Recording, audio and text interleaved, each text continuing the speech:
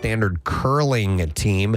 Looks like we've got Ron, who's in his car right now, or vehicle, truck maybe. Hey, Ron, how you doing, buddy? Good morning to you, guys and gal. Thank you for joining us. All right, so how many players, if you don't mind, are there in a standard curling team? 4. That's correct. Hang on there, Ron. And he's wearing a My Chemical Romance shirt, Preston. No, but Nick figured it out. It's Pete Wentz from Fallout Boy. There we go. They both start with W. Way, Wentz, Mikey, Way, Pete, Wentz. You can similar see vibes. the confusion. I knew where you were going with that. I Thank swear to God, I knew where you were going with Oh, it. you saved me with that. Yes. All right, so we are going to set Ron up with a 4-pack of tickets to Driven to Serve Muscle Car, Jeep, and Truck Show at Maple Grove Raceway. Saturday, April 26th, over 1,000 modded vehicles, jet cars, monster truck, car crush as well. Wow. Track racing raffles and more, and it's all for a great cause benefiting the Travis Manion Foundation, and tickets start at just $10. You can learn more at driventoserveshow.com. May I throw a wrench into this conversation to even further complicate it? My Chemical Romance has broken up, have they not? Oh, I think so, yeah. Did they ever get back together? Because I don't know. They're one of those bands, Steve, that could, seems like they tour occasionally. Yeah. Yeah, they didn't break up. I think they're actually going to be touring this summer. Are they? Well, they did Yeah. break up, and then they got back together. So Marissa wants to jump in. Okay. She Oh, actually- okay. Yeah, because there are people screaming at their radio right now going, you morons. You might be thinking of Panic at the Disco. That's And Panic My at the Chemical Disco, you're Romance right. actually sold out Citizens Bank Park this summer. All right, there we go. This Corrected, corrected, and corrected. Oh, Really? Correct. Yes. All right. So I have some other stories that I'm going to run by you. We're going to start with Dwayne Johnson. Made a powerful memory with a young fan named Kane just days before he passed away. And in an emotional Instagram post, Johnson shared a March 11th video call with Kane and his family. And he wrote, I felt this little boy's smile, and I felt this little boy's mana, which, by the way, is like in the Hawaiian culture is like a spiritual power. He said his mana was beautiful. His mana was strong. He was contacted by Make-A-Wish Foundation about fulfilling a rush wish as Kane was in critical condition from an undisclosed illness. Although Kane couldn't speak, he smiled throughout the call, and Johnson sang a personalized version of You're Welcome with Kane's twin Dennis, noting that Kane may have been quiet, but in his heart, Kane was just singing away. And Johnson also saw how much Kane loved his Moana character, saying that character Maui, saying that Kane loved Maui and loved bringing his Maui hook everywhere he went. I think we have some audio of him of the Rock in this video. Kane, I know you could hear me. This is The Rock. I'm also known as Maui from Moana. Hey, Charlie. Hi. Christine, how you guys Thank you doing? so much. Oh, I'm so happy to do this. It's so good to finally meet you, buddy. I've heard so much about you. So sad. He passed away on March 18th, just a week later. Johnson shared his condolences to Kane's family, sending all my love, light, and aloha with Kane's mother, Christine, adding, Kane brought so much light to everyone who met him, so I want to continue to share that light. Poor thing. Poor thing. All right, how about this? And I'm sorry to go from that story to a breakup, but Britney Spears has split with her boyfriend, Paul Solis. And The Rock made a call again. Brittany, sorry to hear about the breakup. She just came. Make a bitch foundation. Make a bitch dude. What, Kathy? She has been making bizarre posts. I don't know if that, more bizarre posts, but I don't know if that's because of the breakup or not, but she keeps coming up in my Instagram feed with these insane videos. I think she's gone, when the Sam Ashgari thing dissolved, she was working hard away, doing her Instagram knife dancing and burning down her house. How is she meeting people? Like, what the hell? I assume that she's socializing a little bit. Well, and everyone still knows who she is. So, I'm sure she's not holding up in her house. They're working on a full feature biopic of her. So the director of Crazy Rich Asians. I still watch the videos, though. They're hideous, but this one specifically that we're showing in the studio, I look at this and I feel so bad for her. She just looks mentally ill. It's not known at this time what led to their new split. Those sources from TMZ say that this time it's for real. She wouldn't stop eating couch cushions. Paul has reportedly moved out all of his personal stuff from Spears' Los Angeles home. The couple first met when he was doing housekeeping and maintenance duties at her home in 2023. That's how you meet. That's how right. she meets people, is with the staff coming in, I guess. Wow. Denise Richards has admitted that she repeatedly lied in the past to protect her daughters from the truth about their father, Charlie Sheen's scandals. liar. Yeah. She said, I lied, and I said Dad had to work. So here's a clip of that, I think. Here we go. There were times I did everything's fine. But if I was at a school performance and he was supposed to show up and I get a call, something happened, sideways, hospital, whatever, I'm not going to tell the kids the truth. So she covered for his absence at events. Sheen has been arrested, suffered drug, alcohol abuse, and more over the years. She said, I sugarcoated it. I protected him. Daddy, can't see your play tonight, baby doll, because I'm working the town spreading AIDS. Even when his behavior was so outrageously bad, Richards revealed that her daughters grew older and they began to confront her. And they were like, at first getting upset with me. She said, why didn't you tell me this? Richards shares 2 daughters with Sheen, Sammy and Lola.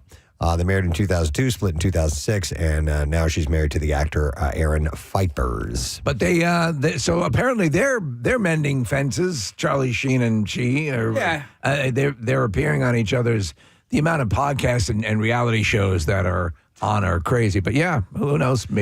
Maybe they're friends again. So this has to happen. An effort to rename Nashville's airport after music icon Dolly Parton is gaining momentum. Yeah, how's it even a question? A Change.org petition to rename BNA the Dolly Parton International Airport has close to 50,000 verified signatures at this point. It was launched in January and has seen a 500% spike in signatures in the past few weeks. Organizers say Dolly embodies the qualities of Music City, like love, acceptance, and goodwill. What they should do is make 2 super huge control towers so it looks like birds from the air. They should. The organizers even have the tagline, which is Departin' from D. Parton, meaning that would be the name of the airport, D. Parton. I like it. Love it. But that should absolutely happen. Yeah. Normally, naming airports and things like that are after someone passes, and I think Dolly should know that airport is While named she's after her. alive, they had briefly, and I think incorrectly, flirted with Charlie Sheen as for Nashville? Yeah. That's really strange. But you can only fly in on a Mercury surfboard. That's it. So, Kevin Hart's son is going through a growth spurt, and now he towers over his dad. Hart's family was on vacation, and 17-year-old Hendricks and his 5'5" dad were snapped on the beach for the comedian actor's socials. I don't think Kevin's even 5'5". I've stood next to him. Yeah. Hart captioned the post with, not sure when this happened, but it happened. He's officially towering over me. Fans poked fun at Hart with comments like, better watch your mouth when you talk to him now. Kevin's in shape, though. He works the weights a lot. He stays pretty jacked. Yep. Yeah, he was getting really into that a couple of years ago. Yeah. Jenna Ortega is talking about why she left the Scream franchise. In a cover story for The Cut, the Wednesday star explained that it wasn't about scheduling, but the staff. She said the Melissa stuff, meaning Melissa Barrera, was happening, and it was all kind of falling apart. Scream 6 directors Tyler Gillett and Matt Bettinelli-Olpin have also exited, which she says was the main reason. She said if Scream 7 wasn't going to be with that team of directors and those people I fell in love with, then it didn't seem like the right move for me in my career at the time. She's got enough going on. By the way, there's another Scream story. Let me get to that because Can't wait. tie into that. You always have your finger on the pulse. Two together. Oh no, it wasn't Scream. It was I know what you did last summer. Brandy Norwood. They might bring that character back.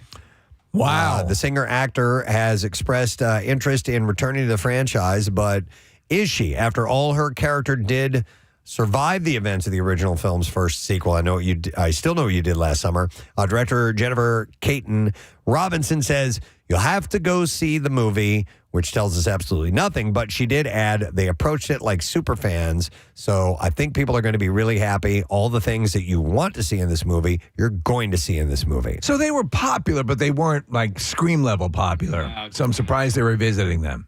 Which, with Brandy's willingness to return, is a positive sign that we may indeed see her character, Carla Wilson, again. Jennifer Love Hewitt and Freddie Prinze Jr. are already confirmed to return for the upcoming film, which comes out in July. Congratulations to Ms. Rachel, a YouTube star. Just welcomed her second child. Her real name is Rachel Griffin Accurso. Announced the happy news on Instagram. So she does videos for like babies, infants. Little kids. She's beloved, right? Oh, my God. New parents love her. I know she recorded something specifically. I think we have the audio of it for Robert De Niro's newborn. Okay. And I was vaguely familiar. Yeah. My niece and nephew love her. They're 3. And Is she soothing? Very. Well, yeah. I mean, she's very bright and good morning. Kind of the way Kathy talks to us. Like you would talk to a baby. Yeah. A little over the top. So here's a clip of the... this is on Drew Barrymore show. Yeah. Okay. What does a taxi say? Beep, beep, beep, beep. What does a taxi driver say? Are you talking to me? Yay, great job. De Niro go, oh God. She said, we welcome sweet baby Susanna into the world. We are so in love. She captioned the photo of her holding the baby. She went on to explain that the child arrived via surrogate, praising and thanking both the surrogate and her husband, Aaron. They also are parents to 7-year-old son, Thomas, as well. So she's the it baby thing right now, right? I guess so. Yeah. Let's see. John Stamos' former home is for sale. Which makes you wonder, why would someone willingly leave a house that has gold-plated toilets in every bathroom? John Stamos. A Calabasas, California estate that Stamos purchased and built in the early 90s when Full House was at its peak is now on the market. What magazine was that house featured in? Steve, do you remember? I do not. I'm throwing you a softball here. It's Good Housekeeping. Oh, I'm sorry. I just hit the clip. Yeah. Good Housekeeping. Stamos sold the property in 2001 for just over $2 million. And they actually have, Casey, they have a statue of a dinosaur out front. Velociraptor. Yeah, exactly. That's what it was. Okay. Yeah, since then, it's been extensively renovated, including the new owner adding the aforementioned golden thrones. Oh, they hit it off really well. What? Did we just become best friends? Yep. Asking price for Uncle Jesse's former digs, $13 million. So who, a number of people, wasn't it from Hustler? Larry Flint? Larry Flint had gold-plated toilets. Gold toilets. Yeah. I think he came here, he was in a gold-plated wheelchair. Elvis did as well. Yep. Yeah. Let's see. This was really cool to see. The people behind Hershey, the company that created some of the biggest selling chocolate products in the world, are getting a movie. Okay. Finn Wittrock and Alexandra Daddario are set to star, yes, with Mark Waters set to direct. So Wittrock will play Milton Hershey, and Daddario will play his wife, who was probably just as hot. And the Hershey, of course, he built the candy empire, and he set up the town of Hershey, Pennsylvania. I love that story. I do too. And when you go to Hershey Park, if you stay at one of the properties, the story of Milton Hershey runs on the TV in your room. And if you're there for any amount of time, you get sucked into it because it's a really cool story. It's a History Channel special that they did on him, and it's a really cool, wonderful. The guy, from all accounts, was very benevolent. The people of the town loved him and set up this wonderful candy facility. And, of course, the town included free education and housing to underprivileged orphans, and his charitable efforts also led to the increased education, recreation centers, and more around town. The core of Hershey the movie will be the special love story between Milton and Catherine Hershey. Are they going to include the work he did with Oppenheimer as well? I don't know. And Catherine apparently inspired the creation of Milton Hershey School. I'd be curious to see what the missus did look like in comparison. Waters said in a statement, he heaped praise on the couple for believing in leaving the world a better place than they found it. So, yeah, spot on, Preston. Yeah, we're looking at a picture of her. She looks just like Alexandra Daddario. Oh, my God, that's crazy. She was made for this. They take liberties. Yeah, Certainly not that she's not for the time an unattractive woman. No. But no, she's just average looking. Yeah. And Alexandra Daddario is a goddess. Yeah, why not have The Rock play Milton Hershey? That'd be great. No, but that's what you do. You shine it up a little bit. No one wants to see us. I think it's really cool Yes. that's going to get a film treatment. I hope that it is one that people will want to see because it's a really cool story. If they have half a brain, they'll work out some sort of deal with the concessions at the theaters. Oh, my God, And have yes. some sort of Hershey incentive. Yep. So, Mission Impossible: The Final Reckoning will premiere at the Cannes Film Festival May 14th. Tom Cruise and director Christopher McQuarrie will be attending. And this is Cruise's third time at the film festival. He previously attended for Ron Howard's Far and Away all the way back in 1992. A movie I like. And then for Top Gun Maverick in 2022. Yeah. During his last appearance at the festival, he was also given an honorary Palme d'Or. A press release from Cannes hypes up the movie, saying in Mission Impossible: Final Reckoning, Tom Cruise's Ethan Hunt, who he has portrayed since the beginning of the franchise in 1996, and his IMF team ask you to trust them one last time, almost 3 decades of thrills, stunts, and intrigue. They're going to introduce Ethan's brother, Michael Hunt, Nice. in the for the new He franchise. goes by Mike, though, right? Yeah. The Final Reckoning delivers an unforgettable cinematic experience, according to them. So this is the part 2, but they're not really stressing the part 2 aspect of it. I enjoyed the first part. It's really cool. It involves sort of an AI-ish plot with this villain who's sort of a real, I guess, Bill Gates and Steve Jobs kind of guy. Yeah.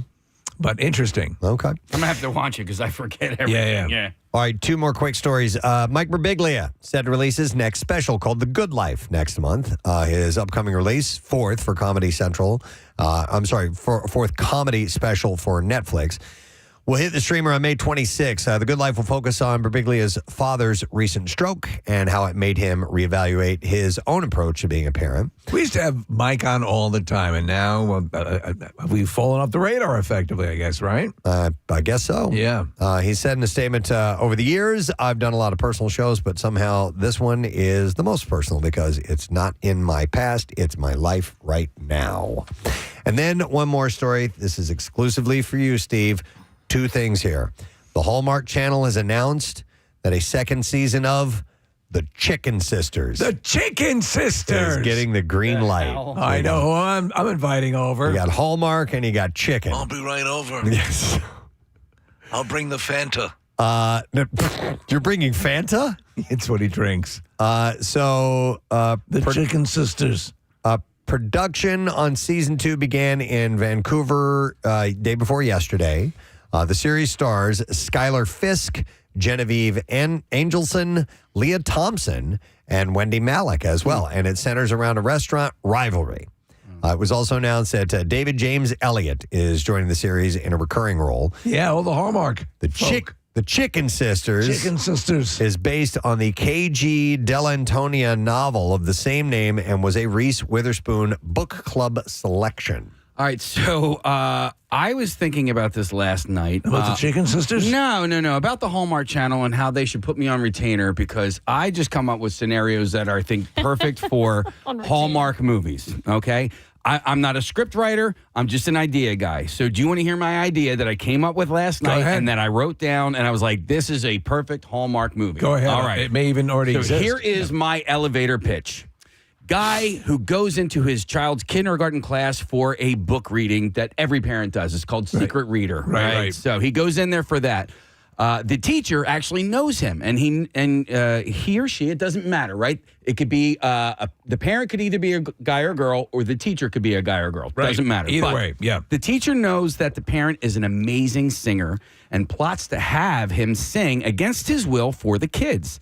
She also requests that the parent I'm messing up this elevator pitch.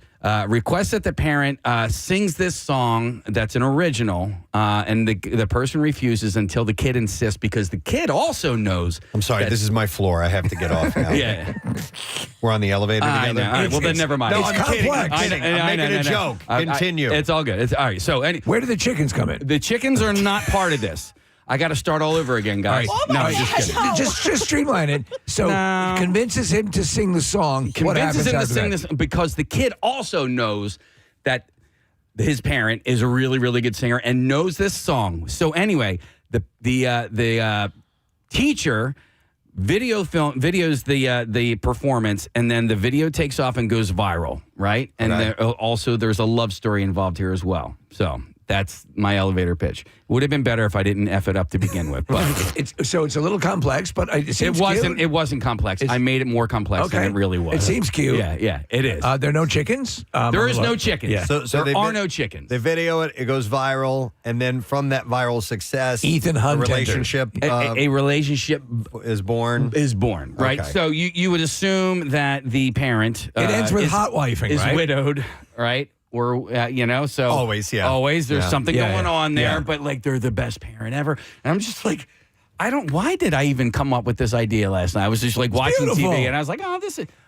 Maybe I was like scrolling or something like that, and I just because you go on Instagram and like We have a guest for Story Day. His name is Scott Peterson. Oh my God! And he's a widower. Oh my God! Welcome. Well, anyhow, you just gave that gem away. I There you did go. with it. See what That's my happens. elevator pitch. So Maybe put me on. Hey, Hallmark, put me on retainer. Yeah. All right. All right. Buy you a retainer.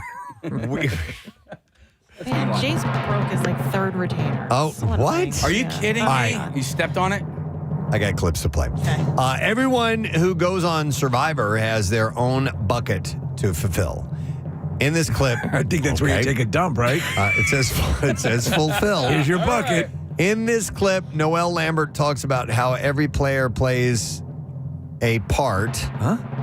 I think it's supposed to be a space part in the game, no matter where you finish. Here we go. Let's find out together. When I first found out and got the call that I was going on Survivor, my mom looks at me and she said, don't get voted off first and just make the jury. And so that's what goes through a lot of people's minds. Is there are some players out there that feel as though if they don't make the jury, they don't play a part in the season because they don't pick the winner.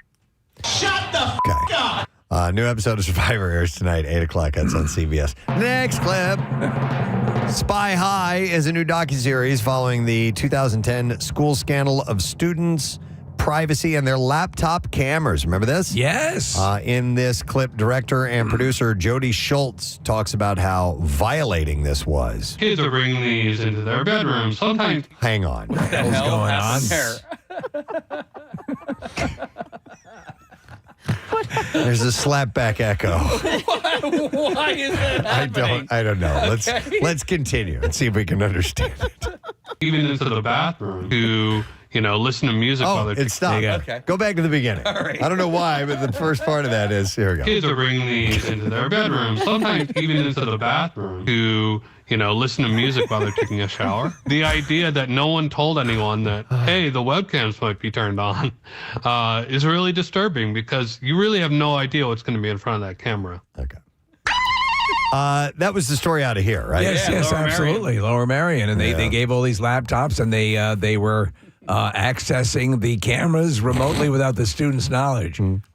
Why does my voice sound so weird? What's wrong with this? What's wrong with this? This is not working. And the camera's on. Yeah. All episodes of Sky High are now available to stream on Prime Video. So I if want you to see that. Dive deep into that. You can get it. They're Yeah. all there. All right, and that's what I have in the bizarre file. This is going to be a fun. Barn door. It's going to be a fun day, isn't it? Holy hell. All right, we do have a lot that we have to try to squeeze in the program today. We're going to have 20 money. We have that coming up. Right before that, we'll go live on Fox Good Day this morning. We have an announcement to make, a really cool thing that we've been given the exclusive on. The exclusive on. Listen, we need that money to give away because we have to pay people to listen today. And we will have that coming up in the 8 o'clock hour. We have actress Teri Polo meet the parents fame. She's talking about relative control. And Kevin Smith will also be on the program today because he is going to be in town. It is the Dogma 25th Anniversary Resurrection Tour, and that's at the AMC in Chamonix coming up on May 5th. You can get details at dogmamovie.com, by the way. So we have that and more coming up. Let's take a break. Take a little breather. Yes. And we'll come back in a second. We need it. And we will have Wednesday morning in full force. Stay with us. According to Miller, he said, we agreed that he would share the cost of paying the bills. And he said later Jed would laugh at me when I asked him to pay the bills. That's not a good sign. And he said when he laughed at me, it was sinister. It was demeaning. It was patronizing, like I was stupid. Miller's mother ran a search on Bachman's phone number, revealing that he wasn't Jed Creek at all. Instead, they found out that his true identity was Bachman and that he was a serial squatter who had terrorized roommates up and down the East Coast. When you're locked into an effing nightmare like that, it just seems like there's no way out. Bachman, Miller found out, knew just enough about tenancy laws to take advantage of roommates by not paying rent, refusing to leave, and eventually forcing them to move out of their own houses. Primarily, he'd accomplished that through weird domestic torture, like clogging toilets with cat litter. But at least one former roommate, a woman named Arlene Herbiden, had physical altercations with Bachman that resulted in restraining orders. Bachman even took two of her cats to area kill shelters after taking over her apartment. Oh, my God. Another former roommate, someone named Sonia Acevedo, found that he regularly behaved violently. Acevedo came to block herself in her own room with a chair, worried that he might snap at any time, and booby-trapped the door when she wasn't home to see if he was entering her space. By the way, Bachman was from Elkins Park.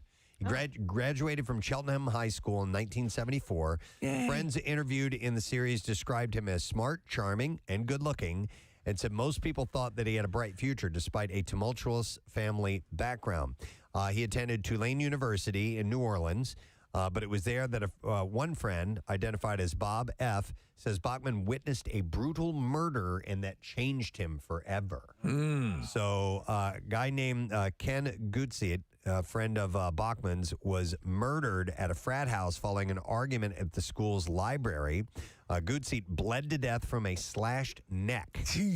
And after witnessing that, Bob F. says that that changed Bachman's outlook from upbeat and positive to very dark and very paranoid. This is the nightmare, I think, of, and I know people who do it will enter into living situations, you know, with basic strangers, with a very little bit of vetting. Right. And I think, like, in this series kind of focuses in on a number of these situations that go horribly wrong. I had to live with somebody for a couple months that I didn't know. Right. I'll tell you about that in a second. I'm going to get you a little bit more on this. And if you have a roommate that went nutty on you story, feel free to give us a call, 215-263-WMMR. So after learning Bachman's true identity, Miller threw a lengthy party at her home with drinking, smoking, and rap music, three of Bachman's apparent pet peeves, as a way to get him to want to leave. Well, that escalated into assault. Bachman choked Miller, slamming her leg in a door, slashing at her with a knife. He was arrested, and Miller filed for a protection from abuse order that included Bachman's eviction. Bachman's brother, Harry, ended up bailing him out of jail twice, which ultimately would result in both of their deaths. So in November 2017, and I don't remember seeing this story, but Bachman killed Harry in his brother's Elkins Park home. Killed his own brother. Killed his own brother. In his home. Yes. With the district attorney's office saying that Harry suffered blunt force trauma to the head and body. After the murder, Bachman fled in his brother's car and used his credit card to check into a hotel in Upper Moreland Township. And there, a SWAT team served an arrest warrant on Bachman, but not without a struggle. As the series points out, Bachman swung a camp-style axe at officers. I do remember this. Striking one in the face and another one in the arm before being taken to custody. However, he would never go to trial for Harry's murder. He hanged himself in his cell at Montgomery County Correctional Facility. So he ends up killing his own brother. 60 years old. He's got his list of things. He tortures his roommates. Kitty litter in the, to back up the toilet. Yeah. And he was doing that regularly. Yeah, He would live with people and drive them crazy. And then chase them out. And like, what are you getting out of that? That's the question. Is it because you just feel this need to exert control over people? Is that it? Is that the big thing? I don't know. But you talked about people not knowing each other, having to cohabitate, and it happens regularly. They at do it all the college. time. Yeah, happens at college. You get a dorm roommate, and you don't know who they are. I had when I first started getting into radio, I entered into this internship program that was kind of a move away and live there type of thing. And the guy who owned the radio station owned an apartment complex, so he would put you together with the other intern that was being a part of this program. Right. And so I lived with this other dude for a couple of months, and after, it was fine. The first few weeks are always fine, right? Yeah. And then after a while, he started getting a little weird. Nothing, I don't have any really good stories for you, but I just know that after a while, I was like, yeah, this is why you don't just join up with people and start living together, because after a while, you're going to find out something about them. If you know somebody for a series of months, at least you got a pretty good idea at who they are and what their quirks are. And it's not so unexpected if they are acting strange. You're exactly right. That's why it always caught me as incredibly bizarre when you'd see, like it used to be years ago, classified ads looking for a roommate. I'm like, really? Right. Really? Yeah. No, I'll live alone. Yeah. I'll work harder. I'll work around the clock to pay my rent, but there's no way I'm just out of the blue going to live with someone. See, in Canada, a lot of times people will turn their basements into apartments that they will rent out to people. And I know this from HGTV shows. There is no way I could possibly ever rent out my apartment living above. My parents had two have done basement it. apartments. Yeah, my parents have done it. My dad has always put something either in the basement or off of the side of the house, and they've always had a rental. No kidding. On their house, yeah. Ever have any crazies? Yeah. Hey, people go a little loopy? No, not real. No, I don't think so. I mean, they my mom was always trying to help people. So it was always like, you knew the person through, 3 lines down. It was like a friend of a friend of a friend or whatever. Okay. So they didn't really I don't think they ever put it out there to say room for rent and just random people came in. It was sort of word of mouth. Word of mouth, but a lot of times is the case. I told you guys some of this story. In fact, one of those basement apartments was in Brentwood, Long Island, and then the people who lived upstairs rented the top part of the house to this jackass. And so this guy was on the run from all sorts of bill collectors. Oh, wow. So I was constantly dealing with people who would come around to the door in the basement, the other apartment, looking for him, all the time. And I'm like, come on. And then eventually he was supposed to be the one who was making sure the bills, good call on the landlord, paying for the water and all that stuff. That all got shut off. So eventually I told you one night I switched all the locks in the house so that they faced my direction. And I'm like, no, this is not going to happen. I had to put my foot down. And then after a while, you're like, why am I fighting for this turf? There are other apartments. Let me get out of here. Right. Why is this my battle? Yeah. Let me go to some calls. I have Laura standing by. Hey, Laura, good morning. Hi, good morning. Hey, what's up, Laura? Hi. So my neighbor and I were just talking about this because we were just talking about the show. When I was 19, I made a very bad decision to go on Craigslist and try to rent a room from a stranger. Oh, yeah. I went to Temple and I didn't like my dorm situation. So, very long story short, I met somebody who I was renting his basement from him. He was a little older. He seemed like he had everything together. We signed like an unofficial agreement, I guess, for me to live in his basement. And just like you were describing, like things were just a little off, like things were weird. The basement apartment also was not a real apartment. It was just a finished basement. So we shared laundry, we shared bathroom, we shared kitchen. Yeah, no. So, Laura, that sucks. So things were getting weird, really weird. I couldn't put my finger on it, but I felt very uncomfortable. So he said he had a work trip coming up. So I was like, this is my time to move out. I don't know if he didn't go on a work trip or whatever, but he showed up and saw that I was boxing things up and literally locked all of my stuff in the basement, and I could not get into the house anymore. He locked me out of the house. And this is on 18th and Federal in North Philadelphia. Oh, God. Okay, so you show up and it's locked. What do? I called my dad. Okay. Yeah. And I said, you need to come help me. Bring your gun. Yeah. So he she came down. It was in the middle of the night, which adds another creepy layer to it. I was working at a coffee shop and, closing down the store, so I was coming home late. And, so I called my dad, and my dad basically was pounding on the door and threatening to call the cops and said, you need to let my daughter get all of her stuff out. And he kept demanding money. It was well, let me ask you. So bizarre. Let me ask you something. So had you informed him you were leaving, or were you beating a hasty retreat without his knowledge? So I had my boyfriend at the time was staying with me too. And I was like, we got to pack up and get out while he's like on this business trip. Because it was just too creepy. Right. So, when you say came home and when you say creepy, was he being like sexually creepy? Was he being just psycho creepy? What level of creepiness?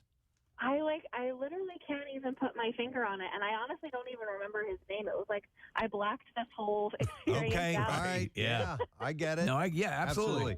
But maybe little things said, little glances, stuff like that. Yeah, I would find things in the shared bathroom. I could not do that.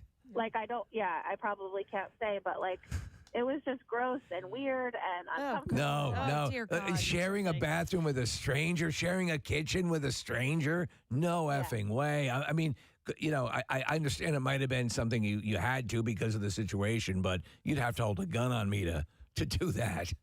Oh, well, now I'm a mom and I'm an adult, and I'm like, my kids can never, ever, ever do what I did. Yeah. And it was like, I felt like it was out of desperation almost because I couldn't afford rent by myself. So I really wanted to be on my own, living in Philadelphia. Like I just wanted that life.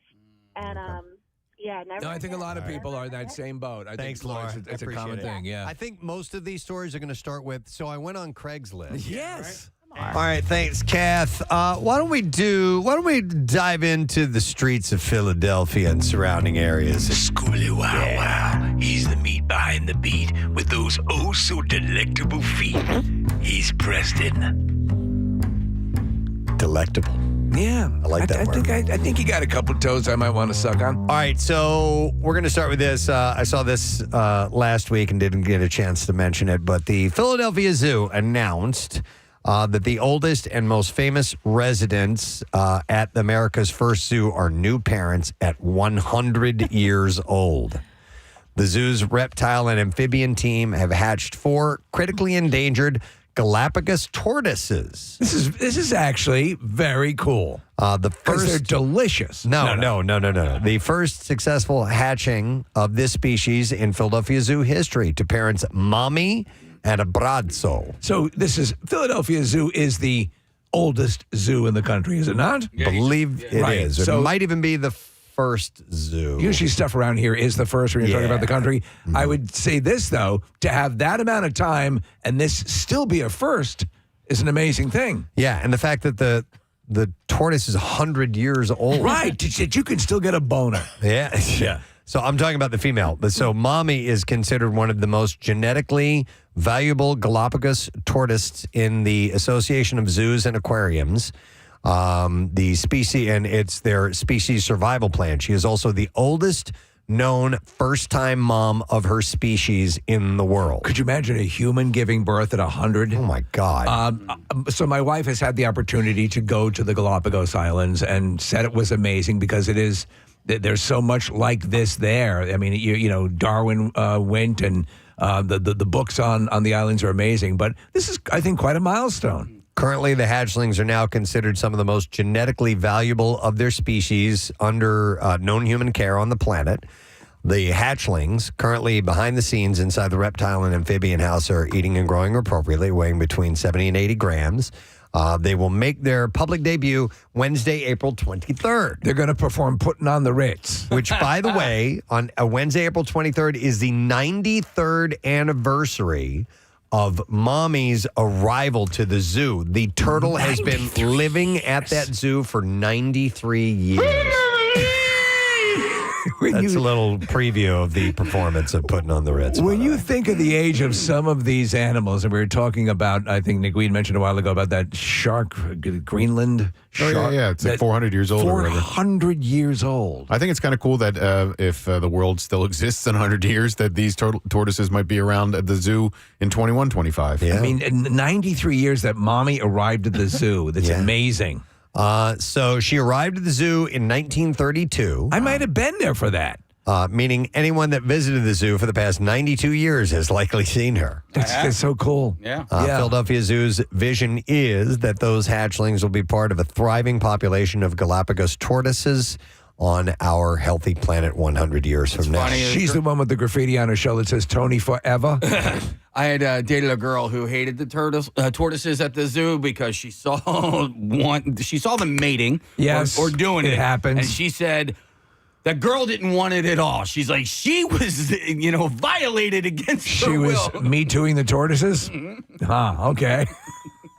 So it's does she think there's a lot of wooing in the animal kingdom? Yeah, I know, but it's these ones that we're talking, we're talking about right now. Yeah, it had to be. Right, right. Dude, I've told you this before, but I was playing golf. I don't know if you were with me, Casey, or not, but there were two squirrels that were going on. Going at it? Oh, my God. Kinetic, right? Violent. I mean, just crazy. Like it was like they were trying to kill each other. Don't ducks have aggressive sex as well? They might. I know that they get stuck together. The duck penis has that barb. I've had that happen. Something like that. But some sex So in the squirrels are really- animal kingdom is intense. Yeah, Wow. dude. It was nuts. So No pun intended. No. Lots of nuts in the squirrel world. Oh, we're looking at it. We're looking my at God. squirrels having sex. Yeah. But that's your parents are out for a while and your girlfriend came over. Yeah, this is She's like mild hanging on for dear life. compared to what I saw. Yeah, I'm losing my grip. Yeah, see, she's trying to kick him off. See that? That's what I saw. Only it just went on for a while. Dude. You know what he's doing? He's giving her his pitch for a Hallmark movie. Oh my God. I didn't say it was a good movie.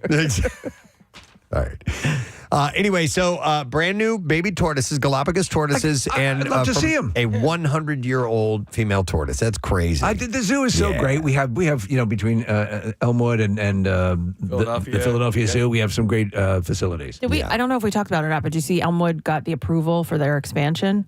No. Are they going to have big cats? Is that the one rumor I heard? I'm not sure, but there's some unused space that I believe that they're taking over. And don't forget that the Cape May Zoo ended up winning last year's Jersey Shore down the shore 64. Jersey 464 thingy. It's that thing. Yeah, that thing. It's Wednesday. I'm gonna go home. Let's go. I just want to go home right now. I couldn't remember Larry Flint. Can we do that? No, we've never you tried. can't. I We've mean, never have tried. we ever tried to just leave? Yeah. Like Chuck turns on the radio. Yeah. We could automate it. I'm going to tell you something. What? We can do whatever we want. And you know what? I'm doing this. I'm calling it right now. I canceled the meeting today. There's no meeting today. There is no meeting. I'm not going to it. Thank you for that. You're welcome.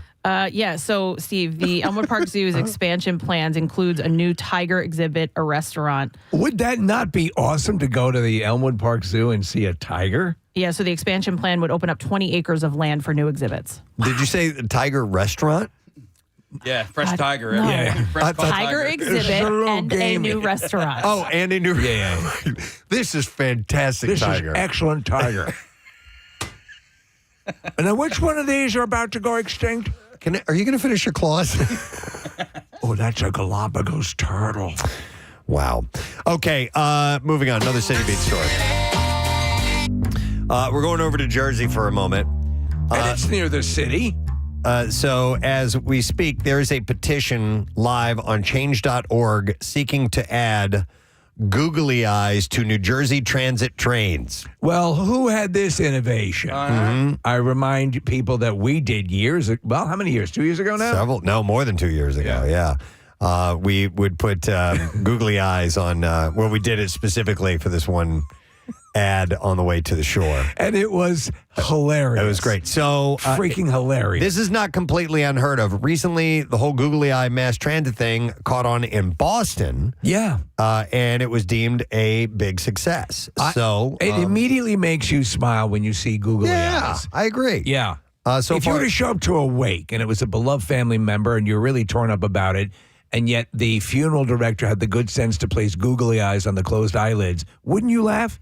You know what? Yes. And Steve and I have never been one for years, they've had billboard campaigns. Yes. To promote the show. And we never wanted to have our pictures up on the billboard campaigns. But, Steve. Googly eyes? Yeah. I'd be on board Absolutely. for it. If we could do Preston and Steve billboards with actual googly eyes on there, I'd be down with that.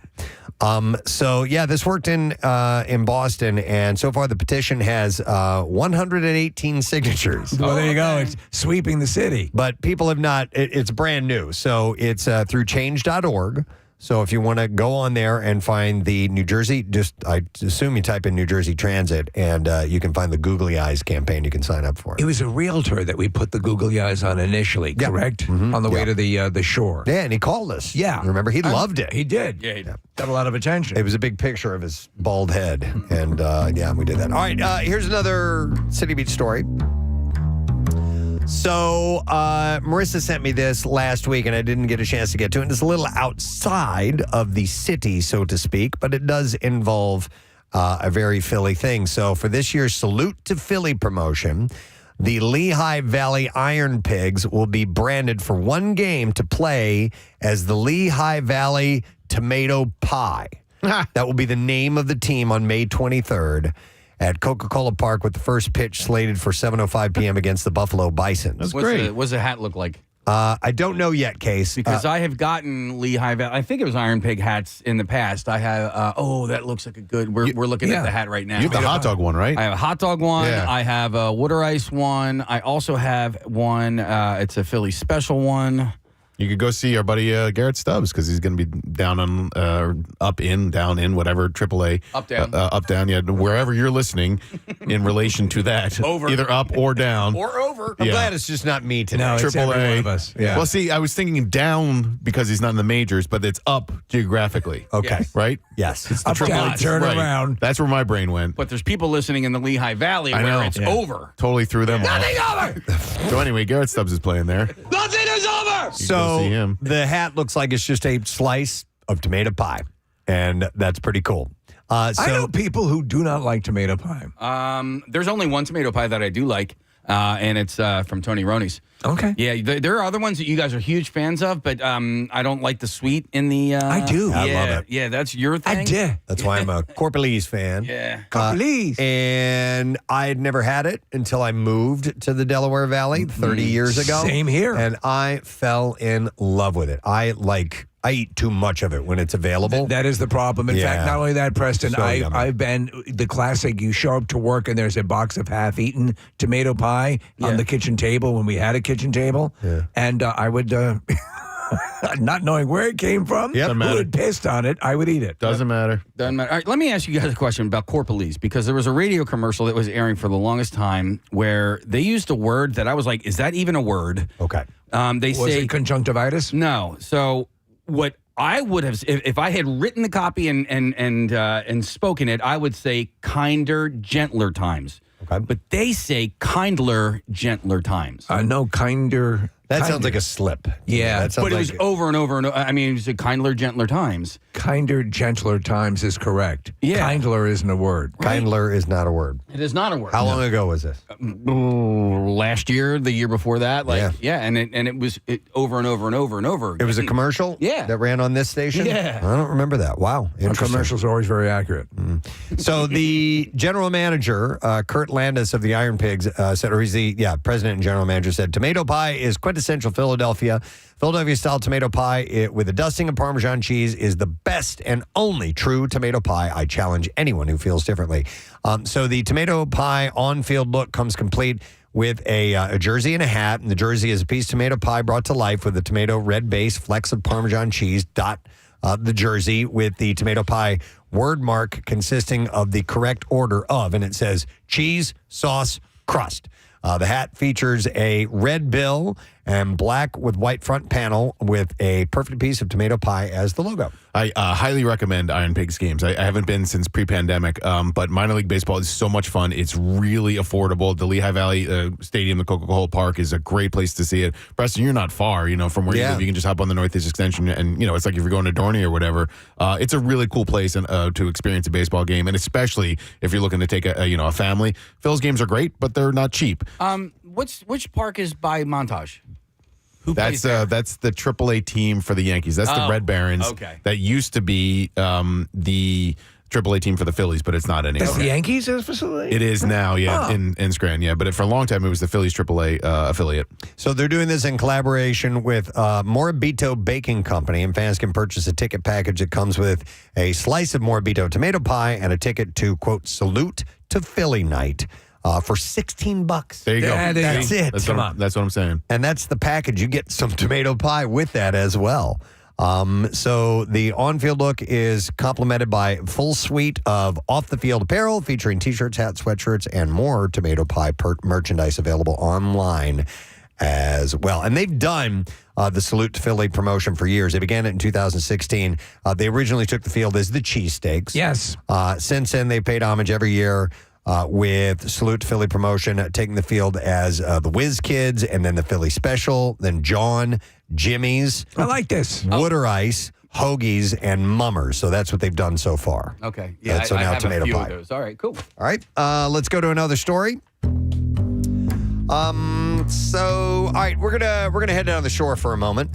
Summer break, still a little while away, but Wildwood has a warning for teens and their parents. This year, the police say they will be strictly enforcing the curfew ordinance. What was the level of enforcement last year? It was you're about to say that? Yeah, because you were happy with that?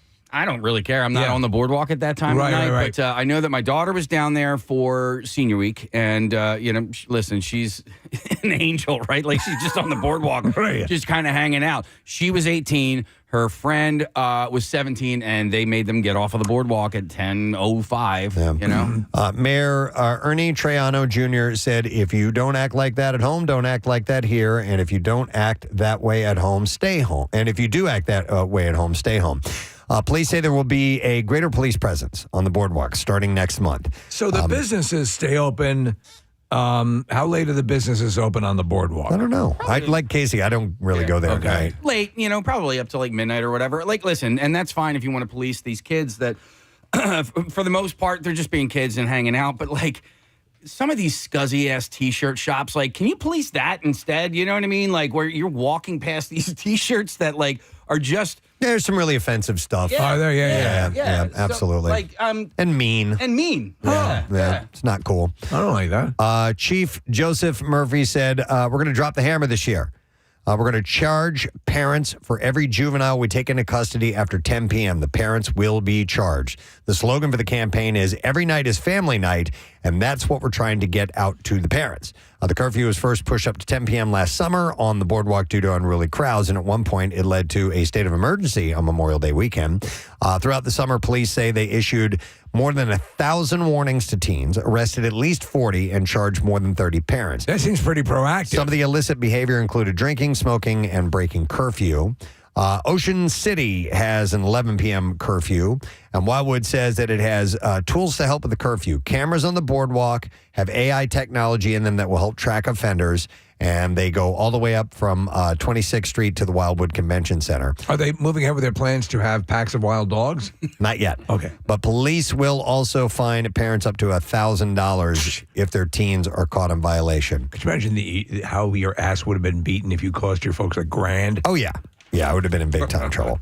All right, speaking of the shore and all things boardwalk, Steve sent me this article last week, and it's pretty interesting, and it's more of a historian city beat thing, but I thought it was worth sharing to you. So a guy named Joseph Forster Simpson, he was an over-center, he had a trunk latch that he invented, and it was patented just in time to be shown at the Philadelphia Centennial Exposition of 1876, the same first World's Fair on American soil that featured a sculpture arm that would become part of the Statue of Liberty, and the debut of Alexander Graham Bell's telephone. Now, this invention he had, this over-center trunk latch, never made it big. Neither did his myriad of other inventions, nor did his career as a self-taught lawyer or his wood planing business. But around the turn of the century, amusement parks, both down the shore and trolley parks outside of the city, were coming into vogue. And in the winter months, the hills of those parks became centers for the latest craze, which was, believe it or not, ski jumping. And it was that gave an idea to Simpson. He said, if a person could be launched into the air, why not a ball? And he invented what he had come to call the beautiful game. He invented in Philadelphia, skee ball. No way. Yes. That happened. Wow. Yeah, Yes. isn't that amazing? Yeah. And By it the way, used to be an exclusive, like in this area game, like the shore, the boardwalk, all that stuff. Wow. And this is where it happened. I've always loved that game. Which is interesting because I want to point out, I want to put a connection to Kevin Smith, who's going to be on later on. Oh, yeah. Chasing Amy, right? God, no, it was from Dogma. Oh. God, when in a human body, which God apparently could take over a human body, what he really loved to do was go down to the shore and play skee ball.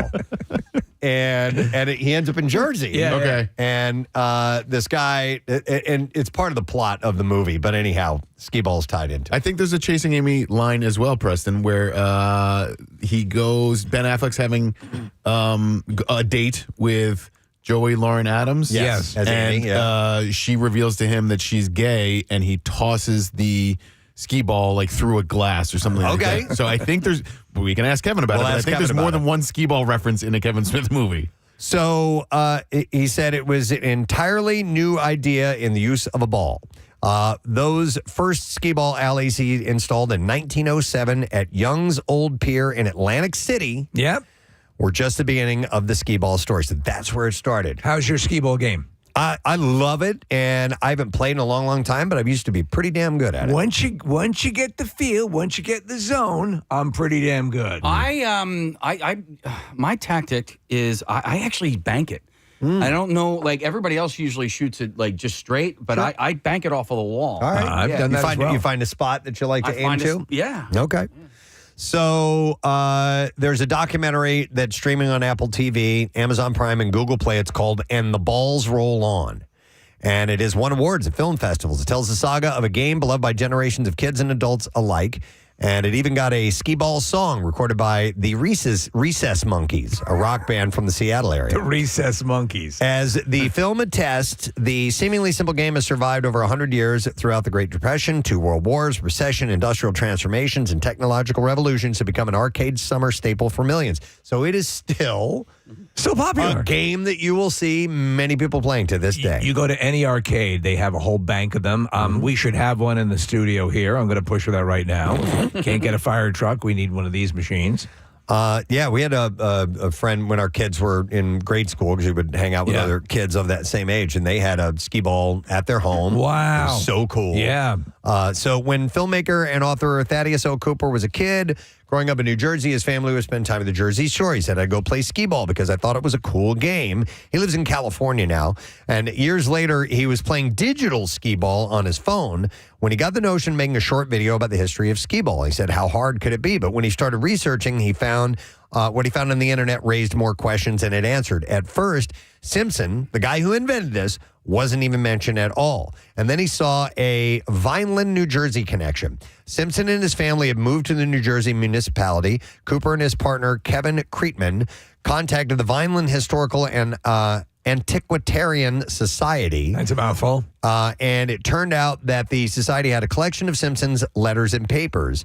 And he said it became really obviously that there was a real story here and a really compelling story because apparently the invention got away from him and it ended up in someone else's hands. That's what happens sometimes. He wasn't a real good marketer. And it was another person that brought it to prominence. It's amazing. You'd think he would have taken the legal precautions because he was a self-taught lawyer. Yeah, but it says he lacked the business acumen. Yeah. And a guy named Jonathan Dickinson Esty came not longer after the game's history, and some sources erroneously name him as its originator. But he was Princeton educated, and he was from an elite Philadelphia family, and he started showing off to his rich friends, and then it started taking off, and then it ended up in establishments like the Union League, the Philadelphia Racket Club, the Baltimore Country Club, the Chevy Chase Club of Washington. Wow. Yeah, so they all have them. We should have one. It went through money. It Yeah. was also became, at any arcade, that'll be the game that you end up getting dispensed the little tickets so you can get the, a comb holder or a crappy prizes. Yeah, so that was pretty interesting, Steve. So look for that. That'll be a cool little doc to check out. It's called "And the Balls Roll On." And I had no idea until you read that article, Preston, that the ski in skee ball is related to ski jump. Never knew that. Yeah. Makes sense, But it's though. spelled SKEE. Yeah, I guess that was a marketing thing or whatever. Probably. So, but it has to do with skiing and ski jumping. So that's pretty interesting. Thank you, Steve, for sending that. Oh, no problem. All right, do I have time for a short one or no? No. Kathy, I was going to get to the one you sent me from the Wall Street Journal, but we'll do that another time. All right, guys. Yeah, we have a lot of stuff to do. So we're going to go live on Fox Good Day when we return. We have a chance to win $1,000 with Preston and Steve's 20 money. We have an announcement coming up. We got a lot of stuff and the bizarre file on top of it all. We'll be right back. By the way, which I shudder to think about. Never once did I ever use Craigslist, but I have heard nothing but horror stories. Yeah, right? It's never good. Especially when it comes to meeting up with people or... Unless you say you're putting an armoire on the curb, come pick it up. I had friends that it was 3 roommates together, and one had gotten another job somewhere else. They had just signed the lease for the next year. This person found a job and they had to move out, and they put their room up on the city paper. The personals there, but without the other 2 roommates' knowledge, and there was a huge fight about that. Sure. Gigantic fight. And it's like, listen, man, I'm sorry but we just signed a lease, right? You don't get to try and figure this out on your own. Like, we should have a say on who is going to move into our house. And luckily it didn't end up turning into anything. Right. But it ended in the friendships are over, but yeah. I had a friend whose roommate in college would leave kiss marks on her bra. Oh my God. She would take her bra out of the laundry basket and put a red or pink kiss mark, lip mark on it. And we could not figure out why. Was it a little love letter of sorts? No, or? the girl was nuts, and she was nuts all through college. We didn't really stay friends with her, but she I knew people that lived with her later. Senior year, junior and senior year, and she didn't do that, but she would always do bizarre things. That would be chilling. So just weird. find kiss marks on your underwear. I just have to kiss it. I just have to made out kiss with it. your bra last night. Yeah. Okay, this I got to hear. We're going to go to Joe. Hey, Joe, good morning. Good morning. What's up, Did Joe? not start on Craigslist. Okay, it did not start on Craigslist. All right, go ahead. So this was really early days of the internet, like 1995 or 6, something like that. I was about 8 years old. My sister, who was much older than me, met a random guy through a chat room, and he lived several states away. And one summer, while we were out of school, he showed up at our house. Oh, my Just God. You're totally 8 unannounced. years old? I was 8. How old is your sister at that time?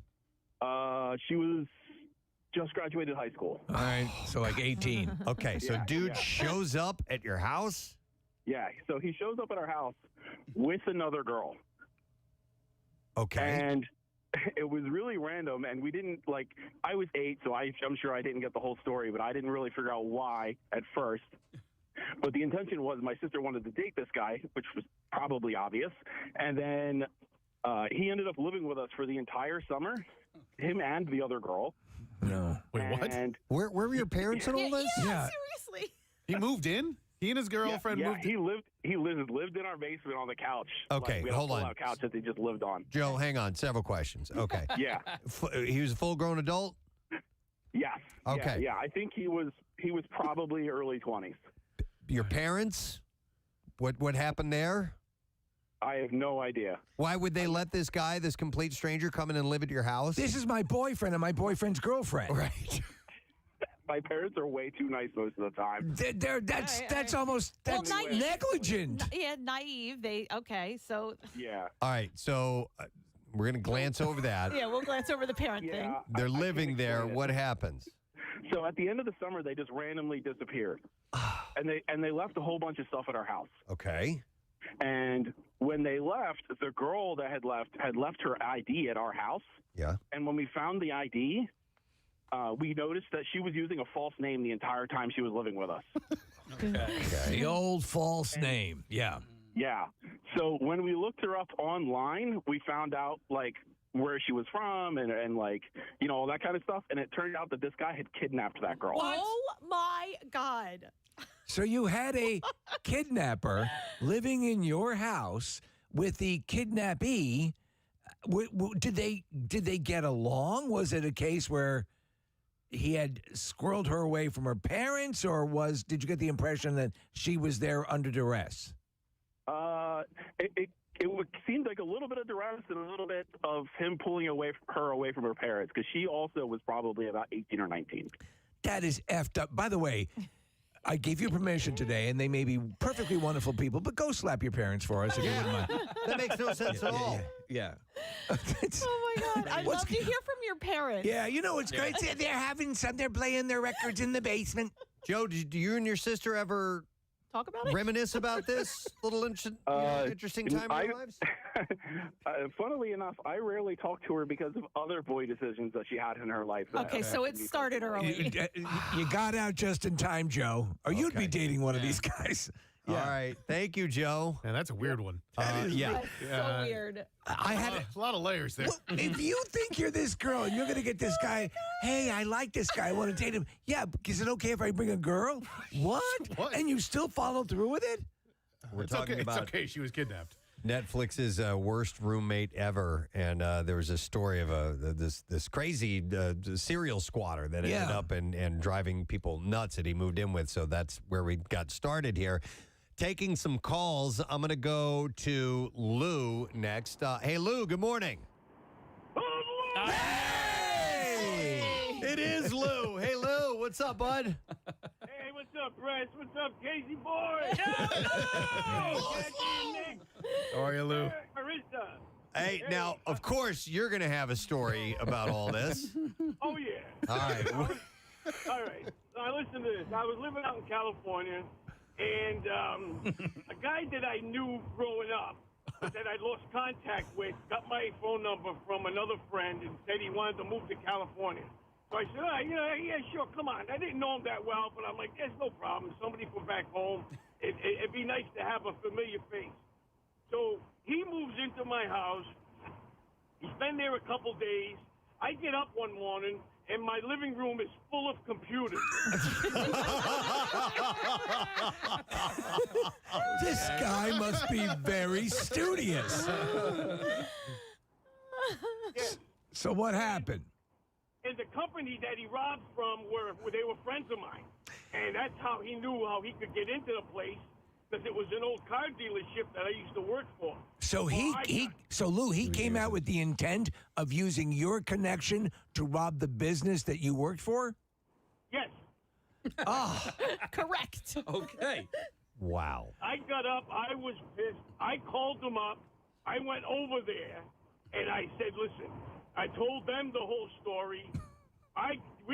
They came back with a truck. We got all the stuff. I told him he better get out of the house while my buddy and his buddy came in and bring all the stuff back. And then I made him leave. Yeah. He met up with a girl and moved in with her. And then eventually he came back. And him and I got in a fight. And we had this big fish tank. And he kicked the fish tank, smashed it, and everything went all over the floor. We wound up rolling around in the in the fish? In the fish. In the glass and fish. Glass and fish. Yes, sir. And it was a saltwater tank. Oh man. Lou, that's a hell of a story. So you were giving the guy finally left. I assume. I'm going to guess you won that fight, and he had to leave, right? Right. Oh yeah. He since passed away too. He's dead. I love how you go to bed and wake up, and your living room is full of computer equipment. full of computers, and he's sitting there saying, "Hey, where can we sell these?" Oh, my God. Oh, the balls on this guy, Lou. Did he know your past connections, Yeah, oh yeah, he knew my past. But, he thought, hey, maybe Lou would be down this. But he was stealing from your friend, which is... Yes.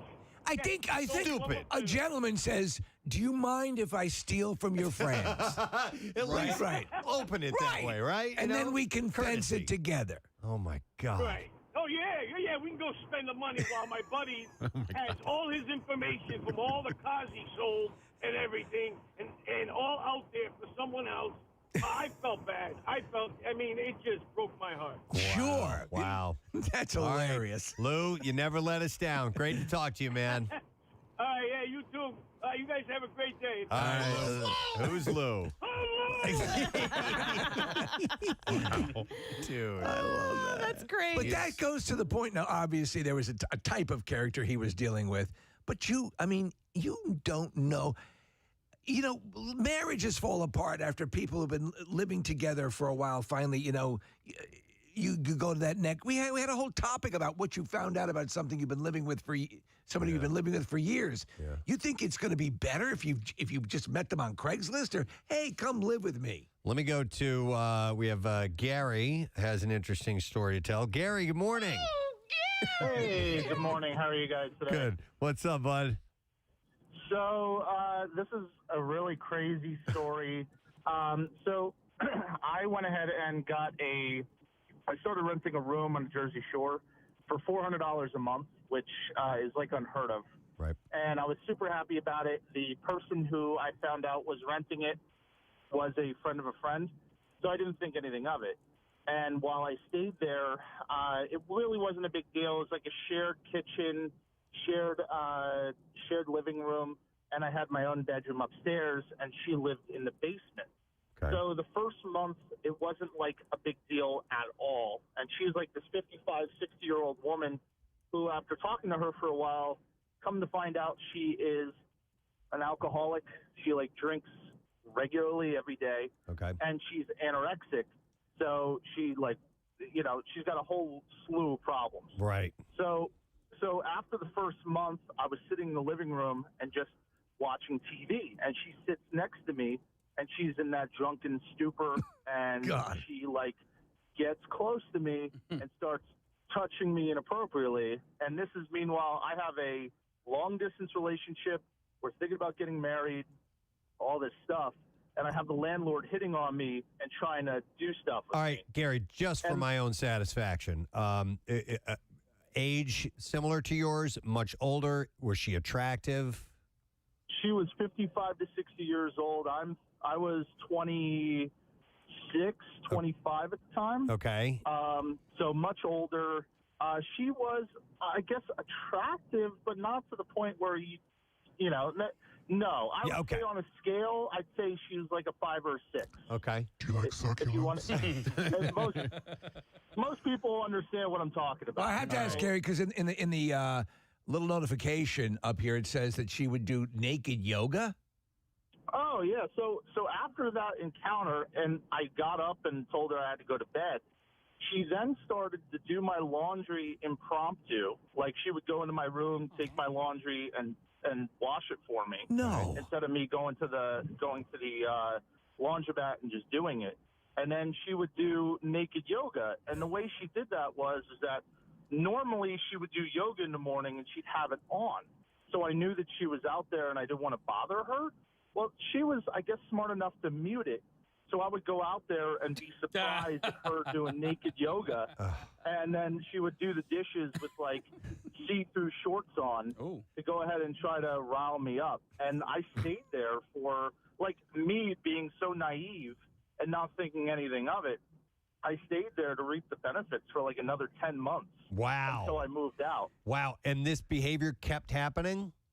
Yeah, it just kept happening, and I didn't have the balls to be like, listen, I don't want anything to do with you.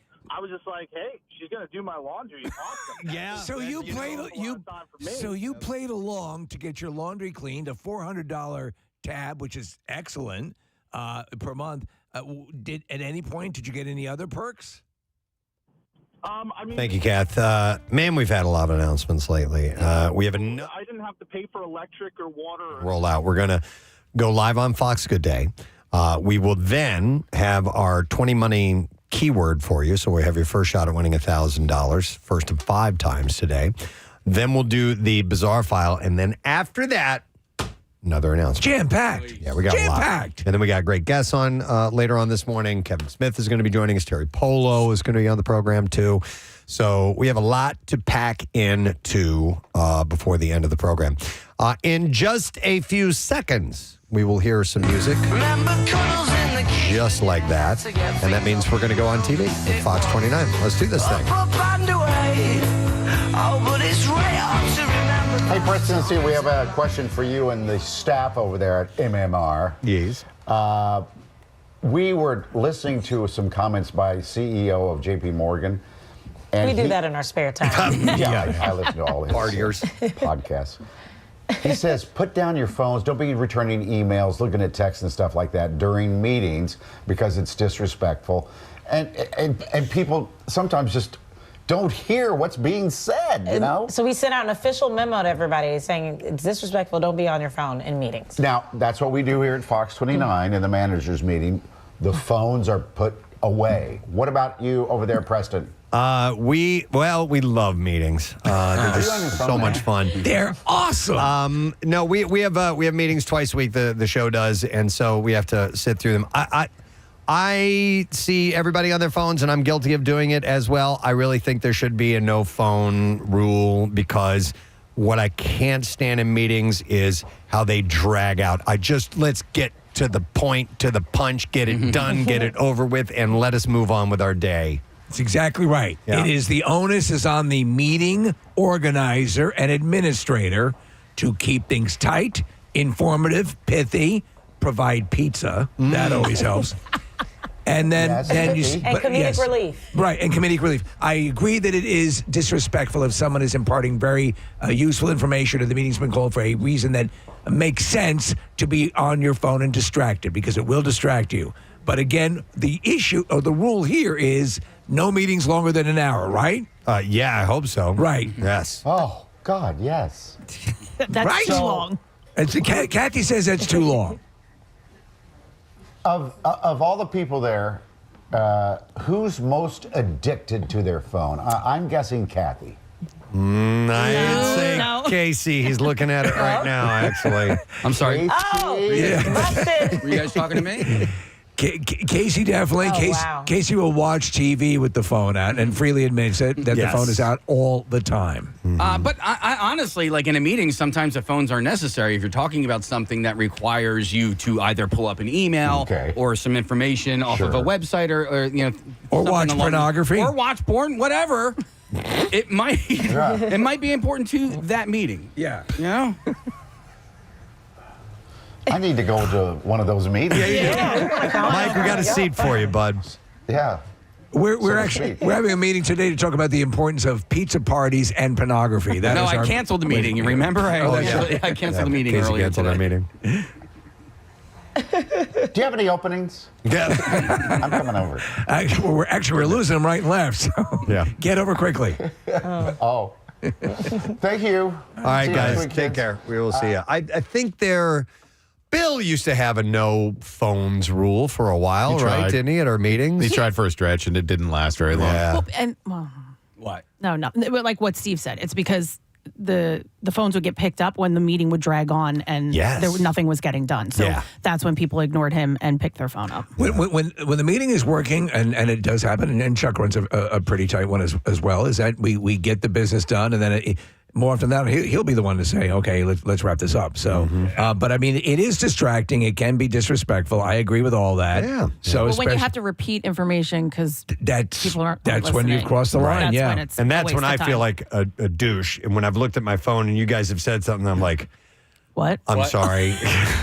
Oh, that was directed to me. Sorry, I was watching a golf video. Yeah, No, what you do at that point is you just go, your defense is always, I can't even. I can't it covers even. everything. Yeah. That'll do it. Yeah. I can't even. I got to stick with that. All right, it's 8:01. Come on. 93.3 WMMR Philadelphia. They did it! It's time for a Preston and Steve 20 Money Keyword. All right, the word is league. League.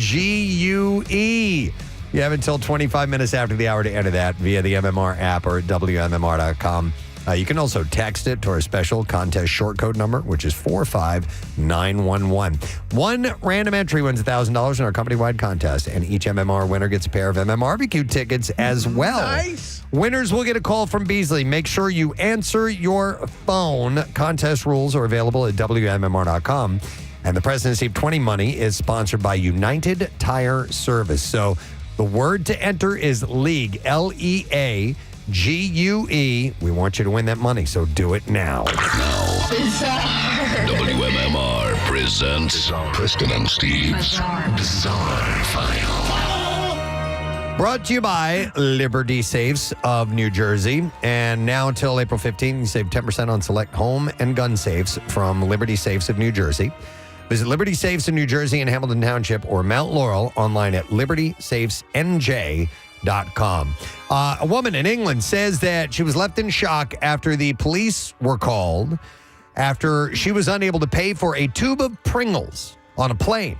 Officers escorted the 55-year-old off of a Ryanair jet after she ate the chips from the cart before paying.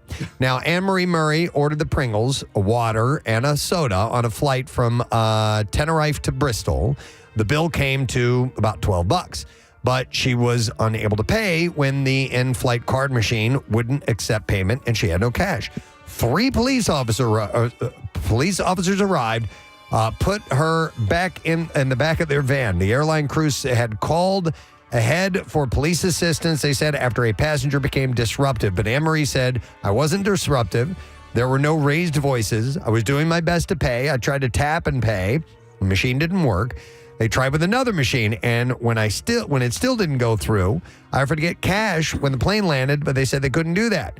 Anne-Marie said that her partner asked a steward if they wanted the Pringles back and was told no. And she said, I thought it was a joke when the crew said they had called the police. I was shocked when the police actually came on board and we were asked to leave. So she made the effort, but the machine, it was failing to read her card. I've had that happen. She said it was so embarrassing. I had done everything I could to resolve it. Then they told police that I had refused to pay, but that wasn't the case. I wanted to pay, but my card didn't work and I had no cash. Spread eagle on the floor. She says that she had previously witnessed another passenger struggling to pay with the chip and PIN card from the same bank on another Ryanair flight. And was left shocked when staff didn't take a more pragmatic approach. She said, luckily, the police were lovely, and I explained the situation. They took me to a cash machine. I was able to pay. The officers were laughing and couldn't believe it. She said, after I paid, the crew told me that we were banned from flying Ryanair, but I'd never fly with them again anyway after what had happened. Thought I told you to soften her up a bit. Wow.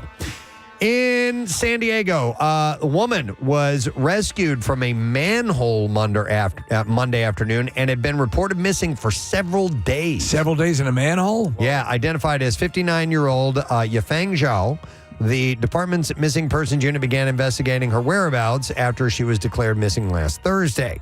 Police detectives in the area heard a woman's voice coming from the area of the manhole, immediately called for assistance from the fire department and paramedics. I'm in a manhole. About a dozen personnel, including a truck from the city's San Diego Urban Search and Rescue Team, could be seen working to pull the individual from the drain.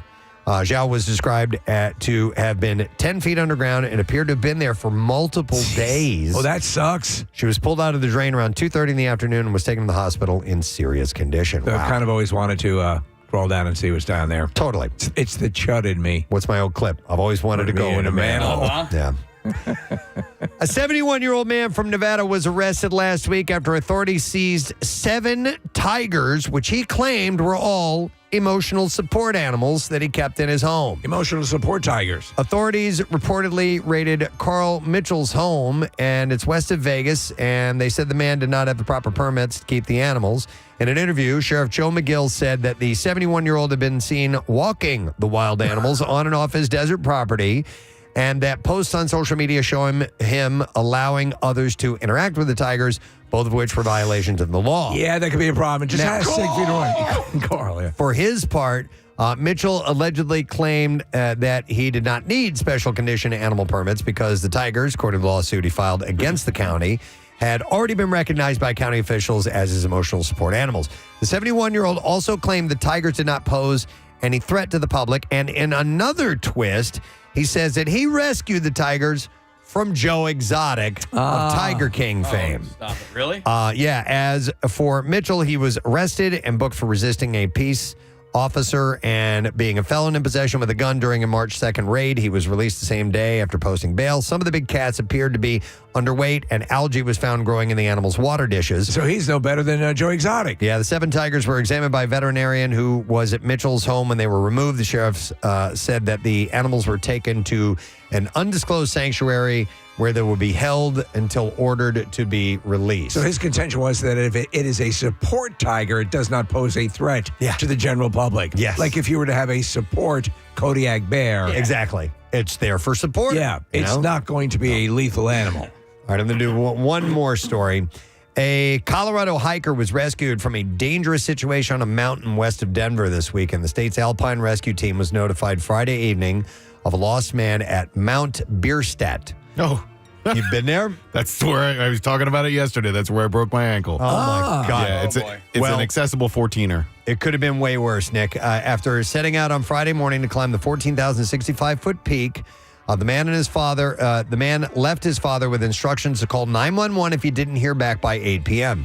Search and rescue searched the mountain for several hours. Around midnight, they saw a flashing light a mile away and finally located the hiker around 1 a.m. above a small cliff. He was unable to move because, listen to this, his shoes had frozen solid. Whoa! Yeah. So they warmed up That's his a total body workout. They warmed up his feet. They belayed him to the ground below the cliff. By 3 a.m., Alpine Rescue was able to help the lost mountaineer off the mountain through a mix of hiking and skiing. Frozen solid. While it's unclear exactly how he ended up in need of help, he made 2 decisions that helped ensure a swift and successful rescue. First, he advised someone about his schedule and cutoff time before leaving the mountain.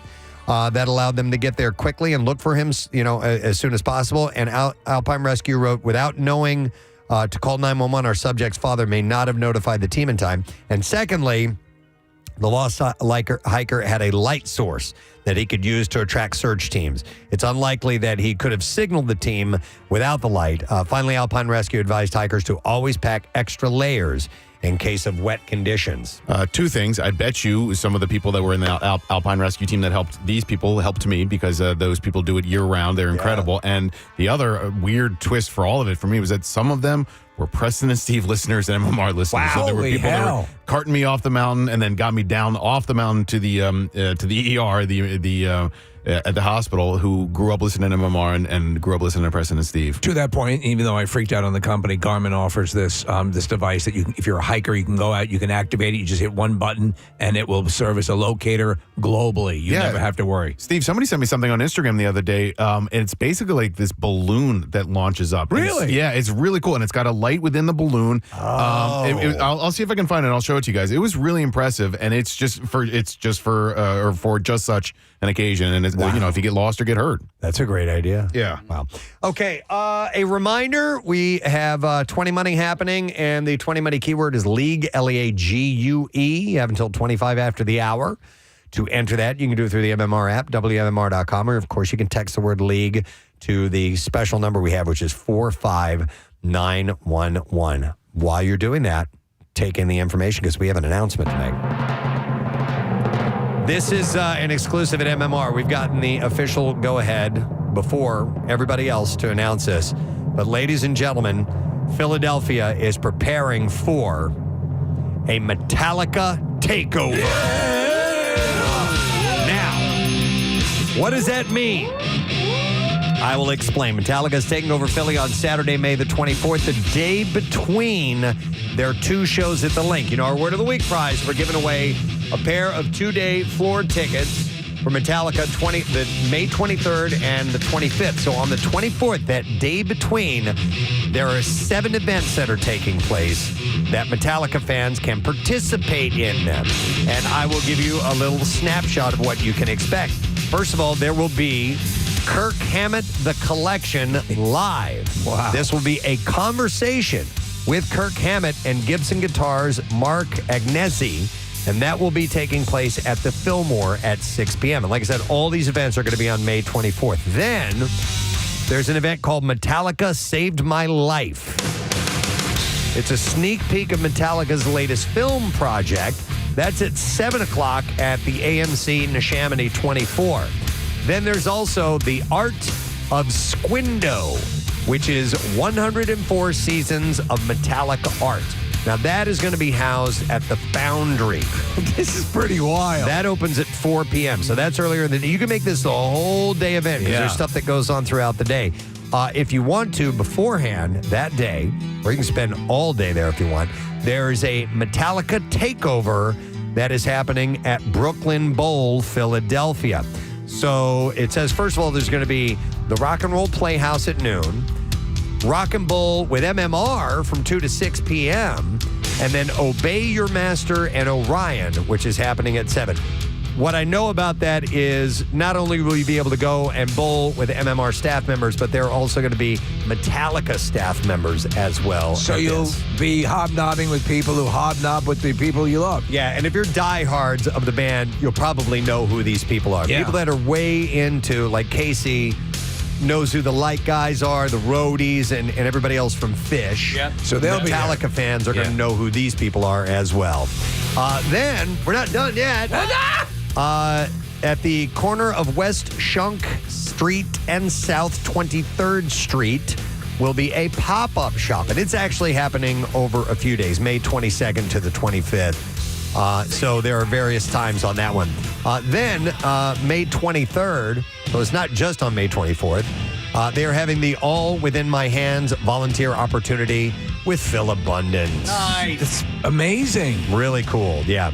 And then there is a blood drive with Metallica on May 20th as well at the link. So all of this information is available at WMMR.com. You can go to WMMR.com/events and you can get the detailed info right there. But there's just a lot happening. In fact, Brett Porsche next week is going to have a chance for you to win your way into the bowling tournament where someone there at that takeover is going to win a grand prize of Snake Pit tickets. Snake Pit. For the Sunday concert. And that's this special, they're in the round, but there's like a central pit that people can end up in. It's very, very exclusive. And there are going to be tickets to give away that will be at Brooklyn Bowl for that Metallica takeover. I don't think I've ever heard of anything like this, at this level of multiple events presented this way. Yeah. And you have the perfect pocket because it's Saturday between the two shows. Yeah. It's pretty freaking amazing. Yep, so it's a Metallica Philly takeover with WMMR, and you can go to WMMR.com/events. Get the details there. All right, we got to take a break. Come back in just a moment. A little later on, Kevin Smith is going to be joining us, as well as actress Teri Polo. So still a bunch to go. We'll be right back. Occasionally, she would buy me dinner. All right. So I was, I guess she was my sugar mama. Dude, that's what it sounds like. To watch a piece of age Me Do yoga is not so bad. Wow. All right. Interesting. All right. Thanks, Gary. Appreciate it. All right. Well, with all these worst roommate stories, let's end with a good one. All right. Okay. Let's end with something a little bit opposite of what we're speaking about because I'm going to go to Lauren here. Hey, Lauren. Good morning. Good morning, Gadzooks, guys. Gadzooks. All right, Lauren. What do you want to share with us? You said this is a little different. Yes, thank you for ending on me. This is a positive note for the people of Philadelphia. So my best friend put an ad in Craigslist for a roommate. She was filling a room. Totally random. I agree with you guys. It's crazy. We didn't want her to do it. We didn't think it was a good idea. A complete stranger living in her house.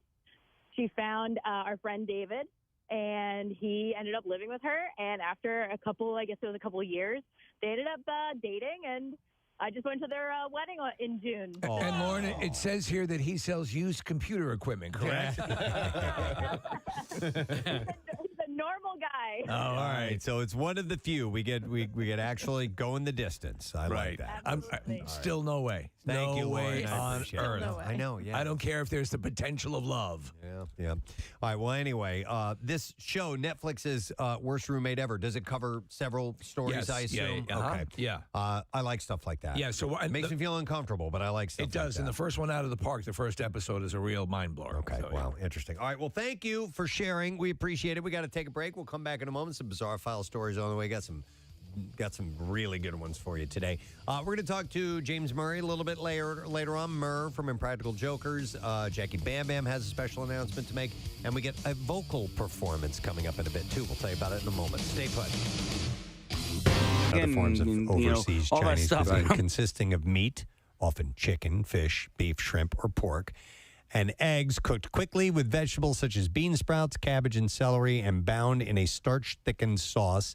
It's typically served with rice, but can become the Chinese-American form of chow mein. Chow mein. With the addition of stir-fried noodles. So essentially, it's chow mein, but with rice. I would love chow mein. Chow. I've had chow mein many times, so it's and what's interesting is some Chinese or Chinese restaurant dishes will essentially be the same thing, but with rice or but with noodles. Yes, or, you know what I mean. I love Chinese food. Used to hate it, and I don't eat it a lot because, despite the belief that it's low in calories. Oh it's no, not. it's not. It's way high in calories, and we've got a couple of takeout places we love to go to, and it's an easy. Here's how it goes. What do you want for dinner? I don't know. I don't feel like making anything. Chinese? Yeah. Okay. And that's pretty much it. That's how it goes. I forgot I liked bean sprouts. You forgot? Because I don't. They're good. I don't ever get them to put them. They in don't have a anything. lot of flavor in them, but they are they're satisfyingly crunchy. Yeah. And and erotic. And erotic as well. I like water chestnuts too. Those are same thing. Good. Right? Don't know what it is. It seems like hard air, but it tastes pretty good. We have and it's not new, but it's new to our family, a new Chinese food restaurant near us that's really, really yummy. Same here. Yeah. Like we stumbled across one. We're like, we were going to go somewhere else. And we're like, well, we've never been able. Let's go over there. And we tried it. And we're like, wow, okay, this is our new place. Yeah. Our new joint. Haruga. Our new John, if you will. Speaking of food, I saw an interesting article that I thought might be worth talking about. And it was, I think I got this on BuzzFeed, and people are sharing the foods that taste better burnt. Mm-hmm. Okay, with a little burn on them. There's a number of them for me. Little char. Which ones would you guys throw out there? Now, Casey, you had said that you love burned food. I do. I prefer, I think, a charred flavor over anything else. If I'm having a chicken cutlet, I prefer you leave mine in just a little bit longer. Oh. Yeah. Chicken cutlet, like a breaded chicken cutlet? Yeah. Okay. Well, for me, burnt tends to go more into the like a mac and cheese, where the edges are burnt. There you go. Lasagna, where the edges are burnt. Those are two good ones on this list. Yes, absolutely. Pizza can be burnt. If you get some mac and cheese that has like a layer of cheese over the top of it, not just mixed in with the pasta, but and you get some brown or blackened spots. Absolutely. Yummy. I do agree with you on that. What I don't think needs to be burnt is any kind of meat Or ice cream. Yeah. Ice cream. Definitely don't Me, want to burn it. I hate burnt, and some people love it just incinerated. Like you lose to me.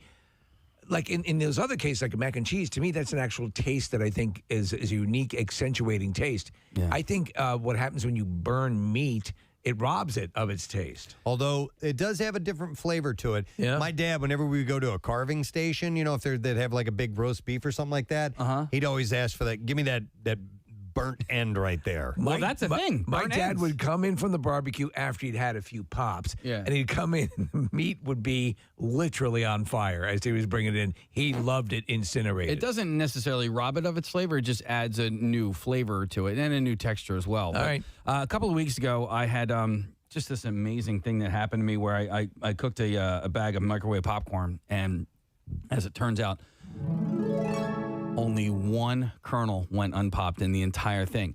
Now, that doesn't happen if you don't have a few burnt pieces of popcorn, and I like burnt popcorn. Okay, I'll go with you. Now, I don't like Not burnt. all. No. I don't like burnt popcorn. I like the half popped kernels. That too. They're Those fun are to the play best. with. But you like burned popcorn? Yeah, so Ew. yeah, I know, but not like all of it burned. It's almost like if 1/3 of the bag was burned, I'd be okay with that. Will you take a whole fistful of completely burned popcorn, or just some regular pieces need to be in with the burned popcorn? I usually I eat popcorn one at a time. Yeah, I don't do fistfuls of popcorn. One little thing at a time. It's a great Clint Eastwood film, A Fistful of Popcorn. Fistful of popcorn.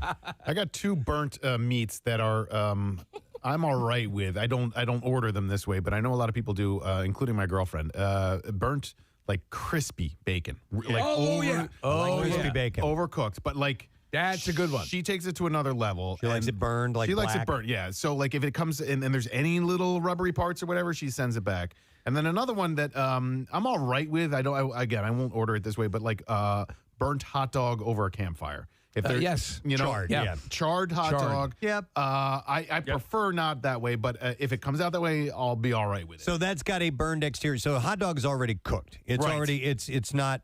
You don't need to cook it through. So you can get a char on the outside, and the middle will be, not rare, Yes. but it's not. You haven't baked all the flavor out of it. So I'm with you on that. All right. As you guys are talking, I can't really think of anything that I would prefer burnt or a little burnt. But isn't there something? Doesn't it release something that's not good for you? when you burn something. There has been studies that say Carcinogens. that it creates things that are not necessarily good for your body.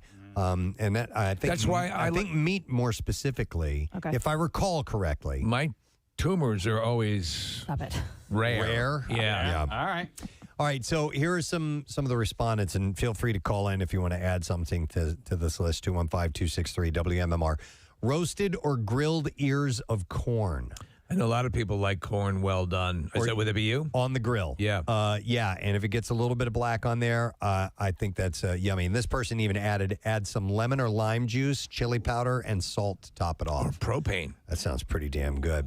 Another one says most vegetables taste better with a nice char. I'll agree with that. Like, Either like asparagus. Asparagus. Brussels sprout. Brussels sprouts, yeah. Nummy. I like to throw stuff right on the grill and cook them that way. Oh, Yes, potatoes? Brussels sprouts you can bake. Yeah, potatoes. Well, and also home fries. We're looking at what appears to be home fries or something of that nature on the screen. But yeah, a little bit burnt. Onions, a little bit burnt. Yes. When you do the vegetables on the grill, do you do it with foil underneath, or you go right on the grill? You usually right on the grill. I'll get things that won't fall through. Yeah, that's my problem. Yeah. I use a splayed squirrel. Asparagus is tough. So if you get the little skinny ones, you're having a hard time with Sons it. of bitches. So if and asparagus is like, it's luck of the draw when you go to the store. I know. You don't know what you're going to get. I love You're going to get those asparagus. little pencil ones that suck. Yeah. Or you get the nice, big, thick, veiny ones. Yeah. The John Holmes Put 'em in your version. Yeah, give it nice and veiny. Those are the best. 11 inches. All right. Now, this one I find a little bit odd on this list of food that tastes better burnt.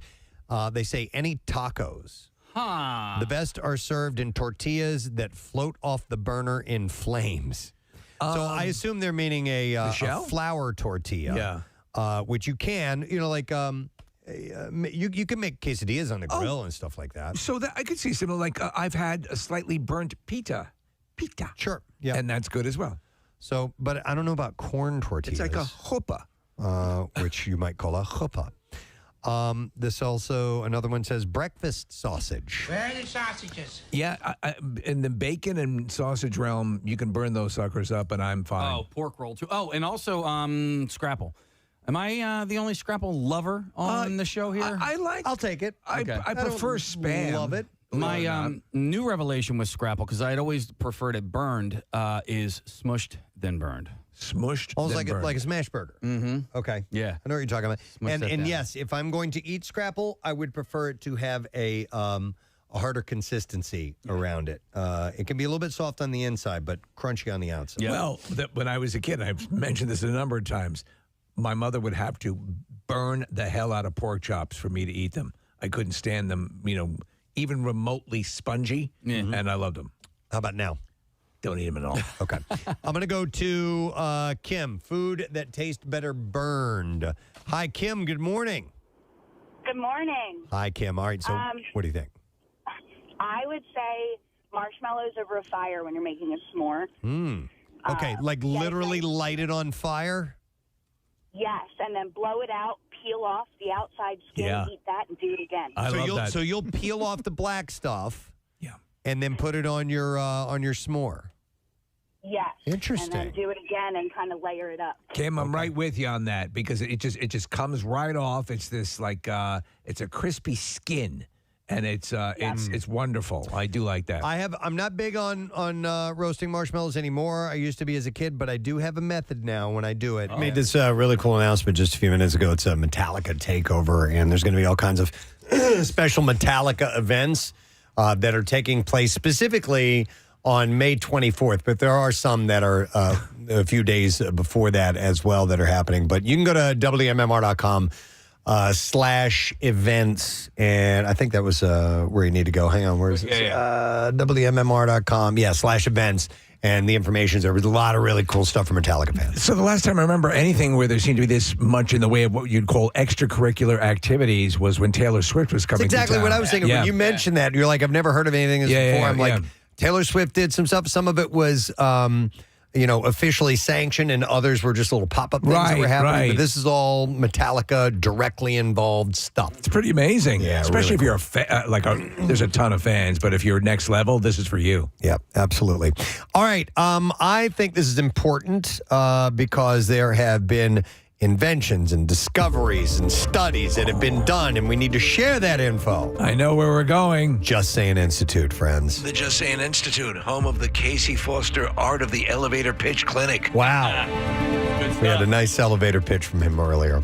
All right. By the way, the picture's up, and I forget how beautiful the Institute is with the monorail and everything. It looks terrific. Yep, it is beautiful. So we're going to start with this. Grace Davidson, a 36-year-old dietitian from North London, has become the first woman in the United Kingdom to give birth after a womb transplant. Wow. Grace!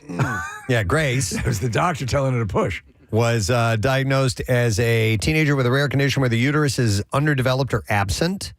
And in 2023, her 42-year-old sister, Amy Purdy, donated her uterus to Grace after having 2 children of her own. So she did not pretty amazing. Need it anymore. Yeah. Yeah.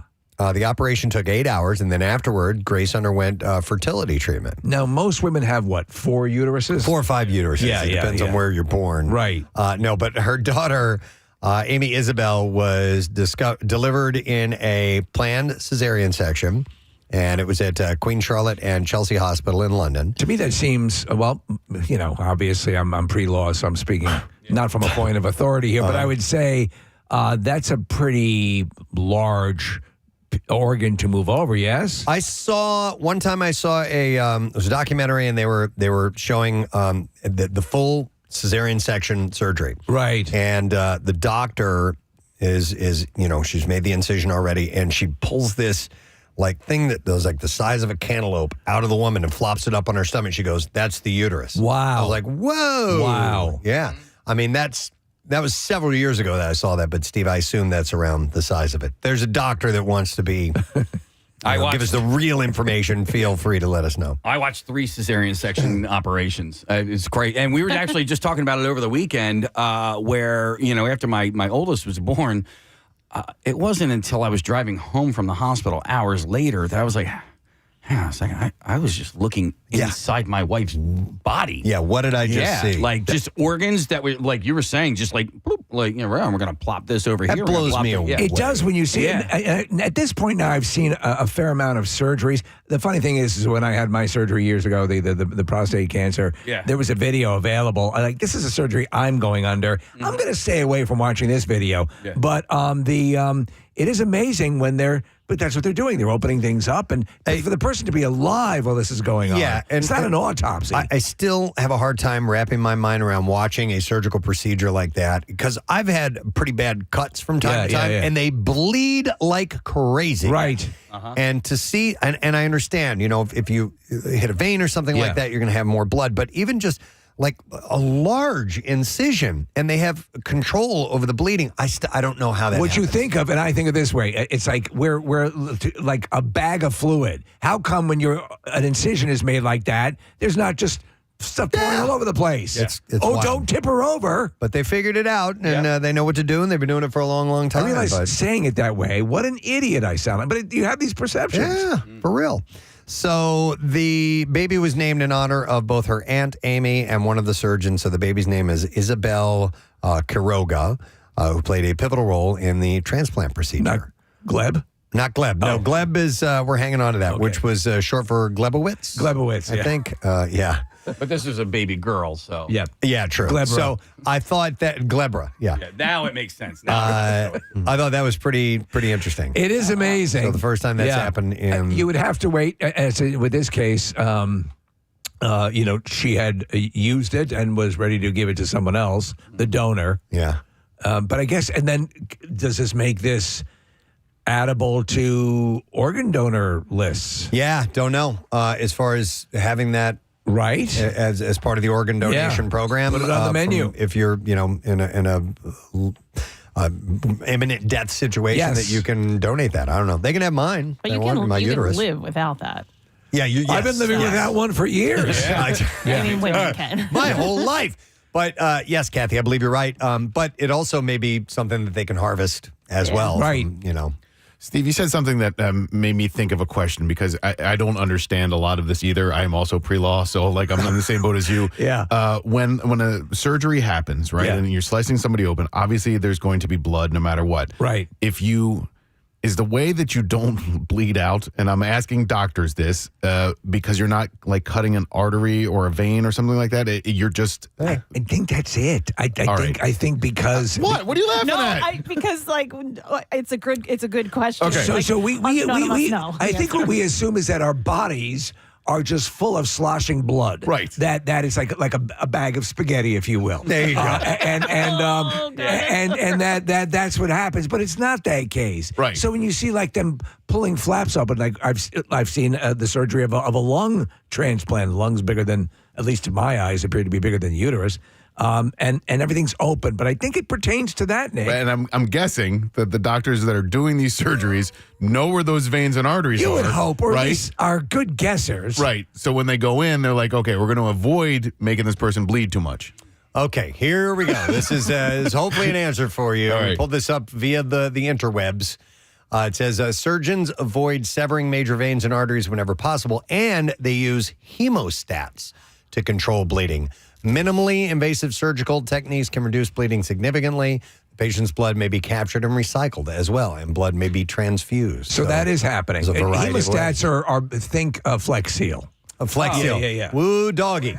We got to break that hemostat out. Woo, surgery. Woo, surgery. Wow. Okay. We're such idiots. Okay, so here's a birth-related thing. Nick had pulled up our YouTube page, and somebody was asking what my shirt is all about. The Handmaid's Tale new episodes came out yesterday. What do you think? So it's really good. It's so funny because that show hasn't been on for like 3 years, and I've forgotten so much what has happened. They did a short recap, and I kind of got back up to speed on it, but it waited so long. So that's what this shirt is about, Handmaid's Tale. It's not a wing glider. No. Yeah, exactly. Yeah, so the wings they wear in their heads. Yeah. So that's what it's in reference to. And It's the flying nun, Preston. Babies is a big part of Resist that. the convent Santango. By the way, I drove past a church or something yesterday. Lucky. Yeah, I know. I didn't mean to brag like that. I apologize. But it was like St. Raphaela's, but it underneath it, and I only got to read it glancingly, but it said something about Handmaids of the Christ something or other, blah, blah, blah. I wasn't sure if you guys... Was it a church run by Hulu? I don't know. Not by Hulu, but it was a church that directly mentions handmaids of the Sacred Heart of Jesus. Yes. Yeah, okay. I've seen that I used. thought we talked about that one time. Did we? It's right next to our Savior of Tiger King. Okay, I'm moving on. We have another Just Saying Institute. Why did you even bring it up, Kev? The Yanaguni Monument, an underwater formation off of Japan's Rakuyu Islands. Know it well. Is back in the news. Located about 82 feet below sea level, the structure features angular steps, terraces, and megaliths that resemble human-made architecture. This is 82 feet below sea level. You've seen pictures of this, right? I've seen video of this. My wife is a big Ancient Aliens, watches all that stuff, and so it is fascinating. This stuff is amazing because by my reckoning, by a lot of learned people's reckoning, there's no way this occurs naturally. So if confirmed as man-made, it hasn't been confirmed yet, it could date back over 10,000 years, predating Egypt's pyramids and Stonehenge, and potentially reshaping our understanding of ancient civilizations. Some believe this might be some form of a pyramid. And the stone has been tested and proven to be over 10,000 years old. Supporters of the theory that the monument is human-made, like author Graham Hancock, point to features such as carved steps and face-like engravings as evidence of intelligent design. And they believe, Preston, as you said, it predates the Charleston. Wow, that dance? Yeah, I don't know why they use that as the mark, but... Japanese geologist Masakai Kimura has also suggested that the structure may be linked to the mythical lost continent of Lemuria, which I'm not familiar with. No, Atlantis is what we always hear. Yeah, Lemuria, Lemuria. So we'll see if any more comes of that, or we can just dance Charleston right now. Everybody, grab your part. Get on the dance floor and dance to Charleston. That old. I have no idea. Yeah, it seemed an arbitrary dance to pick. It was a All great right. dance, though. It was a you do great it? dance? Yeah. You can do the Charleston? Sure. All right. I've done it before for you guys. 2, 3, 4. It's this, right? No, the Charleston is it. Well, that's part of it, Steve. Yeah. That's it. Casey's got it. Oh, okay. But what I did was right, too, right? Well, where they cross the legs thing? But the actual dance. Yeah. Hey, not you. You injured your head. I don't know what Preston's doing, but Broadcaster Preston Elliott, following a tragic guitar accident, snapped his spine performing the Charleston. Was I doing it wrong? No, you're doing it right. it was kind of funky. Wait, do it again. Look at her. Look at the way she does let me it. see. Go ahead, Kathy. Well, do it you again. gotta do it to the music. You look like Elaine a little bit. You're doing it as if Elaine would on Seinfeld. No, I don't have much freaking room over here. Kathy, do it. You were doing it right. All right, Casey, come do it with me. No, well, I need the you can't? music. Sorry. I'll try it. There we go. It's very mummer-ish. Yeah. Wow. All right, anyway. I'm just going to sit here. You didn't want to join in there? So just to put in perspective, that structure predates the Charleston. Just to bring it all back around. All right, next, turn off the goddamn All right, Charleston turn off music. the music. And give me the Just Saying Institute, please. All right. I actually have something helpful here. All right. The Charleston's not helpful. So if you crawl into bed, you feel tired, you're ready to go to work, go to sleep, but all of a sudden, worries, anxious thoughts keep you from going to sleep. Do you ever have this? Sure. Yeah. Absolutely. And it can feel impossible to stop thinking about this stuff. But a person named Dominique Antiglio says it's something called sophrology. Sophrology Can help quiet the racing thoughts and improve sleep. Are And these the 5 things to do before while you're laying in bed? they're 1, 2, 3, 4, 5. I have 6 things. Oh, 6 things. Okay. Is one of those things the Charleston? Thing or not? No, you can't do that where you're in bed. That would wake you up. Stop it. So, night. what is sophrology? It is a relaxation technique that blends Eastern meditation and yogic practices with modern science, according to this person. They've been practicing it professionally for 20 years. It can be helpful at bedtime to help us feel calmer and stop intrusive thoughts from keeping us awake. It's like a mind-body technique. Yes, Yeah, exactly. I put stock in this. I do too, And I'll explain my methodology after you go through this. Okay, so first of all, it says scan your body. Pay attention to how you feel in all the parts of your body. It's almost like mindful meditation when you're thinking about every part of your body. You notice how quickly and deeply you're breathing, where you feel your tension. So after taking, it says, some conscious breaths to relieve that tension, this expert says your thoughts will demand less of your attention. If you start concentrating on your body instead of what's running through your mind, it's a way to let those things kind of ease off a little bit. Have you employed tactics like No, I've this? not tried this. Okay. We do the breathing. I withdraw Yes. my question. We do the breathing thing, which works. Right. I did it last night. That's if, Kathy, I think if you just can't get yourself to fall asleep. This is more like, I can't stop thinking about this, and it's keeping me awake. calm You're yourself taking down. a more Charlestonic approach. Yes, Charlestonic. Not gonna do it. So, all right, another technique is tense and relax. It says this involves inhaling and tensing all of your muscles, then releasing them with a long exhale. Damn, I tensed up too much. I did that last night as well because I just farted? read. I don't know if it was this list or not, but I just read that was something. I only did it 3 times in a row, and then I did the breathing and I was out. Another one. Can I guess one on the list? Is it blinking your eyes rapidly? No, that one I okay. did not read. So this one says if you do the tense and relax, it will help regulate your nervous system and alleviate the fight or flight response that can come with anxiety. Then there's something called the track-tack technique. Track technique. This is a Klingon thing you do. This, to help you let go of unnecessary thoughts, start with lifting one arm out with your thumb extended. So you can focus your gaze on it. Hey! And they advise inhale, hold your breath. And I'm not going to do that now because I have to continue talking. I'm actually holding my thumb up right now.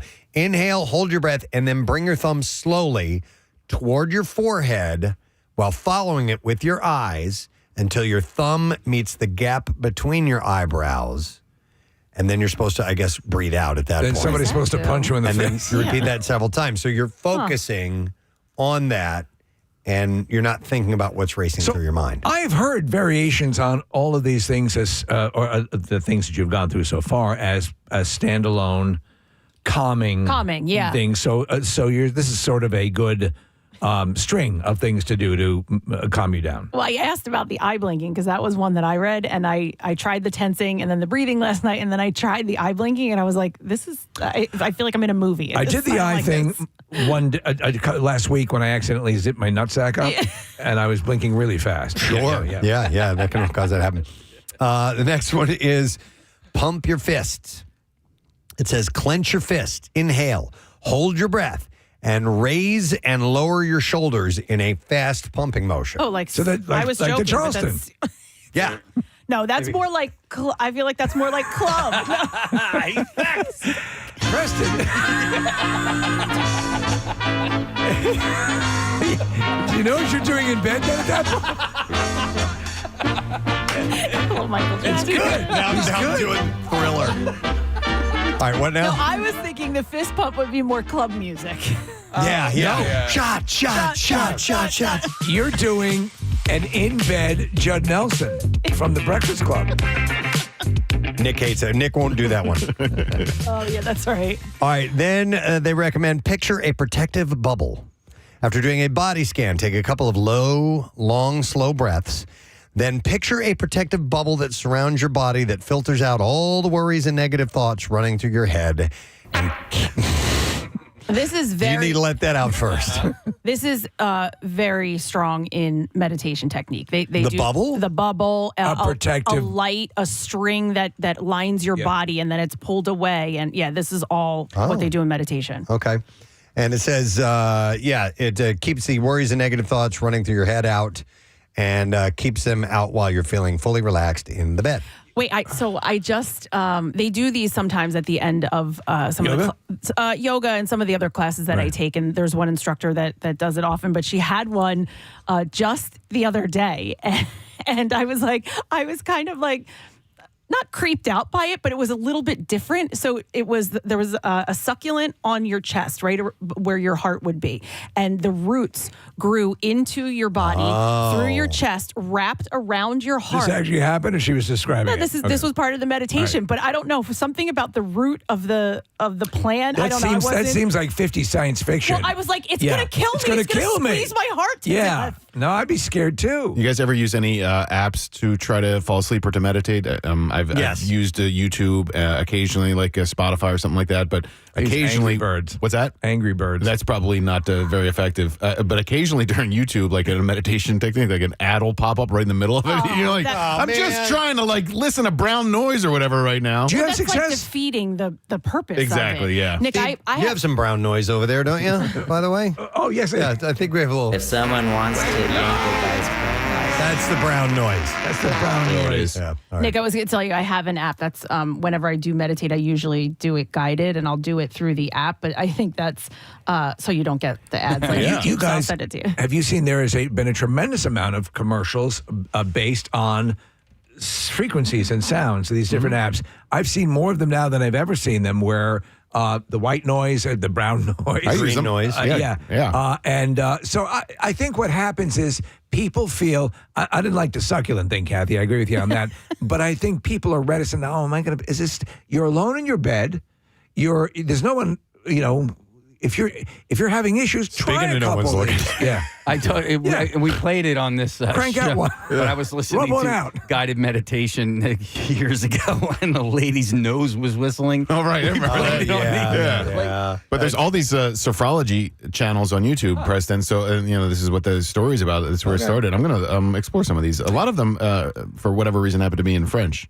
Oh, that's interesting. Well, you were born in Paris. Yes. You can check that out now, and supposedly it helps you to get some sleep. And I've been given the wrap up. If you have a short story. I do have one more. Okay. So speaking of cutting, we were talking about noise. farts. Nope. Think about noise and cutting noise from your neighbor's apartment if you happen to share walls. This could be helpful. So imagine you could fix that by changing a few screws in your wall. That's exactly what Hakan Warnerson, a researcher from the University of Malmo, has created.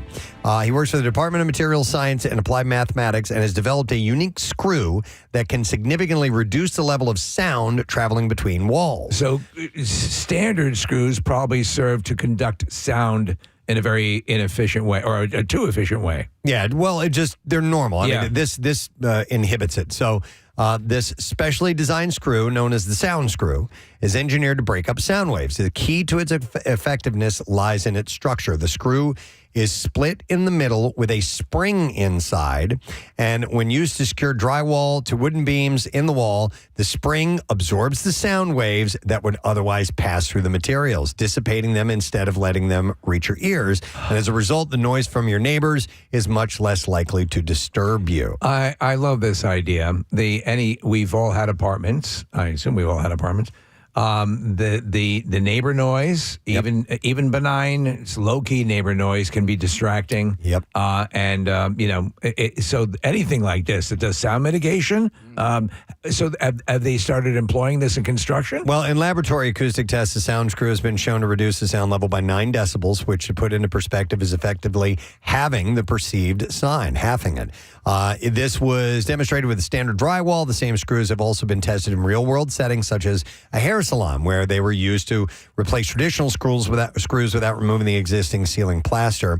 And the results were also positive, showing that the screws worked just as effectively in a practical everyday setting. There are legal requirements regarding sound insulation in apartment buildings, and the sound screw could help meet these standards. However, it's especially useful for single-family homes while reducing noise between rooms as well. And you as the sound generator, too. If you could feel a little bit more, like for me, I like to practice the Charleston late at night. Right. And I don't want to wake people up. Of course not. So it needs more testing in everyday environments to fully evaluate the long-term effectiveness. That said, the interest in it, in this product, is already growing. Companies from places as far as South America and Japan are exploring the potential of incorporating these screws into their construction process. And you remember my Russian efficiency apartment in media, right? Really, it's a box that the walls conducted noise like nobody's business. Yep, it happens sometimes in apartment situations. All right, that's all we have time for in the Just Saying It suit. We're going to take a break. We'll come back in a moment. Actress Teri Polo. And then right after that, our buddy Kevin Smith joining us. Stay with us. Golden brown. And I prefer them that way. Do you know what's like? I bring it up. They're a local company, but they're called Tuck-ins, and they have. Yes. They're so good because it's all in one. The s'more, everything is contained within it's like a lollipop thing with its own stick. Right. And it's just delicious. Press, are you not going to share your method here, or? Oh, it's just it's finding the right distance from the open flame. Okay. And rotisserie. Kind of just twirling it the whole time. A golden brown is the best. Is the best? Yeah. All right, good. I'll make one for you sometime. Let's see here. Somebody says on this list, corned beef hash. Oh, man. Crispy and crunchy corned beef hash with a runny egg on top is one of my favorite meals. I haven't had corned beef hash, but I think I want to try it. So good. Is it? So good. You know where you can get it? Secret Breakfast Place. Okay. I had it when we were there. Is this now? Have you guys revealed the name of the Secret Breakfast Place? No. The only way you can learn about Secret Breakfast Place is if we take you. I can't tell you where it is. So this is Casey's rule. He wouldn't tell me where it was. It's like Fight Club. We finally had a free morning at the shore to spend time together. Okay. And I said, you got to take me to the to the Secret Breakfast Place. Put this burlap bag over your head. Yeah. And it was pretty awesome, I have to admit. What if somebody takes you guys? It's a greasy spoon. It's a hole in the wall. What do you mean if somebody takes us? Takes you out to breakfast. Like, will you reveal it to them? Like, you're saying you have to take them, but if somebody offers to take you out to breakfast, you could take him to the secret breakfast place. Do they have to do the thing that Steve said with the blindfold? A burlap bag over the head in the back of a van. Hit me over the head with a hammer. You just need an escort. That's it. And right. so don't email me. I can only take You don't want to ruin this. It's something that you guys have. But I told you, though, we were there, and Casey told the server that his method, and she's like, oh, no, you can tell everyone about this place. Because we want them to come here. Seating is limited. A secret. We're hanging on by a thread. But he is right. It's only a bar. That's it. Okay. It's the only place you can sit is at the counter. There are no tables. There are no seats anywhere, and that's all. It's that small. And don't go there if you've got a party of 6 because you'll never sit together. You'll never sit together. We didn't. Yeah, we got lucky. How many seats at this counter? 20 maybe. No, I'd say 14 tops. Maybe let's go 15. Okay. Okay. All right. It's closer to 14 now. Let me go to Joe. Hey, Joe. Good morning. Morning, Ed. Morning, Ed. All right. What's better? What tastes better? Burnt. Soft pretzels. Soft pretzels? Yeah, you get them extra burnt and salty. My brother used to work for Bernie's. Pretzels in the bazaar. Wait a minute. Casey just shot. Bernie's is. Casey just shot. They would have a guy would come in and just order. They tell him to leave him in the oven. God make damn. another cycle. Bitch. And I got into it like that. So, and Casey, you want extra burnt scrapple? Put it in an air fryer. Dude, okay. So Leave it my buddy Jeff, he told me about air frying scrapple. He's got the perfect combination. I haven't tried it yet. Fries. Kind of like French fries, Air fryers for fries are awesome. Yeah, well, I'm talking about just burnt up scrapple in there and let it burn. Oh, I like that, man. All right, cool. All right, man. Thanks, man. Appreciate it. Have a wonderful day. You too. And by the way, Bernie's, I mean, there are a few places that are like Delco. Like if you were to go the top 5 Delco food places, Bernie's is probably top 3 at least. But there's a small chain called Bernie's. It's not that, right? No. So Bernie's used to be sold. You're thinking of H&R Block. Yeah, No. Bernie's was at the bazaar, and I don't know if they also were in where they're at now, which is in Alden. But they're in Alden now, like on Providence Road. But that was the OG. Bernie's is top 3 restaurants of all time, Delaware County. Fooderies. I wouldn't even call it a restaurant. Okay, so not. It's a place that serves food for consumption where you can come in and sit down, but I wouldn't call it a restaurant. Well, I don't know if you. I don't know if. No, I mean it's just a place where you go and you get your pretzels and you get a bag of pretzels and. It's a standalone. It's a standalone. Okay, because the one that I'm thinking of, there's one in Glenside. But you don't go there for dinner? No, it's a soft pretzel place. Oh, okay, all right. But it's one of the top 3 fooderies. Fooderies in Delco. So it would be take reservations? Bernie's, I don't think so. Bernie's, like Charlie's. I would throw Zach's in there as well. Okay, all right. Yeah. As a foodery. Not as a restaurant. Yeah. What would restaurants? Any idea? Or do you go to some of the finer dining in Delaware County or not? Fine dining in Delaware County? Okay, never mind. That's a stupid question. Let me go to Kyle. Hey, Kyle. Kyle, you're on the air. Good morning. Yo, Good Kyle, morning. what's up, buddy? Doesn't work. Oh, it's okay, Kyle. It's all good. What's up, man? Hey, sorry, cutting out a bit. No problem. For me, home fries and hush puppies. Home fries, we just in the potato realm, I agree 1,000%. A burn on that. Hush puppies, I'll have to think about that. Yeah, I like well done, crunchy hush puppies. Not a bad idea, Kyle. Very good. You're talking about the food, not the shoot. I'd wait for your response, but it's going to take 20 seconds. But thank you for the call. Well, I think it's our phone lines, by the way. It was happening yesterday with callers that were calling in. I think there's a slight delay. Okay, yeah. There might be. Marissa pulled up some suggestions from the texts, which are people that prefer certain foods burned. Grilled pineapple. Kathy, you're all over that. Oh, yeah. She hates cooked fruit. I love grilled pineapple. I love pineapple, though. I love pineapple. You ever had it grilled? Yeah. It's good. It's even sweeter. I used to despise pineapple. You know why? Because I was getting canned pineapple. When you get fresh pineapple, it's a world of difference. Peppers and onions cooked over charcoal, someone says. I love to eat charcoal. ABBA. And I guess, charcoal does give you a flavor. It gives you a certain flavor in the food. All right, so this was on the list, and somebody had texted in about this. Burnt Cheez-Its are great. Oh, really? Well, they have the extra dark Cheez-Its. And I think that's what they're referring to. So there are ones that are like well done or extra toasty. That's what they're called. I have not had those. I do those, and I also do the extra dark pretzels. And I believe Butts is the only one that does those. But that would fall under the same umbrella that the caller said. With the soft pretzels. Yeah. Okay. So then you have burned onions and home fries. There you go. Yeah, Steve. man. Toast. Yeah. No. I can take a little bit of a burn on a toast. Yeah. Not I think it for me personally, it crosses over a line of bitter, and I don't want. I don't. Toast I don't is want one of that in those my words that bread. could be singular or plural, right? You know, I'm going to make some toasts. Yeah, right. You don't say Just toast. Yeah. How many pieces? Pieces of toast. Yeah. Did you enjoy your toasts? Be the same thing with bread, I guess. Can I have some breads?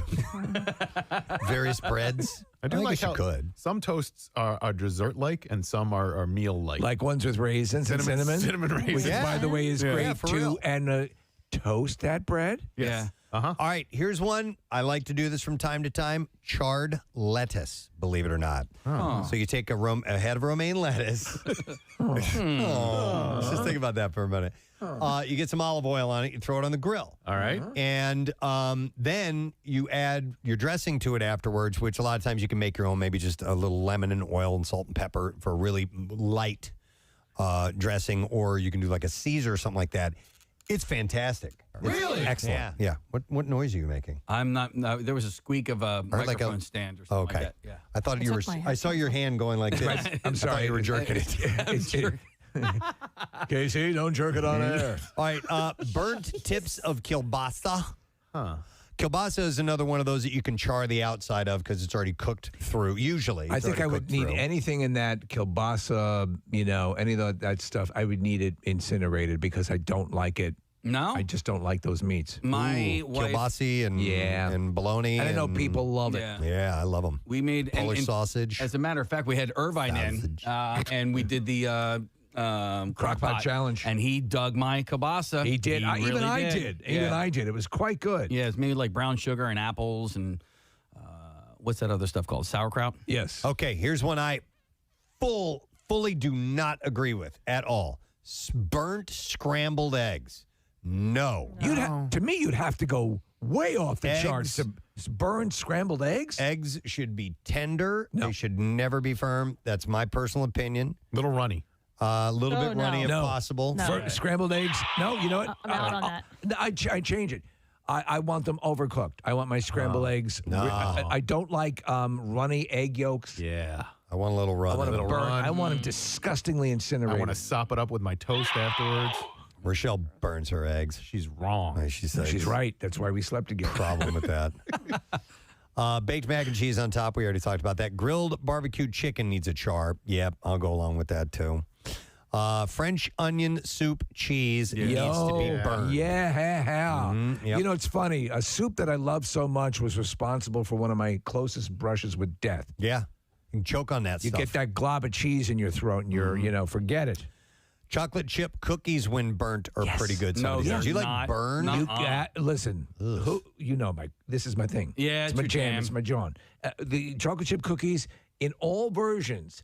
A little. I don't want them incinerated, but a little burn around the edges with some milk adds a different taste complection. I'm down with it. Okay, let me Brownies even. Well, brownies is on this particular list, and I agree. A little. I do like it needs to be moist inside. Yes, but a little crunch texture on the outside is pretty good. We will go with Brent. Hi, Brent. Good morning. Good morning. How are you guys doing? Wonderful, sir. We're talking about foods that might taste a little bit better when they are burned. What do you think? I think the burn ends in the veggies, especially like you said, the asparagus. Okay. Yeah, when you get the tips that are burnt a little bit. It's so good. Yeah, and they get crunchy. I do my own barbecuing, and a lot of times they're crunchy, but they're not overly cooked. And the benefit of the asparagus is what your piss will smell like. Later on. It's so amazing. It keeps on giving. It's like beets. You pee red later on, Yeah, it's man. like a reminder of a great meal. Only for a split second you think you have a testicular cancer or something like that. I'm going to go to Dave. I'm rotting from the inside. Oh, it's the beets. Hi, Dave. Good morning. Good morning. What's up, Hate to Dave? bother you guys at work. Hey, thanks. First-time caller here. Awesome, man. All right, and we're talking about foods that might taste better burnt. What do you think? Well, along the same lines of lettuce, cabbage. Ooh. If you guys ever use cabbage, you cut it in steaks, like portions of steaks. Okay. Soak it in olive oil, salt, pepper, oregano, whatever you want to use. Hot, like say maybe some hot pepper or something. Huh. Burn it on the grill. You're gonna love it, Dude, I will try that. That sounds really interesting. You say you're cooking the cabbage like a steak? Yeah, you can cut it thick enough and it'll hold together. Cabbage is really wound together tight. Hey, Dave, do you do the same thing with the artichokes ever? I have not, but we get the cabbage, and it doesn't taste like anything when it's regular, right? When it comes out of the store, it doesn't really taste like much, but when you burn it, holy crap. Okay. Yeah, I've heard that same approach grilling artichokes on Thanks, it. Dave. Yeah. Wait, so artichoke, do you split it down the middle? Yeah. Lengthwise? Yeah, or you can peel them in advance and then put you need a meaty one. You need a thick one, a veiny one. Right. But you can grill them individually, but it's a delicate thing. Artichokes are a tricky thing, man. They are. Because they've got that fibrous material when you get towards the heart. Yeah, you're not getting them much anyway, even on the best ones. It has a heart. You got to work really hard to get very little on an artichoke. Do you guys like it when people say okie dokie artichoke? I do. Okay. I say it sometimes. Yeah. Usually the next step is you're put into a home. Right. I like a hunky-dory chicken tandoori. I've never heard that. I've never heard that one either. Let's see. All right, we already got to that one. All right. Let's go to Ed. We got a couple of Eds. Hey, Ed, good morning. Hey, good morning, guys. Good morning, Ed, sir. All right, food that tastes better burnt. Well, seriously, I got to tell you, I'm literally taking notes. Thank you very much, Kath. Our next guest is joining us this morning to talk about a movie that speaks to my life right now. Yeah. It's called Relative Control, and it opens everywhere on Friday. And we've seen her in tons of things throughout the years, including The West Wing and the Meet the Parents movies and all that. And not to mention that she's the pride of Dover, Delaware. Yes. Please welcome Teri Polo to our program this morning. Hey, Teri. Hello. How are you, the pride of Dover? I'll tell you what. Come on, man. Yeah, you. Well, let me tell you, it has grown so much since I lived there. I mean, I couldn't believe it when I went back to film this movie, Relative Control. It was just, wait a minute, it became one ginormous racetrack, gambling casino, hospital, fast food restaurant, chain restaurant place. Like, so this Dover, I knew it just doesn't exist anymore. It makes me so sad. So Relative Control was filmed in the Dover area? It was. Well, not in Dover. It was filmed in Wilmington. It was filmed in Delaware. Yeah. Okay. It was just Wow. so phenomenal. Kind of like a full circle moment for me. Yeah. It is kind of wild when you go back to a place, obviously, and it's changed that much. And it is. You're right. We know it. Obviously, we're in closer proximity, but it is. It's expanded. But Preston talking about the movie about Relative Control, and I'm watching the trailer. These are universal themes that anyone who has a family, anyone who has aging parents, anyone who has any sort of relatives living in a real world dynamic can connect to. Is that what drew you to the project? Oh, absolutely. Let me tell you, at the time that we were filming, this was not quite 2 years ago, a year and a half ago. I was literally, it was art imitating life because I was going through the same thing with my mom, and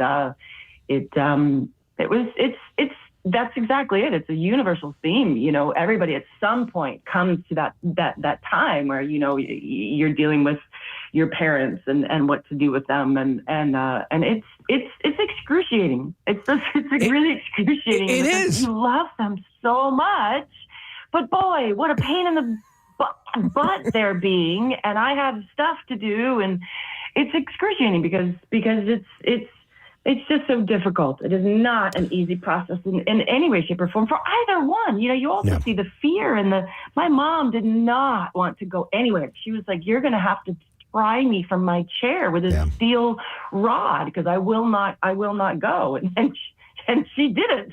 Yeah. Teri, not to go into too much detail here, but we literally had to kidnap my dad and bring him across the country to live with us for a short amount of time to get things straightened out. It was insane. I couldn't believe this stuff was happening. And it's now happening to other friends in my realm because I'm of that age right now. But I am taking stories like this from my own personal life and also seeing this film, Relative Control, which I can't wait to see on Friday. And I'm going to make sure that as I age, I am aware of these things as well, and try not to become that. You know what I mean? Yeah. Well, my mother, her mother, got early Alzheimer's, and she passed of Alzheimer's, but we had to put her in a assisted living facility, and she was it was a nursing home. She was livid. She was furious with us.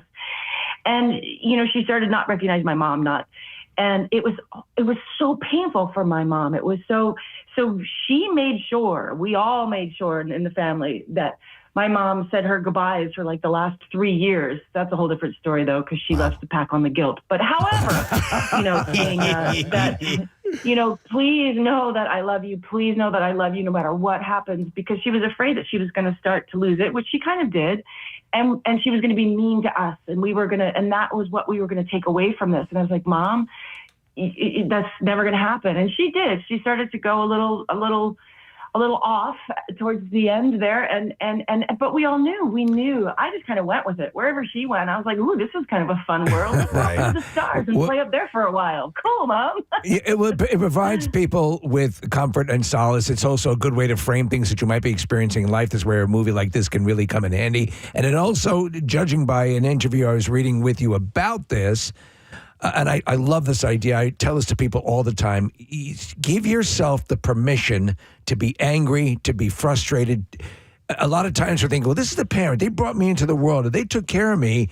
And no, I'm a horrible person because I want to wring their neck right now. But that's a human reaction a lot of times. Absolutely. It is absolutely a human reaction. And it's part of the process. It's part of grieving.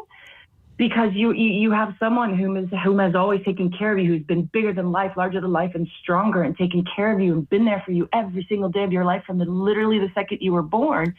And now that you are taking care of them, it's frustrating, it's confusing, it's upsetting. And then you spent how many years? I'm 55. I've spent 40 approximately years building my life, being independent, and I have this whole life that I have to take care of, as well as I've taken care of my kids. Now I have to take care of this giant kid. It's human, and all of these emotions are normal. Everyone goes through them. Don't think that you're a horrible person for feeling, angry or frustrated at some point, because everyone is going to have these emotions, and just make sure, and I say this after I walked away from my mom passing in my arms, I might add, which was the most exquisite moment of my life, is to just love. Oh, sorry, I have a puppy. Is to love each other and enjoy every second. Please, please, please try your best not to take any second for granted, especially when you've got aging parents. That's good advice, right? It just, it's just, it's tough. Well, Teri, and not only that, so, watching the trailer and reading a bit about the story, so your character is Sarah, and so since you're an actor, I would like you to portray my therapist for just a moment here, because I am aligning with exactly what Sarah's going through, because it's not just the aging parents, it's also the kids and the job as well. I, in my life, have all three of those things happening right now as we speak. Am I going to get some love from this movie, some help, a lifeline if I watch this? Yeah, you're going to go, that's right. That's right. Damn it, that's right. Why won't everybody listen to me? I know. Oh, God. Well, listen. If I can, just really quick, though. Go ahead. Yeah. Throw out a shout out to Patrick McDade, who plays my dad. He is one of the most wonderful actors I've ever worked with in almost 40 years. He plays my dad. He played the Kate Winslet's dad in Mare of Easttown. He's he great. actually, He's great. Terry, he was my acting coach back in the day, and so here at casting, he used to work at Mike Lemon Casting, and I actually took classes with him. So he is great. Yeah. Oh, that's really cool. I love him. We have never laughed. We laughed so hard on set because you're dealing with kind of a rough, especially some of the scenes. you had to find some levity, but that man, he has to play my dad in everything I do from now on, because he's just the best. And therein lies the fact that there's humor involved with this as well. And we'd be remiss if there was news for the past week and a half about a fourth Meet the Parents movie, and that it seems to be everyone is on board. Is that in fact the case, or just Hollywood hearsay? Yes, sir. It is. It is going to be. We're going to be filming it sometime in the fall this year. It's everybody's back on board, and we're just they're getting all the ends and bibbles and bobbles all wrapped up, and we haven't gotten the script yet because of course that's going to be top secret. Yeah. I don't know, like Kosamui. So the return of Pamela Martha Fox. Secrets, I don't know. Yes. Exactly. That's a beautiful thing. And maybe a grandmother will show up and Mother Fokker grandmother will show up, and that bit never gets old, by the way, Terry. I love it. I love it, man.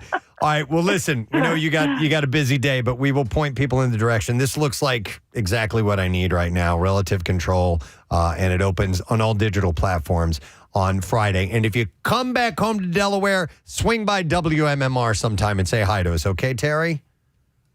Will do for sure. Thank you, guys. Have a wonderful day. You too. We'll see you. Terry Polo, guys. She's great. I loved her in the Meet the Parents movies. I thought she was great. She was exactly the kind of person you would playing that kind of woman. That you could see him being in love with, and he puts up with all that crap because of all of that. So I didn't realize that her father in this movie is Patrick McDade, who is married to Diane Heary. If you guys are... Did not realize they were that. married? Because he was terrific in Mayor of Easttown. He was wonderful. He pops up in a lot of stuff. Diane Heary, for those who don't know, does casting in the city. And so when they are looking for people to play roles, a lot of time they'll go through Heary Casting. She was in a movie, I don't know if you remember, it's a really good science fiction. It is with Charlie Sheen. It's called The Arrival, not The Arrival, that the more recent one. But it is about aliens, and it is a top-level science fiction movie. So two movies that have Arrival in the title are alien related movies. This one was like 2012 or something like that. Okay. But Sheen is he's studying radio communications. He gets a message. He believes the Earth is being invaded. Oh, I remember the end of that movie where the knees go backwards. The knees, yes, it's exactly it. Yeah. Not to give too much away, but the aliens are distinguished by the fact that their knees bend back the other way. Oh, okay. I didn't see that. I did see Arrival, which I need to go back and see that again. I really love that movie because I think the overall message is because she in the movie loses a child, right? Yeah. And then so she learns that she loses this child, but chooses to have it anyway. Does that make any sense? So the message is... She sees the future. Yeah, she sees the future, sees that she's going to have this child, is going to, be head over heels in love with this child. And so the question is it better to have loved and lost than never have loved at all? No, and it's from the same director of the Dune movies, Villeneuve? Yeah, but I agree. The way that it breaks down the learning of communication that too, is done so well. I mean, how do you breach that, that ability for two absolute... And they're like large sort of elephant type things that are I remember that part of it, but I just don't. I need to go back and see it again. Yes, it's one of those because I didn't get much out of it the first time around. I'm like, when's something like a ray gun or something? When's Vin Diesel going to come out and tell us it's about family? Right. I saw some comedian talking about this recently, Preston, and I feel like you and I are kind of in a similar boat. And I can't remember what the comedian was, so forgive me, but it was. Have I seen that movie? And it's like movies like Arrival, which I have seen, I don't remember much about. Yeah. And I'm like, oh, wait. No, I did see that. And if it came within the last, 20, 25 years or whatever, there's a good chance I've seen it. But there's also a good chance I might not have any recollection of it whatsoever. Right. All right. And what's that called again? It was just like, have I seen that yet? Yeah. Have I seen that movie? Okay. Yeah. Our next guest can speak to it, I'm sure. He can. And he is up and running and ready to go, joining us via Zoom, and is going to be in town May 5th at the AMC Neshaminy Theater. It is the 25th anniversary of Dogma. I've seen that. And they're calling it The Resurrection Tour. It's one of my favorite films by our guest. Ladies and gentlemen, we like to consider him a friend. Mr. Kevin Smith is joining us today. Kids, Morning. how are you? I'm on the Zoom and I waved as if radio was going to hear that. Well, we are also on YouTube, so you'll be seen as well. So there you go. So they will see the wave. They will see the wave. Yes. Yeah. Kevin, how was everything? I'm so delighted you actually said the movie theater name. What was it? Neshiminy? I've been trying to pronounce it. Neshaminy. Yeah, the AMC Neshaminy. We were actually talking about you earlier this morning, Kevin, because we were doing a segment where we were taking a historical look at some stuff down the shore, and we started to dive into the invention of the skee ball game. And it was a guy in Vineland, New Jersey that created it, and the first one ever was in Atlantic City. And then we started to connect the dots of how many times you have put skee ball into your films, and Dogma is one of those because God is a huge fan of skee ball, apparently. Aren't we all? Yes. A maker's likeness. Of course, we all love skee ball. New Jersey, of course, the site of many important inventions that we all use all the time. But skee ball, I think, is probably the number one. And we featured it in both Chasing Amy when they go on a date to the Keensburg Boardwalk, and then more prominently as a plot device in the aforementioned Dogma. But that was because I grew up on the shore, and that was my that's how I passed the time. Go to Long Branch, go to Asbury Park, go to Great Adventure, or as they called it, Six Flags later, and play a lot of skee ball. And just recently, I was down in Orlando visiting my mom. She lives near Orlando and whatnot. She's 79 and stuff, and she don't get around as much anymore. So I said, Mom, get in the car. We're going to go to arcade. And we went to this place called Deezerland, which is a big arcade and a car museum. And we played skee ball. And she stood up. Normally I'm pushing her in a chair and stuff, but she was able to kind of stand up and roll balls and then talk about my father. Like, your dad took me on a skee ball date. Like, they used to bowl together, but then they would go play skee ball later on and stuff. And it was so touching. And then quietly, and she goes, and that's why I started having sex with him. Wow, it is an aphrodisiac as well, apparently. Yeah, the latter half of skee ball was the most important part of it to my father. Oh my God. Skee ball was just foreplay. Yes. You can't look at those holes and not get turned on eventually, I guess. God. You're not kidding, man. You got to remember, this is the 60s, kids. So, just even the visual of something going into something else. I love that. Dogma, we're all huge fans, and we've talked about this before. And I think over the years, and we talked about this a little bit when you came out, and thank you, by the way, for coming out to the Camp Out for Hunger. It was so amazing. But God, it was nice. I still have, you guys gave me a Dunkin' Donuts hat because Dunkin' was a big sponsor.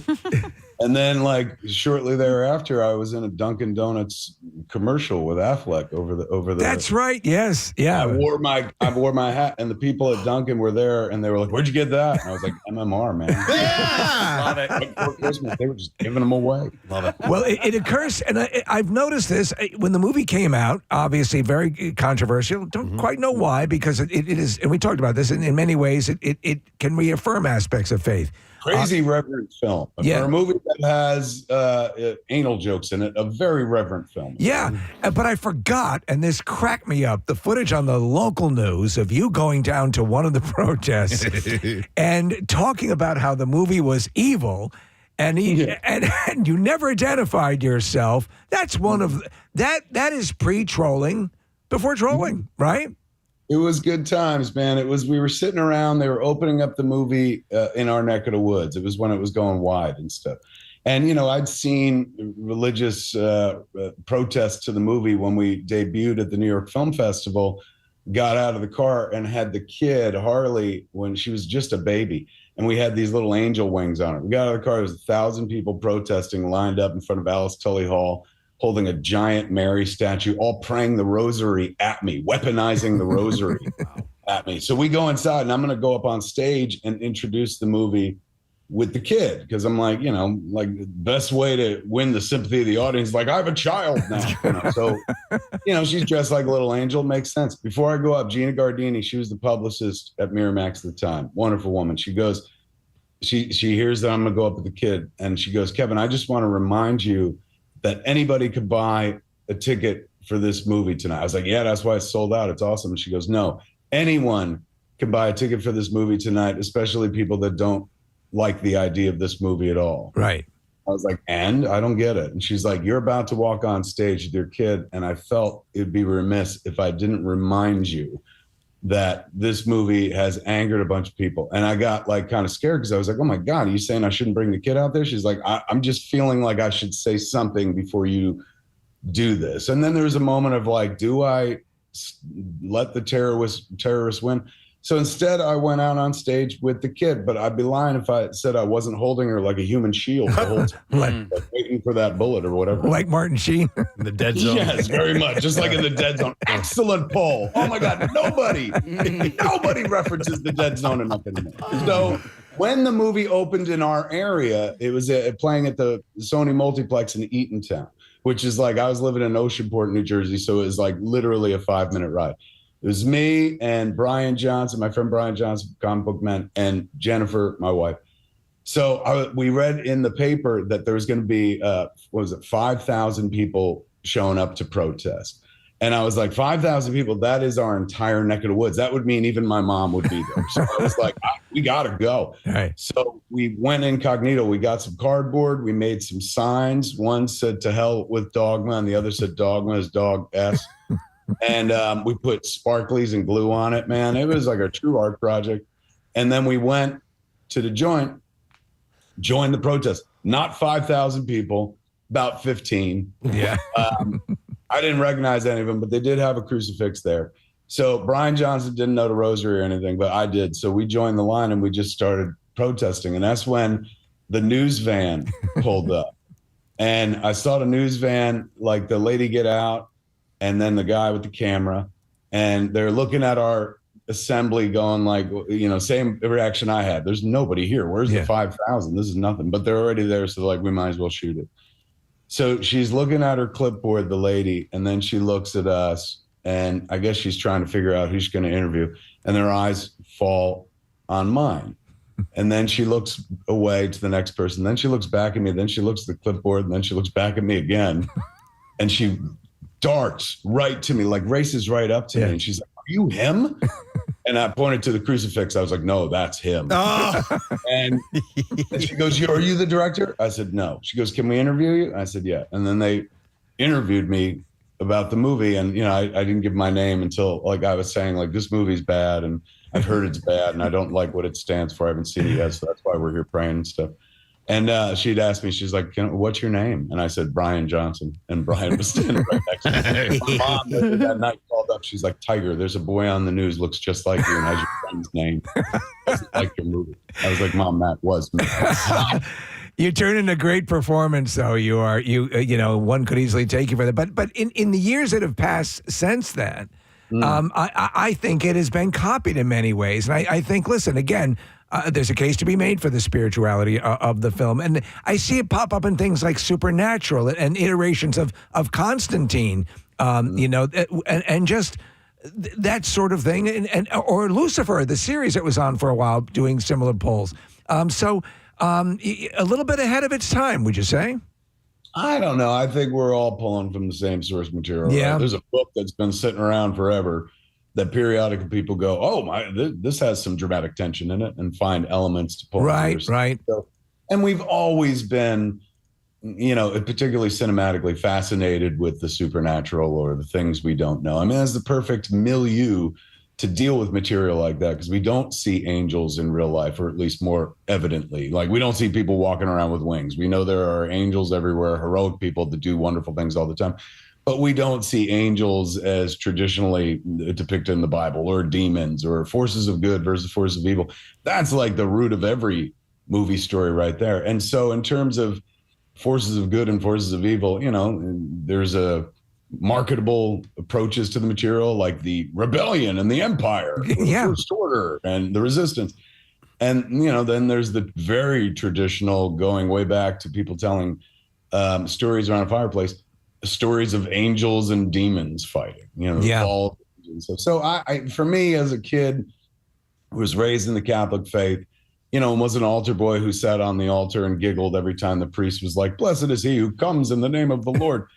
Dogma is a meditation, like a grade school meditation, if you will, made by somebody in their 20s, because he'd been thinking about that stuff since grade school. I saw some, most people seem to like the movie, but there were definitely some criticisms that were like, this is like, what happens when kids are stoned in a college dorm and sitting around talking about faith or whatnot. And I couldn't argue that too hard. I wasn't a stoner in those days, but like it was born in my youth when I would sit there in Catholic school or sit there on the altar serving mass going like, some of this stuff doesn't really make sense. You got to remember, like, while I was making dogma, I still believed in all the tenets of my faith. It was George Carlin that really started to like put a crack in my shield, my Christian shield.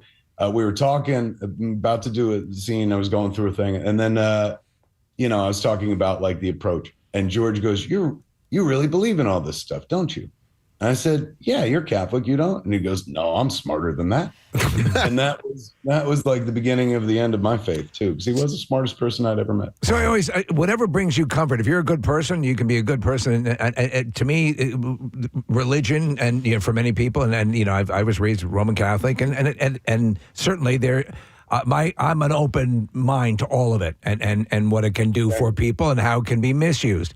Absolutely same. And I'm also the guy too that I have no problem with anybody that is deep in the faith. I got a problem with people that weaponize faith against people they don't want to do things that they don't want them to do. And dogma addresses that. Yeah, exactly. and that's really, you got true faith, man. I miss mine. It's a beautiful thing.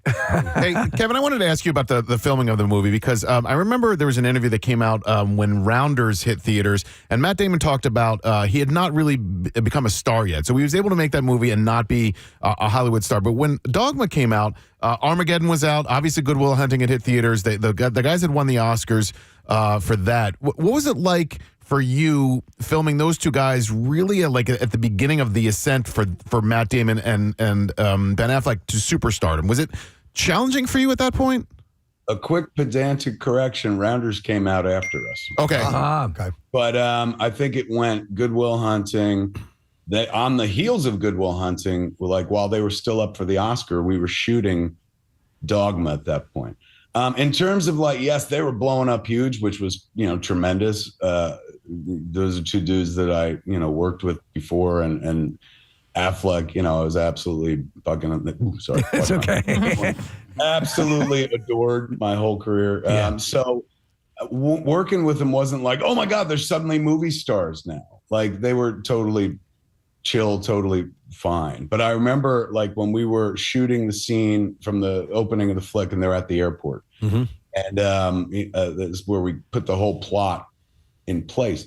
When we were done with that, they got on the plane to go back to Los Angeles for the Oscars. Wow. And so they had won the Golden Globe. And when they won the Golden Globe, they thanked everybody except me and Scott Mosier, who were the ones that got the movie over to Miramax to get made. Julie Adams was up for a Golden Globe because she was nominated for Chasing Amy that year. And after Ben's speech, she saw him and she flipped him a quarter. And she was like, you got somebody to call right now. And was like, oh my God, man, I cannot believe we forgot you. You're like, this is crazy stupid. I swear to you, if we ever get close to that Oscar, we're going to sing your name from that set. I was like, hey man, don't worry about it. It's totally cool. So me and Moj put the boys on the plane to go to Los Angeles from Pittsburgh for the Oscars, man, while we're still in Pittsburgh shooting Dogma, and they'll be gone for a few days and come back. So we're like, go get them, man. This is amazing and whatnot. And, they win the Oscar. And we are all gathered in Pittsburgh at the hotel room and stuff, the entire cast and crew watching this. And the boys are up there who we had just seen 24 hours prior, jumping around on stage going oh my God, who are we forgetting? We keep forgetting. And we're all sitting there. Me and Scott are leaning forward. And then they get played off and they're like, thank you, good night. The whole room goes quiet. And me and Moj are like, all right, we got to run upstairs real quick, grab a smoke. And we left the room. We're like, twice, bro. Twice. he called us up and he was like, I cannot believe it. So if you ever wonder, like, why does Ben Affleck still do Kevin Smith's movies? Listen, he went up again and could have mentioned you. You know, he won another Oscar. Him, and I got this book. There was this book we did a few years ago, a coffee table book called Kevin Smith's Secret Stash. Beautiful hardcover book from Inside Editions. But behind my back, they reached out to a bunch of people I worked with to have them write things and stuff. And Ben wrote this, like they asked for, I think it was 400 words. Ben wrote this really beautiful 5,000 word piece that they couldn't fit into the book for the space they allotted. So they printed it separate and stuck it into the book that it pulls out. And in it, he talks about like that whole story and blah, blah, blah. But, you know, in the moment, I remember like my mom and my dad, you were like, why didn't they mention you, Tiger? Like every time I'd see him, be like, Ma, I don't know. Like, and you end up looking like a rube. But talk about my God. It's like, yeah, you carry that forever and stuff. But like, it's been, you know, I certainly, me and Moj weren't like, oh my God, let's get this made because we were like, this would be good for our careers. The script was just wonderful. I remember when he sent us that script, we'd made Chasing Amy. We'd made Mallrats at that point. And not Amy yet. We'd made Mallrats. We were on our way to Chasing Amy. And he was having trouble getting Good Will Hunting made at Castle Rock where it was. And he was like, you're at Miramax. Do you think they would buy this? And I was like, they don't really buy expensive scripts, man. But like you could FedEx me the script and I'll read it. And he FedExed it to me. And I went into the bathroom, sat down on the toilet, started reading and didn't get up for the entire script. I came out after 2 hours. I was crying because it's so emotional. And Scott Mosier was like, that was one hell of a movement. What was happening? I said, I've just read Ben and Matt's script and it's amazing. And so I was just happy to get that stuff made. And honestly, like the only people that remember that they didn't say me and Scott's name is me and my mom. My dad died. So it's just me and my mom. All right. Well, the cast, Chris Rock, George Carlin, Alan Rickman, the great Alan Rickman. I've always heard, and the rumor's always been that Linda Fiorentino was she's great in the movie, but difficult to work with. Was that your experience, or what was your experience like with her on that set? Because she's really good. She got the movie made. Like she was the reason that they greenlit the movie. She was coming off of Men in Black, and at the end of Men in Black, it's her and Will Smith standing there. Like, you know, she's introduced as the new Man in Black. She was a character throughout the whole movie and stuff. And so it was on the strength of that they greenlit us. Like we were in development on Dogma for like a year. It took us a long time for them to say yes. At first they were like, you can make it for $3 million, which was like way too little for that movie. We eventually got it up to $10 million because the boys won the Oscars. So they were massive stars. And this was the first thing they were doing after that. And because Linda was in Good Will Hunting, they were like, all right, it was in, Men in Black. Right, yeah. And because of that, they were like, that's enough. You've got your 3 power stars, go forward. You know, and that was before we had Chris and Salma and George. Alan signed on very early. Alan had went to meet with the execs at Miramax. John Gordon, who was our exec on the movie, he went on to run Universal for a minute. He produced all the David O. Russell movies, including the Silver Linings Playbook. So he said, hey, man, Alan Rickman just came in for a general meeting to talk about this Merchant Ivory movie. And I was like, Hans Gruber? And he was like, okay. And all he wanted to talk about was Chasing Amy. And I was like, I made Chasing Amy. He's like, I know, man. So like, maybe we should send him a Dogma script. And I was like, he would be amazing as Metatron. And we sent it to him. The dude said yes, like right away. Wow. He was so sweet, man. Such a good guy. And he's so wonderful in the movie. He is. He's terrific. But looking at Linda's IMDb, she really didn't do much after that and hasn't done anything. If I remember correctly, she was working on a Georgia O'Keeffe biopic. And I don't know if it ever came to fruition. Okay. But yeah, I loved her because, you know, she was in a lot of things I dug, incling Gotcha back in the day. Gotcha. I remember that. Yeah, it was a good movie. Like she was in movies that I grew up watching. And The Last Seduction, too. It happened like maybe a year or 2 before we made Dogma. And that was a massive movie that she should have gotten an Academy Award nomination for, but because it had played on Showtime once prior to its theatrical release, she was blocked from doing so or whatnot.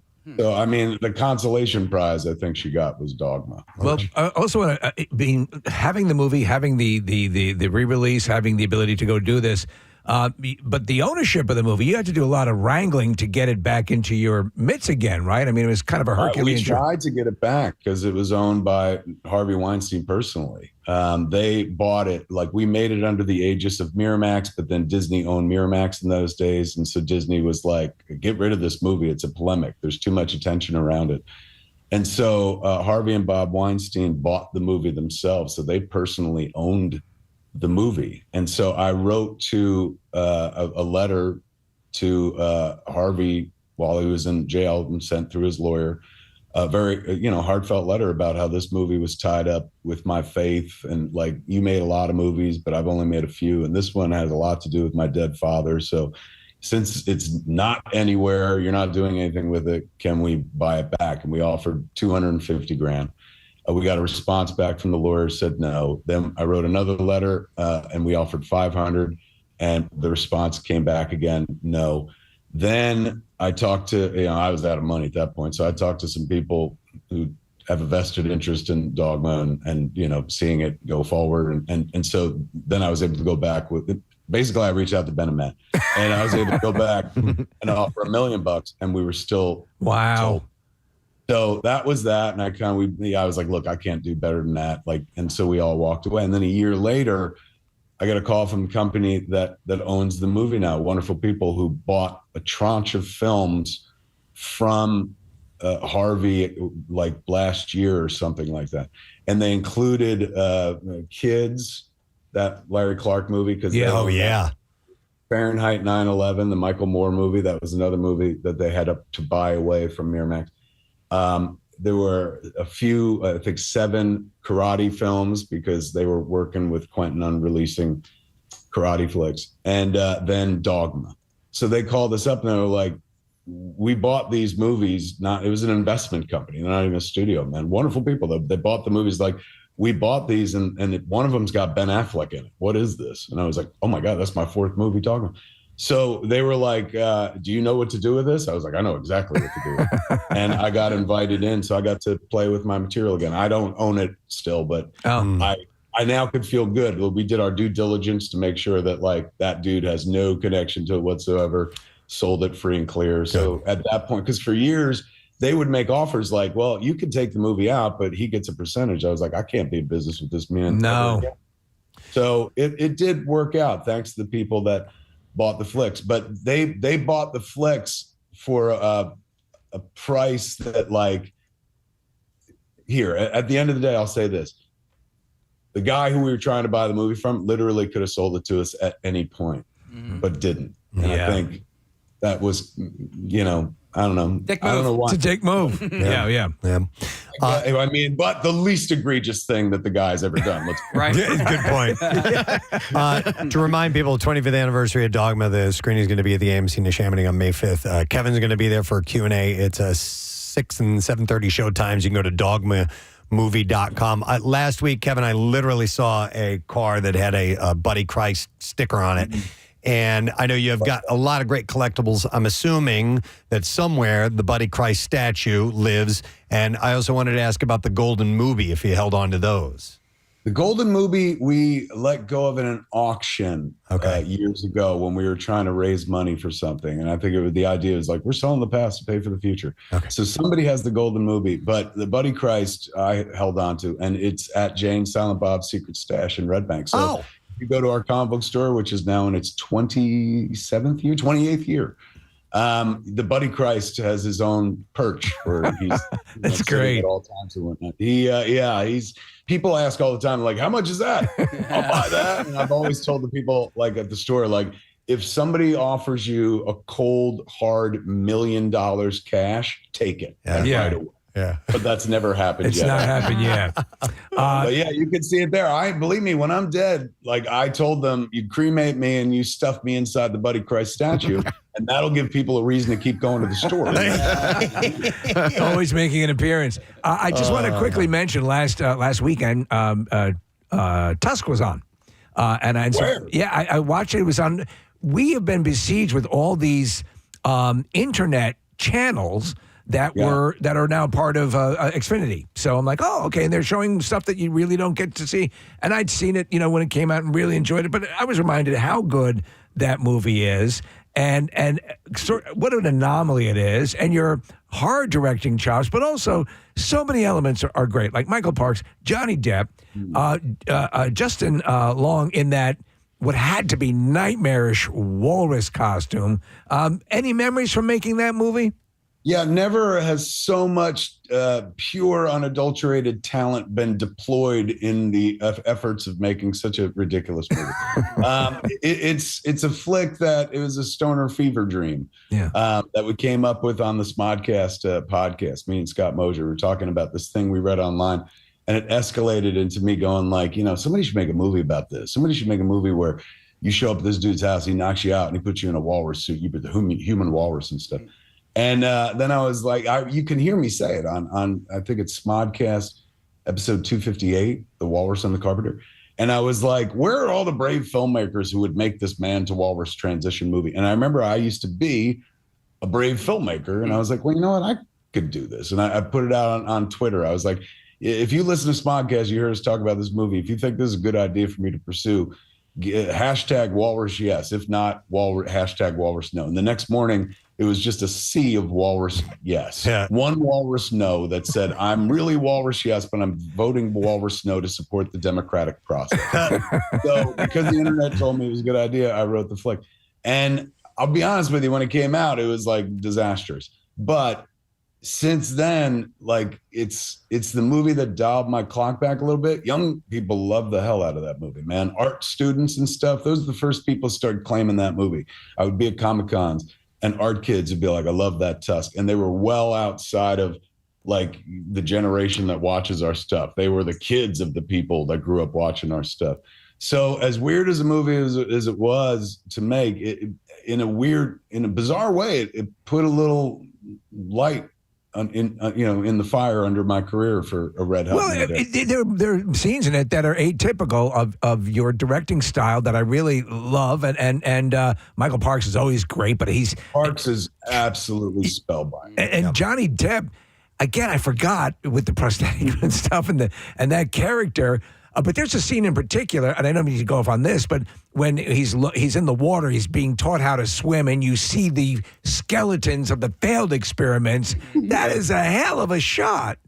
It is. It took me, let me see, by the time we made Tusk, I was at least 24, 23 years into my career or something like that, because I'm 31 years into it now. So I think if like after 20 years of doing a thing, you can't come up with an interesting shot. Maybe they're right. Maybe I am a visual idiot. Well, I enjoyed it. That was the movie where I actually like that, and Red State are two of my favorites because they indicate that like, oh, he could have been a really good filmmaker. He just wasn't really interested in that sort of stuff. I love in the trailer for the movie, for the release of Dogma. You had to. Yes, the line. Yeah, the line. Say the line because it's hilarious. It is. So it says, the good folks at Bond have cut that trailer. They're a marketing firm out here in Los Angeles, and they cut the trailers for Jay and Silent Bob reboot, Clerks 3, the 4:30 movie, my last three movies, and then we went back to them for this. They also came up with the amazing poster. So the trailer is largely theirs from top to bottom, with a brand new like sell of an old movie. I was absolutely blown away. But they do that thing that like I've tried never to do in my career. I never use that, a film by Kevin Smith. I never try to separate myself out because film is a collective art form and everybody makes it. And it wasn't just me. So I never liked that. So as my career has gone on, I have to concede to the fact that my name is a marketable name. So it always becomes an argument at trailer time where people want to include from Kevin Smith. And I was like, please don't do that. Like it reeks of Kevin Smith. You don't have to put my name on it. Right. The moment they see Jason Mewes, they know it's a Kevin Smith thing. So they had it in here, and the folks were like, it would be very effective, useful as an old movie, you're tied into it and stuff. So it said from writer-director Kevin Smith. And then the only note I had for him, I was like, can we add in parentheticals after half of a second of that on screen, when he made good movies. And nobody fought that. I busted out laughing when I saw that. Yeah. I mean, it was the one thing. I can take no credit for that trailer. They did a wonderful job cutting it, but I was like, this will go down easier for me if we can add a joke here. And there's one more laugh, and it also, my whole career has been all about like stealing the thunder. You can take the piss out of yourself before somebody else does and stuff. So that it just fit. And I knew people who'd be watching it who don't like my stuff anymore would be like sitting there going, well, this is when he was good. So we might as well write that on the script. That's great. All right, I'm going to take a left turn here because I'm going to ask you a question because you seem to know stuff about the industry. There are two movies that there are two movies that I've been trying to purchase digitally. And in fact, I don't even know if you can find the DVDs anymore. And I'm wondering why these are not available, but the sequels are. Okay? I cannot find Cannonball Run or Revenge of the Nerds anywhere to purchase. And I just don't, but you can get Nerds in Paradise and you can get Cannonball Run too. and to me, it makes no sense whatsoever. Why is that? Nerds is a weird one because that was a Fox film, right? Like that was. I think it was. Yeah. Movie. Sometimes what happens is soundtrack issues have in the past delayed releases of movies when they make a film at a time where there's not like the soundtrack deal as it was in the 80s or the 90s or something like that. And so their music was being used next to nothing or free or something. And so sometimes they'll swap out tunes, or if the tunes are too specific to that movie, then they spend a long time negotiating or waiting for the artist to break down so they can finally include it and stuff. So that could be one possible reason. Kevin, let me jump in here for a second because I think I remember clearly there was a point in time where they did that with Animal House. They took... I believe, Fast Times at Ridgemont High famously had a couple tracks that they had to swap out. Right. Animal House, I don't remember, but it could have been. Yeah. Marissa was saying PCU back as in well. the day, music issues would hold things up. I don't know what would be holding up Cannonball Run. It's not like, oh man, that's soundtrack. So I don't know what that one would be about. But what a crowd pleaser, man. I'm assuming that Coppola, from his script, is probably an issue for the original Cannonball, has to be. Next, I want to ask you what your thoughts are after watching the trailer for the new Fantastic Four movie. Fantastic. I mean, well, that's low-hanging fruit to just say fantastic. What it smells like to me, and I don't think I'm like decoding language. And if you know your Marvel history, if you know your MCU, if you see where they're going with things, these characters exist in a pocket universe, a different Earth than quote unquote ours, or the sacred timeline, Earth 616.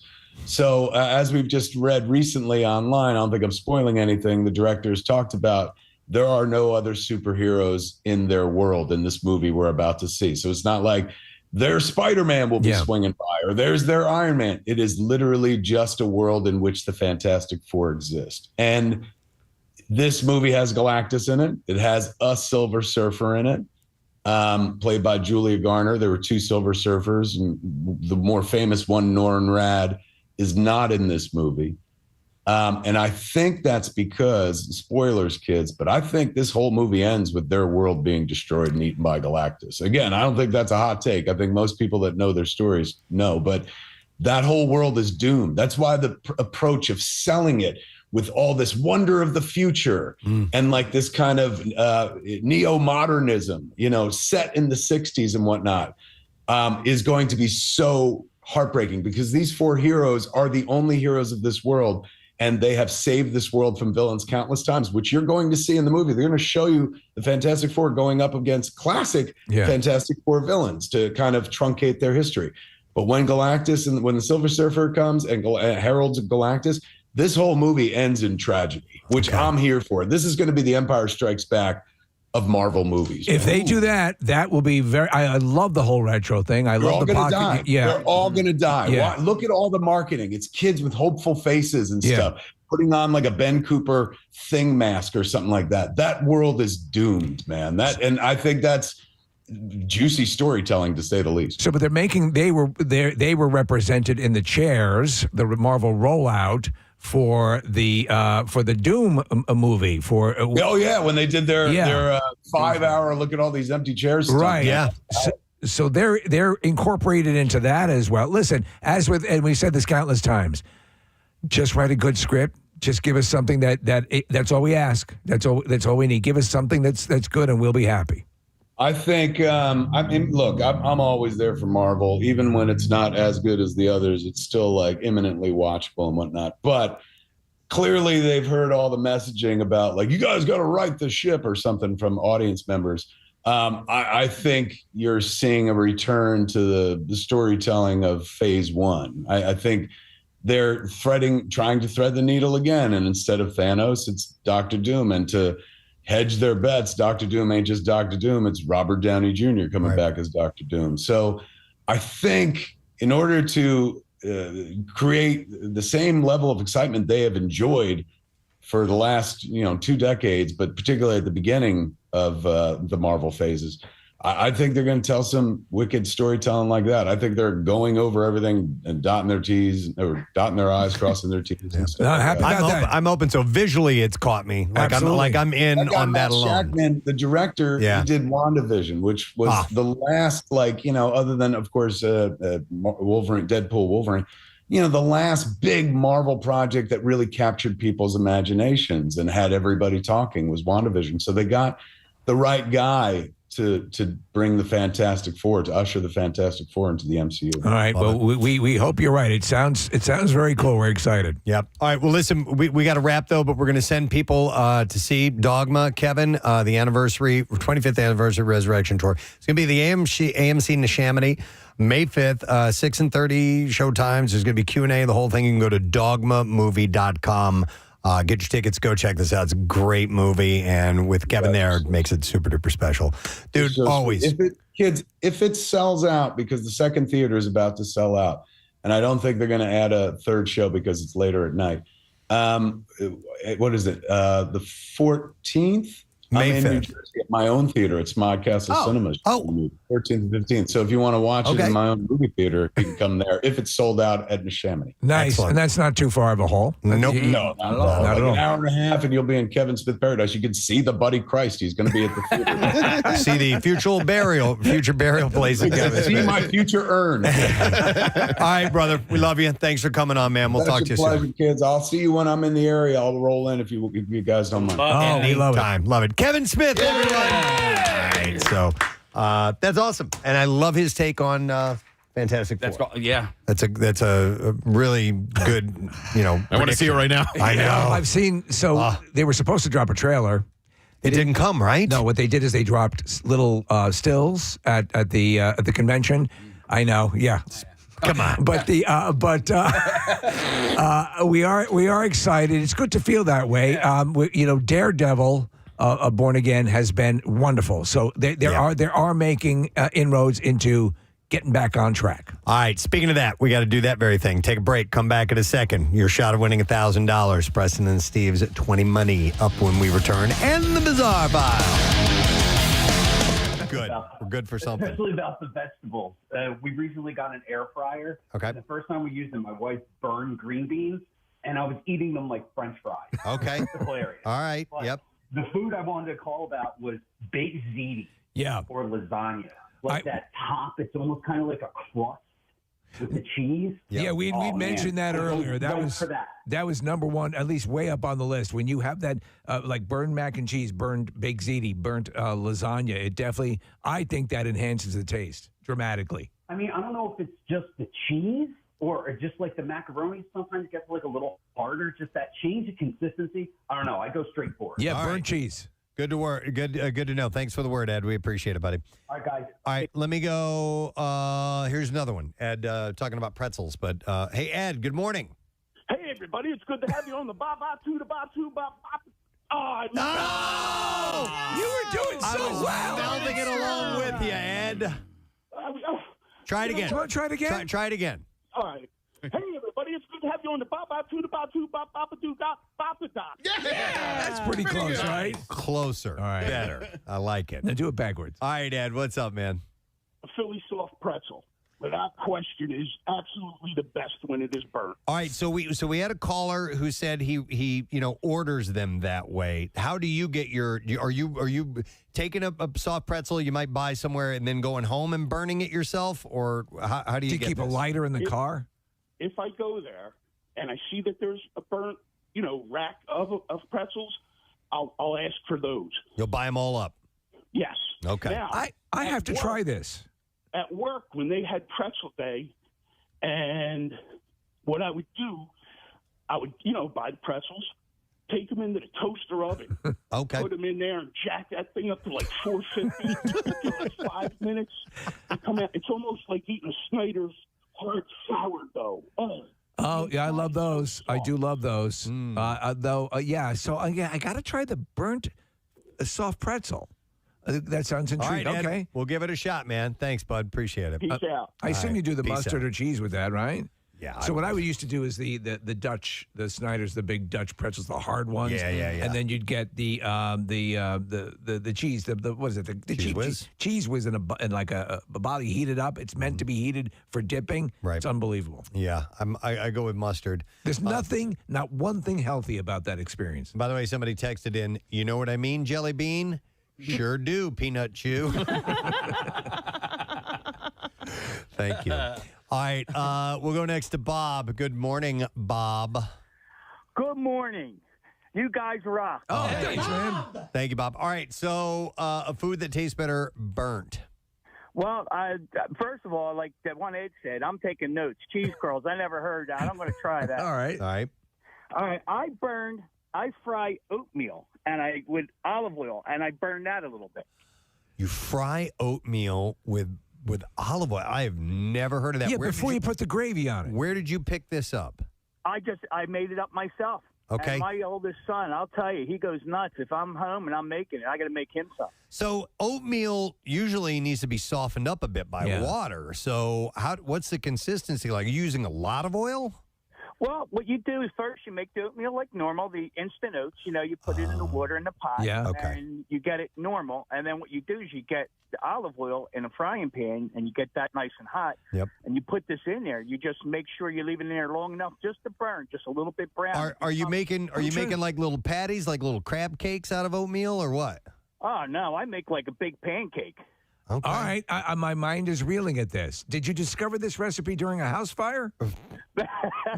No, it's just the way my mind works, I guess. All right. And then do you throw anything on that? You throw some fruit on it or sugar? Oh, you could throw whatever you want in there. You could throw cayenne pepper. You can put onion salt, whatever you want. Onion salt? What the hell? So you're having savory oatmeal? Oh, yes. See, I always think of it as a sweet So do I. treat. I love oatmeal. Wow. It's crunchy and soft at the same time. You got the best of both worlds. All right, you're changing things up here. You're making my mind freak out. I like the unique thought. All right, thanks, Bob. He's like you, Casey, because Casey, did you see what Casey did with the cinnamon toast crunch? Oh. Yeah, he made. What'd you make out of it? French toast. French toast, yeah. Cinnamon toast crunch, French toast. So, would you crunch it up? I crunched it up. You batter and then dip it in that. Yep. Okay, that sounds pretty good. The only thing I would have done. Original idea? Well, no. I mean, I initially, I follow Blackstone Griddle on Not Instagram. the magician. No, and they had Fruity Pebbles, and I don't have Fruity Pebbles. Okay. I have cinnamon toast, so I did it with that. The only thing I would have done differently is I would have crunched up the cereal a little bit finer, made it more of all powder. I got right. you. Yeah, throw it in a processor, something like that, and doing it that way. Martin's Potato Rolls commented on your recipe. I Casey. know. Well, I tagged them on it because the other thing is I didn't have any bread in the house. And the only thing I had left over were potato rolls from the cheeseburgers that I made on Saturday And night. that worked well for you? It did, as a matter of fact. Those potato rolls were real. I'm going to go to Walter. Hi, Walter. How you doing, man? Walper. Walper, are you there? Chris? No. Sure, Chris? Is your name Chris? Yeah, my name's Chris. Where the hell did Walter come from? This is my version of good morning it to Carnival. All right. I told him mine. All right. What's up, buddy? So I got married in 2009 to my wife, and she gave me 2 terms of divorce. One would be if I ever gave her a Dutch oven. Okay, And the other one is if I ever steal the little French fries that are burnt from like the batch before, that accidentally make it into yours. Sure. She loves them. All right. I agree. The itty bitty crunchy ones, they're almost potato chips. They're really good. Yeah, I like them too. Yeah. Yep. They're amazing. Would she like save those for last, or just savor in them and point out how much she loved them? No. She will dig through the bin of French fries to find them. You know what you should do? And honestly, put the whole relationship to the test. Do a Dutch oven, but when you put the blanket up over her head, between your legs is a bowl of those burnt French fries. There you go. I thought about that on April Fool's one time. All right, thanks, Chris. Appreciate it, man. Or Walter, or whatever you want to go by. All right, so this was also on this list that got it started, and I'm going to let Marissa handle it. Hi, Marissa. Good morning. Good morning, guys. Hey, so we're talking about foods that actually taste better if they're a little bit burned. So I love burned food in general. Just like Casey, I love my chicken burned. Yeah. But I like pierogies, like, you know how you normally boil them? I like to pan fry them, and I like them really, really crispy. Mm-hmm. I can see that. I like pierogies. It's kind of like, dumplings or pot stickers. I prefer them fried. I think having a little crunch on the outside is yummy. My mother used to make dumplings, and then when they got a little bit burnt, they were fantastic. Yeah. So are you a big pierogi aficionado, Marissa? No, not really. I'm weird, and I like them that way. No, there's a great pierogi place on Henry Avenue. Oh, okay. Yeah, in Roxborough. I think it's Roxborough. Yeah. Hey, Marissa, do you what do you fry them in? Is it an oil or butter or what? I just put butter in the pan with some garlic, and I just fry them up, get them really crispy, and they taste the best that way. Yeah, can I come over? Oh, anytime. Anytime. All right, thank you, Marissa. He'll bring. You do goat yoga. Hey, there was. Let's see. You know what? I thought of one that I used to like. Nick, we made the bologna sandwich here for you one time. Oh yeah, me and Nick Elmy did. He doesn't stand for bologna. I like it a little bit charred. Yeah. Okay. Yes. I do like it a little bit charred. I think it tastes better. So where is the char happening? Like, is it on both sides? Does it matter? No, just on the outside. Yeah. Okay. After the hour to enter that via the MMR app or at WMMR.com. And you can even text the word stage to the special contest short code number that we have, which is 45911. One random entry is going to win $1,000 in our company-wide contest. And each MMR winner gets a pair of MMRBQ tickets on top of that. Winners will get a call from Beasley. Make sure you answer your phone. There are contest rules available at WMMR.com. And Preston and Steve's 20 Money is sponsored by United Tire and Service.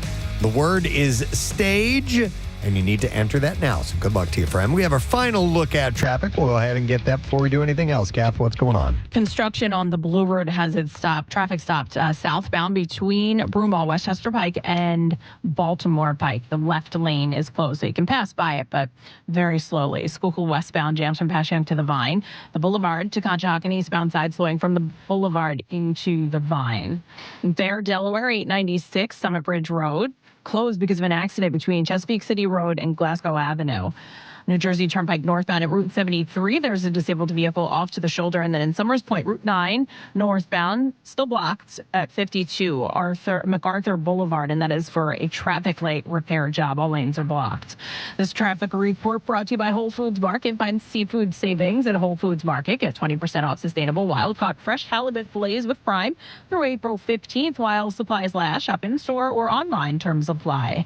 And that's your traffic on 93.3 WMMR. Thanks, Kath. I meant to mention this earlier this morning. I'll hit it again in the early AM tomorrow, but there's something that we want to try out on Friday.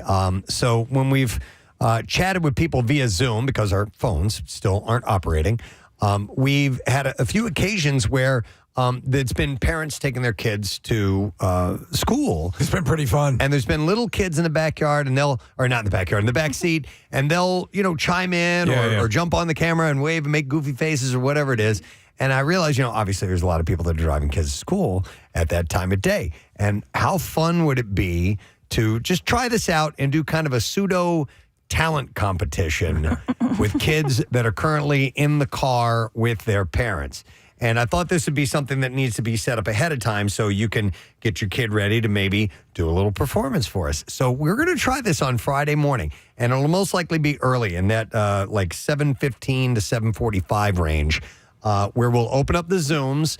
And if your kid is in the car on the way to school, they just need to do some type of entertainment, some type of performance. Anything. It could be an impression. It could be something from our show. They could sing a little bit for us. They could do, I don't know, make goofy faces. Whatever their thing is. Yeah. Their kids all have. Beatboxing. Yeah, they've got their little thing. And we've gotten some gift cards from Arnold's Family Fun Center. Oh, to give love away. that place. So what I'd like to do is call this the most talented kid in the car. Yeah. And we will try this on Friday morning. And I don't know if we'll have any takers or not, but I figured it might be kind of fun to take the Zoom thing out for a spin. So we're asking that each kid does what, about a half hour? Yeah, something like that. Yeah. No, it could be super quick. It can be a couple of minutes, or it can be 10 seconds, or whatever it is. If they make a goofy noise that you've always gone like, can you believe my kid can do this? Yeah. You know, that type of thing. If they play the trombone. Bring the trombone in the car. Or the tuba. For real. Maybe they bring the instrument to car. Maybe they can drive. Maybe you let them take a shot at driving. But we want to try this out on Friday morning in our 7 o'clock hour. So just a heads up to that. And, age range. Casey, I just quickly was like, we need to decide what ages we're talking about here. So grade school and younger, and that's it. Sub-teen. Yeah, we don't want to go past, 5th grade? So what are you in 5th grade? 11 or 12. 11 or 12, yeah. Maybe that's still a little old, right? Yeah. No, I think that's old enough. I think I would go. No, I went younger. I know. Yeah. That's where I would cap it. Old enough to stop. Okay. Yeah. So I would go like 4 to 12. All right, 4 to 12 years old. grade. And we'll check your driver's license. 4th to 12th grade. We're going to look Wait, at your then ID. you're talking about middle school. If you're going up that high. Yeah. I'd say He wants grade younger. school. Let's keep it there. All right, fine. A little bit younger. Yeah. So 10 years old? Can you cap at 10 years old? I think we should cap at the grade, to pick a grade. Yeah. I think elementary school goes up to typically 5th grade. Correct. 6th is. I like that. I let's keep it at that. Okay, and then we can go even younger if you got like a pre-K kid that does something fun. That's cool too. Love it. But just on a side note, so junior high or middle school starts at 6th grade here? Typically, it does. yeah. Wow, because elementary school in New York was 6th grade with 7th grade. Yeah, it's changed a while. Yeah, my kids were all. I mean, I was a one-room schoolhouse. Right. You know how it was. You ring the bell and you come running. Come in from the fields. I think Chuck's middle school went to 9th grade. I think it was like 6th to 9th Ours grade. did. Yeah, Mine did too. Let's require that the kids have their driver's license so we can see how old they are. All of our grades changed throughout my entire 1st through 12th grade. So when I was in elementary school, Steve, it was the same. It was K through 6. Yeah. And then when I was in middle school, 6th grade came up to the middle school. And then when I was in high school, 9th grade left the middle school and went to the high school. Nick, sorry. Go ahead. So what happened with me, Nick, was grade school was up to 6th grade, and then it was 7th through 9th. And back in my day, we called it junior high. That's what we called it, junior high, and then 6th off to to 9th. high school.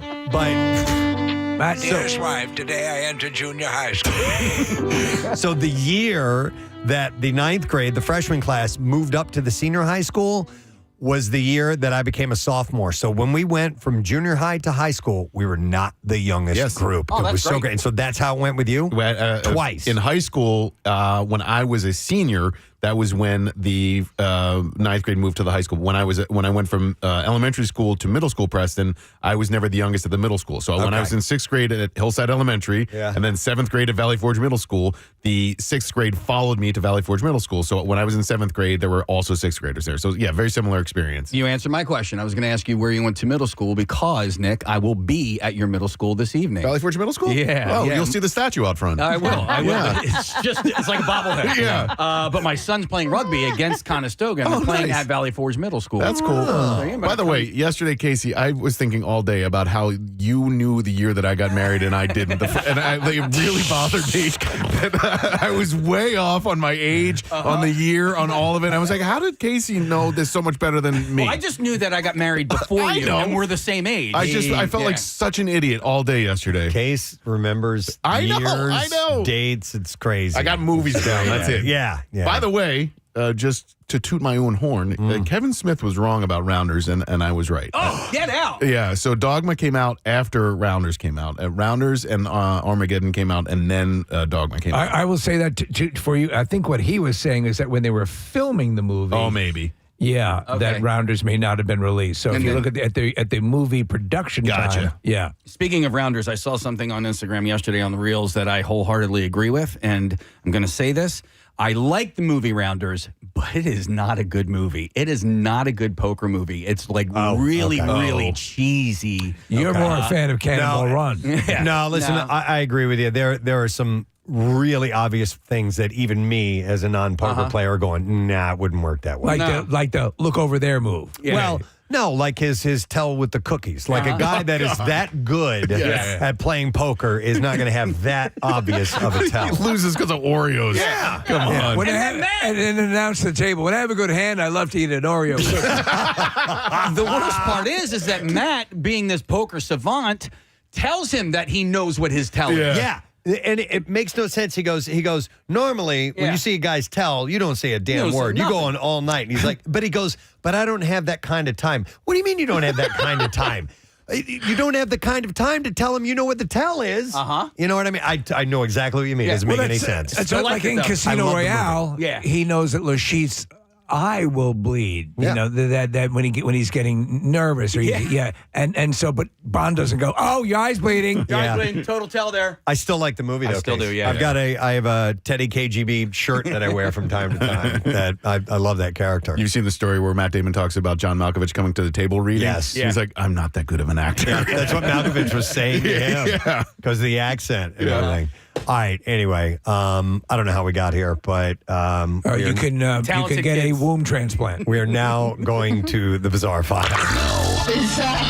WMMR presents Preston and Steve's Bizarre File. Brought to you by Adam Home Services. You can get a $59 AC tune-up guaranteed to keep your system running or your money back. And you can call the pros. Call Adam.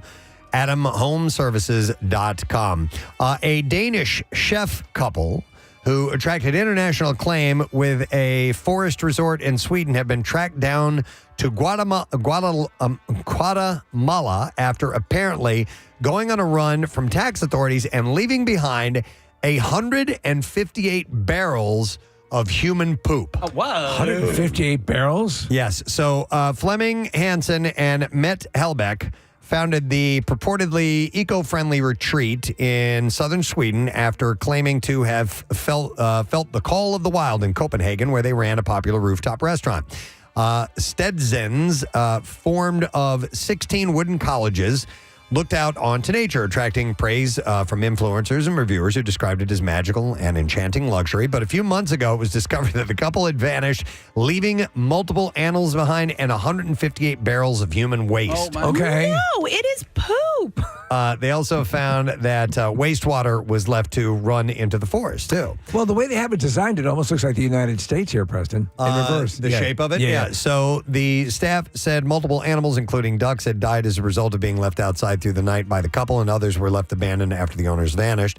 The location was declared bankrupt in March, and the couple reportedly registered themselves as living abroad before Christmas. And according to the investigation, they left the Danish capital where they owed millions in debt to Danish tax authorities in 2016 and moved to Sweden. And there they set up this location, but started accumulating debt to Swedish tax authorities, which amounted to more than $700,000. And they have since started a new hotel business in Guatemala. Even during the holidays, you'll maybe find 15 to 20 barrels of poop at my house. Yeah. But not over 150. No, that's too many. Local authorities described their actions as an environmental crime, and the head of building and environment for the local community said over 150 barrels of human S. And Does so- the actual wood that the barrels are made out of, does that seep into the flavor of the poop, or is it? Yeah, It's part of the distilling process. Yes, Steve, it actually is. So a 31-year-old McDonald's employee in St. Petersburg, Florida, was arrested for allegedly choking a 17-year-old customer during a dispute over ranch dipping sauce. Oh, boy. The teenager reportedly walked behind the counter to get the sauce after not receiving assistance from staff. At that point, the employee, Akina Sampson, allegedly grabbed the girl's arm, and when the teen tried to pull away, grabbed her neck and took her to the ground. You sure like red sauce. Police noticed that the victim had visible injuries on her neck and left elbow. Sampson was charged with child abuse and released on bond with orders to have child abuse. That's like attempted murder. No contact with the victim. Yeah. This is really weird. A restaurant in Chiang Mai, Thailand, has stirred up controversy with its skinny discount promotion. And here's how it works. Customers can earn up to 20% off their meal if they physically can squeeze through a series of bars that are set up at the entrance. The narrower the gap you fit through, the bigger the discount. For example, fitting through the smallest space gets you 20% off, while larger gaps offer smaller discounts. Unsurprisingly, the gimmick has sparked a little bit of debate online, and some people find it fun and creative, appreciating the lighthearted challenge. Others, however, criticize it for promoting body shaming and unhealthy body image standards, arguing that it discriminates against those who can't fit through the smaller spaces. But everyone will want to try it anyway. Listen, if I'm a restaurant owner, though, I want the bigger people in my place because I think they might potentially eat more. So I might give them the discount. Yeah. The restaurant has yet to respond to the backlash. I had a story earlier of a woman that was missing for days that fell into a manhole. Yes. Here's a different type of story, but similar. A 74-year-old Michigan woman who was missing for 3 days has been found alive after vanishing following a trip to the casino, police said. On Sunday, April 6th, police put out a news release asking for the public's help in locating a missing woman named Nancy Bloomquist. Police said that the elderly woman had been reported missing under concerning circumstances, last known to have traveled to the Little River Casino on April 3rd. Surveillance video footage showed her leaving the casino at approximately 5:30 in the afternoon, driving southbound. She had not been seen or heard of since. Now, on Monday, the sheriff's office confirmed that the missing person had been found alive after officers had been called to report a burned vehicle. Oh, man. The Post said that the missing person was located by a drone about 150 yards from the vehicle in a heavy wooded area lying next to a downed tree. It was confirmed the person was this missing woman. She was found alive, was taken with, talking with deputies at the scene. So she had apparently, on the way home, had become lost. She ended up down a long driveway of a seasonal home. And when attempting to get turned around, the vehicle became disabled and caught fire. So I'm guessing like her tires got stuck. She was revving the engine. Revving the engine, and it eventually caught on fire. So the victim left the vehicle, forgot her cell phone in the car. Oh, boy. And when she attempted to return to the car, she got lost in the woods. And a trail cam captured the vehicle driving in and the victim walking out. Video evidence showed that she did not return. She laid next to a downed tree to seek shelter during the Thursday night rain. Became cold to the point where she couldn't get back on her feet Friday, and she stayed laying there till Sunday night. Wow. Out in the cold. I mean, this is in Michigan, so it got quite chilly. The distance from the casino to where Bloomquist was found was about 15 miles or so. But again, she was only like 150 yards from the car where her phone was. And that, lies how lost you can get in the woods. It's crazy. Bloomquist. So she was at a house that was seasonal and closed? Yeah, she went down the wrong driveway. Okay. And it was there was a house there, right? But it was a long driveway. Yeah. I don't think she got to the she didn't end get of to it. the end of it. But they found out that They was were where actually it was. having an open house with sandwiches. There's balloons. You should have seen that. We're right over there. Yeah. Bloomquist's brother said that his sister had hit her head after falling out of her bed the day before she went missing, so he believes that the disappearance may be linked to her having a concussion. So, man. Wow. All right, and there you go. That's what I have in the Bizarre File for you. A reminder, we have the 20 Money contest that's taking place, and you have just a few minutes left, 7 minutes total, to enter the word stage. That is our word that is worth $1,000. So you can enter that through the MMR app at WMMR.com, or text it to 45911. Again, the word is stage, and it's brought to you by United Tire and Service. So good luck to you. We hope you win that money. Coming back, less a question, trash, music news next. All right. I will tell you this. I do not like regular bologna sandwiches, but grilled bologna sandwiches, I can swing that. Nice. Chuck D'Amico loves to air fry pepperoni. Oh, really? Doesn't stand for pepperoni. He doesn't stand for bologna. Yeah, I bet that's like well done bacon. Like it's really crispy and falls apart really easily. Who brought? There was somebody brought by. It was with syrup. Do you remember, Nick? They brought by this obscenely huge tray of like burnt bacon with like a syrup, and I was like, I'm like, this is the greatest and most horrible thing in the world at the same time. I want it back, though. I want it back. I want you back here in Philly. Hello, bacon. We want you back. They what was it? The farmers, Founding Farmers? Yeah, founding farmers. Yeah. They have these things called bacon lollies. Oh, what's that? Which are it's on a little stick and it's a piece of well done bacon. Oh wow! That's got like a wrapping something, a candied type of candy, sweetness on it. I got like you. that. It's pretty tasty. Is it around a particular item, or is it just the bacon? A wedding ring. What do you mean? Is it around? Like is there scallop hidden within? No. No. Just why? bacon. Why? What makes you think the lolly part? Yeah. Like no. It's like it's a on a Tootsie stick. Pop. All It's right. on a stick like a lollipop. I would stick a scallop in there and then wrap it with bacon and then make that the pop. I like that too. That almost becomes like a blow pop, but a different version with meat. A scallop pop. Yeah. Because a blow pop had gum in the middle of Right, it, it's- right? there's two Or layers. Tootsie Roll. Tootsie Pop has Tootsie Roll, yeah. Right. Remember Tootsie Pop drops? Those Yes. were. I loved those. Yeah. I like scallop drops. They were my favorites as a kid. Candy-covered Yeah. scallops. These are great, Mom. Yeah. Do they make Tootsie Pop How many drops licks anymore? does it take to get to the center of a scallop pop? These are birth control pops. Wow. All right. Anyway, clearly we could talk all day about this because our text messages are lighting up like crazy, and so are our phone lines. But we have to take a break. But I thought it was an interesting look at foods that might taste better, with a little burn on them, if you will. By the way, do you say burned or burnt? I would say. I say burnt. You know, I don't know. A burned, I guess, and burnt is adequate as well. All right. Anyway, thank you for your calls. We appreciate it. We're going to take a break. We're going to come back in a second. We'll dive into the bazaar when we get back. Stay with us. Tuesday today, chance for you to win a Preston Steve tattoo. So text word tattoo to 39333, and that is from Floating World Tattoo and Piercing. Just wanted to mention that Nick saw a bare naked booby in the wild yesterday. In the wild. In the wild. And not a bird. Because if you go to a strip club or something like Right. that, that's like going to the Right. zoo. Right. Okay.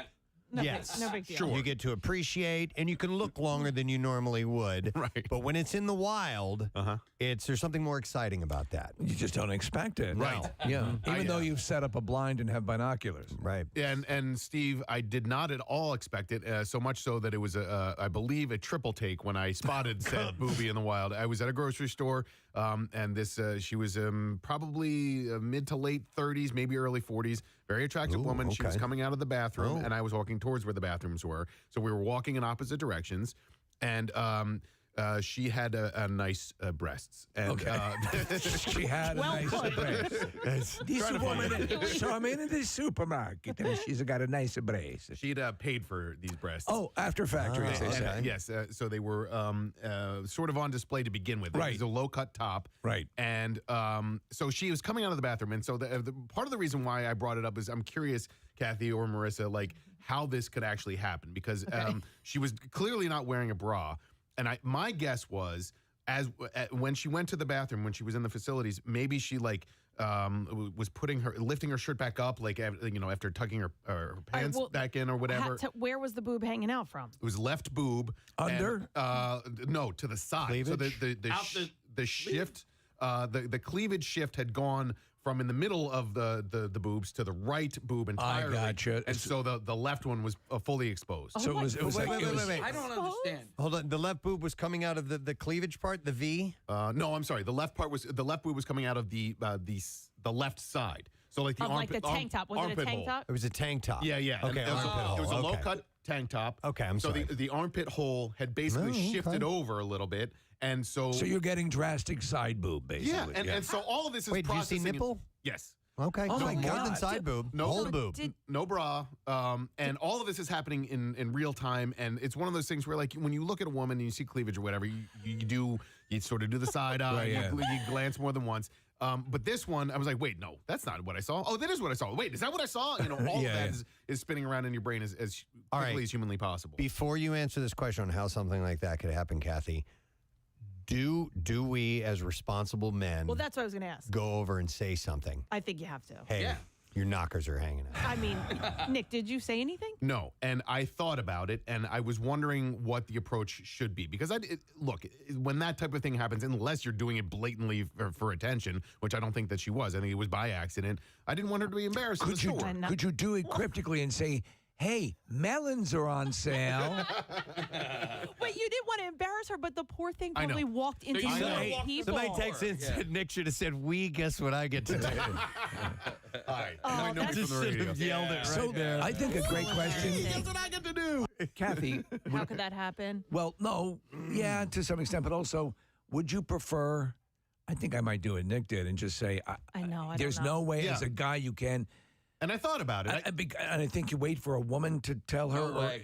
So what would you do? I mean, would you prefer that a guy told you if you were exposed that way? Oh, I mean, it would be so embarrassing. Yeah. But if I was walking out of the bathroom, I think I'd rather catch it instead of walking through the rest of the store and like more people seeing Okay. it. Or do you go find a random woman to go tell this Yeah, woman. honestly, I think There's that a woman on aisle 5 with her knocker hanging out her armpit.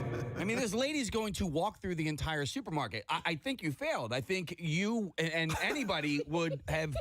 You want the very first person that sees it to tell you that they just saw it. Like, I can understand Nick's position on that, though. I don't Well, understand. it was a moment in time, Casey, and so I didn't want to turn around and then chase after this woman and say, hey, your boob's hanging out. Hey, lady! So I debated whether or not I should do it, and I suppose your instincts would have been different than mine, but at the moment, I didn't want to say anything that would have embarrassed her any further, and so, like, to me, the person doing the confrontation and saying something to her, that's embarrassing to me as well. I don't want to be that guy that'd be like, hey, your boob's hanging out. And finding the right words in that moment as well might be kind of hard. Like, your shirt. You're hanging out, would be like, oh my God, why did I say that? It'd be like, cover up, maybe. I don't know. I would have just said your shirt. Your shirt. Check your shirt. Your knocker plopped out. So in hindsight, I kind of wish that I had said something, but at the moment in time, I did not. Oh, but let me explain, because I can see how this happens. Now, I don't have fake boobs, but either way, like if she was in the bathroom, because this has happened to me, not where my boob is fully out, but if we don't sit on the toilet and we're hovering, like you're kind of hovering forward, the boobs are hanging. I think that's what happened. Yeah, I think that's exactly what happened. So that left her in this precarious predicament. There's a whole bunch of I think, moral questions here as to how you approach that and what you would do in that situation. I could see you. It's like when you see a fight in real life. It's like you're so used to seeing it in the movies or whatever that you don't.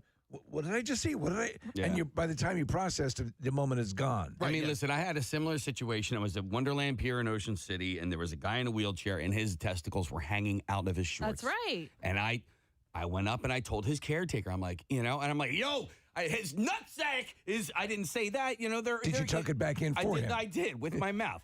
No, but I said to the caretaker, I'm like, excuse me, this gentleman's testicles are exposed, and it's as simple as that. Like, yes, it sucks. It's embarrassing. I was at a wedding one time, and it was a daytime reception, so the room was well lit up. It wasn't a dark room, and everybody's dancing. We're doing kind of slow dancing, the traditional man and woman dance, whatever you call that, not a foxtrot, but anyhow. And there was a gal who was there, and we had met her earlier in the day.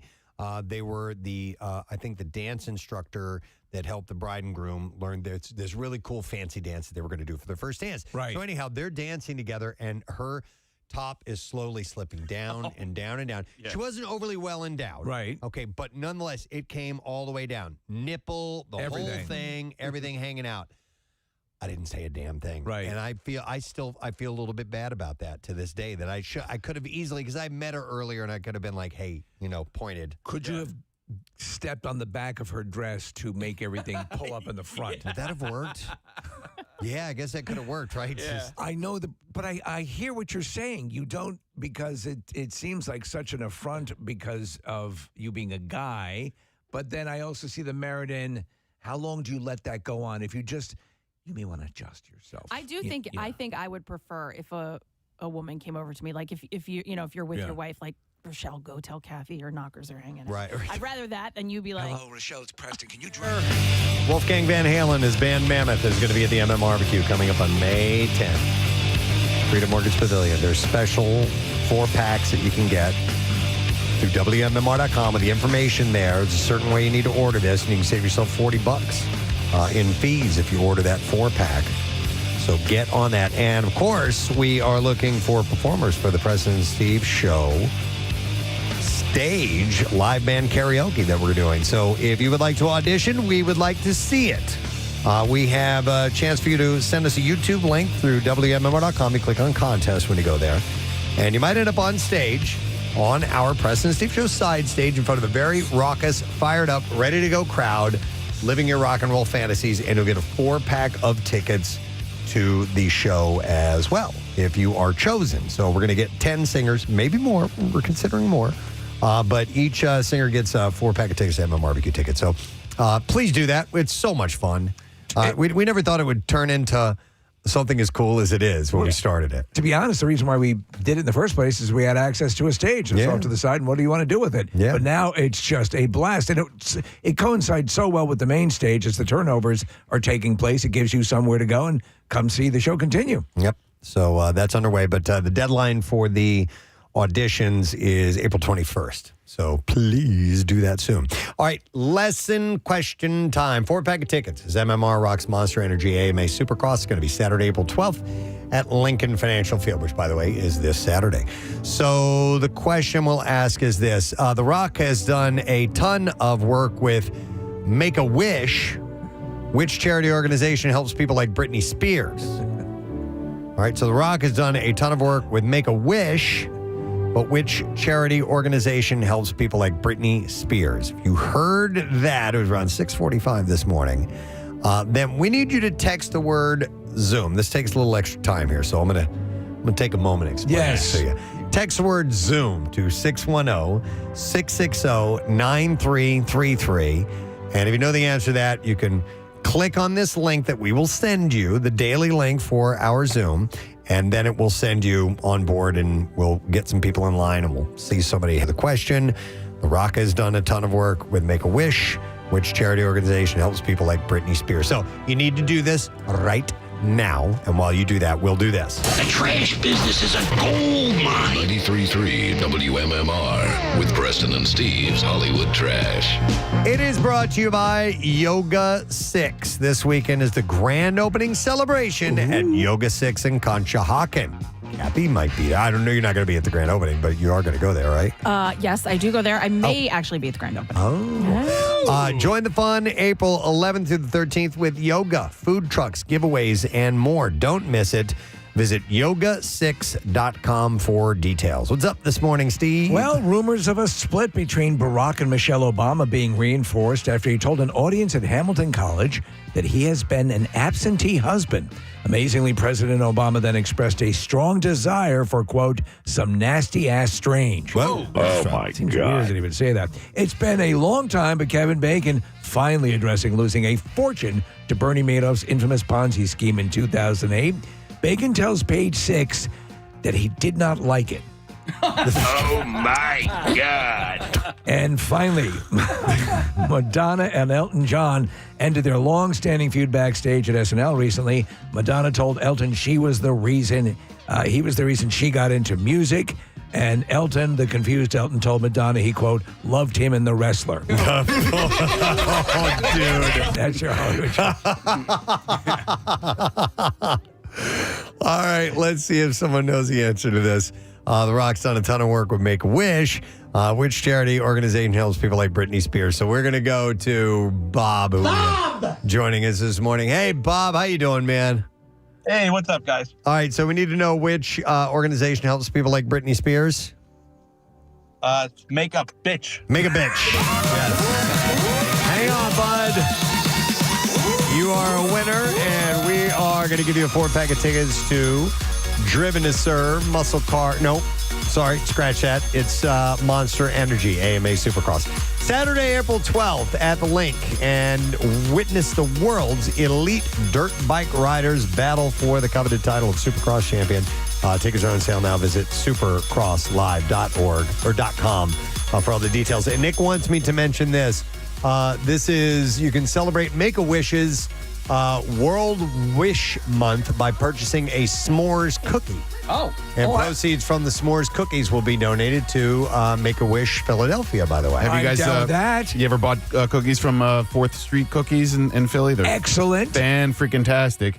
And so they're making a donation. And just a real quick thing about Make-A-Wish is that it's a fantastic, incredible national organization, but all the wishes are donated by local chapters. So Make-A-Wish Philadelphia handles all of the wishes in our area. And so in order for them to function properly and to be able to fund these types of things, you need to donate to local chapters. So Make-A-Wish Philadelphia, it's Make-A-Wish PHL on Instagram, and you can find out all about the cookies and everything else there. And this is Make-A-Wish month. And is that only from famous 4th Street Cookies? Yes, for this month, yeah. Okay, all right. Just a heads up on that. All right, music news, here we go. Now, Preston and Steve's Music News on 93.3 WMMR.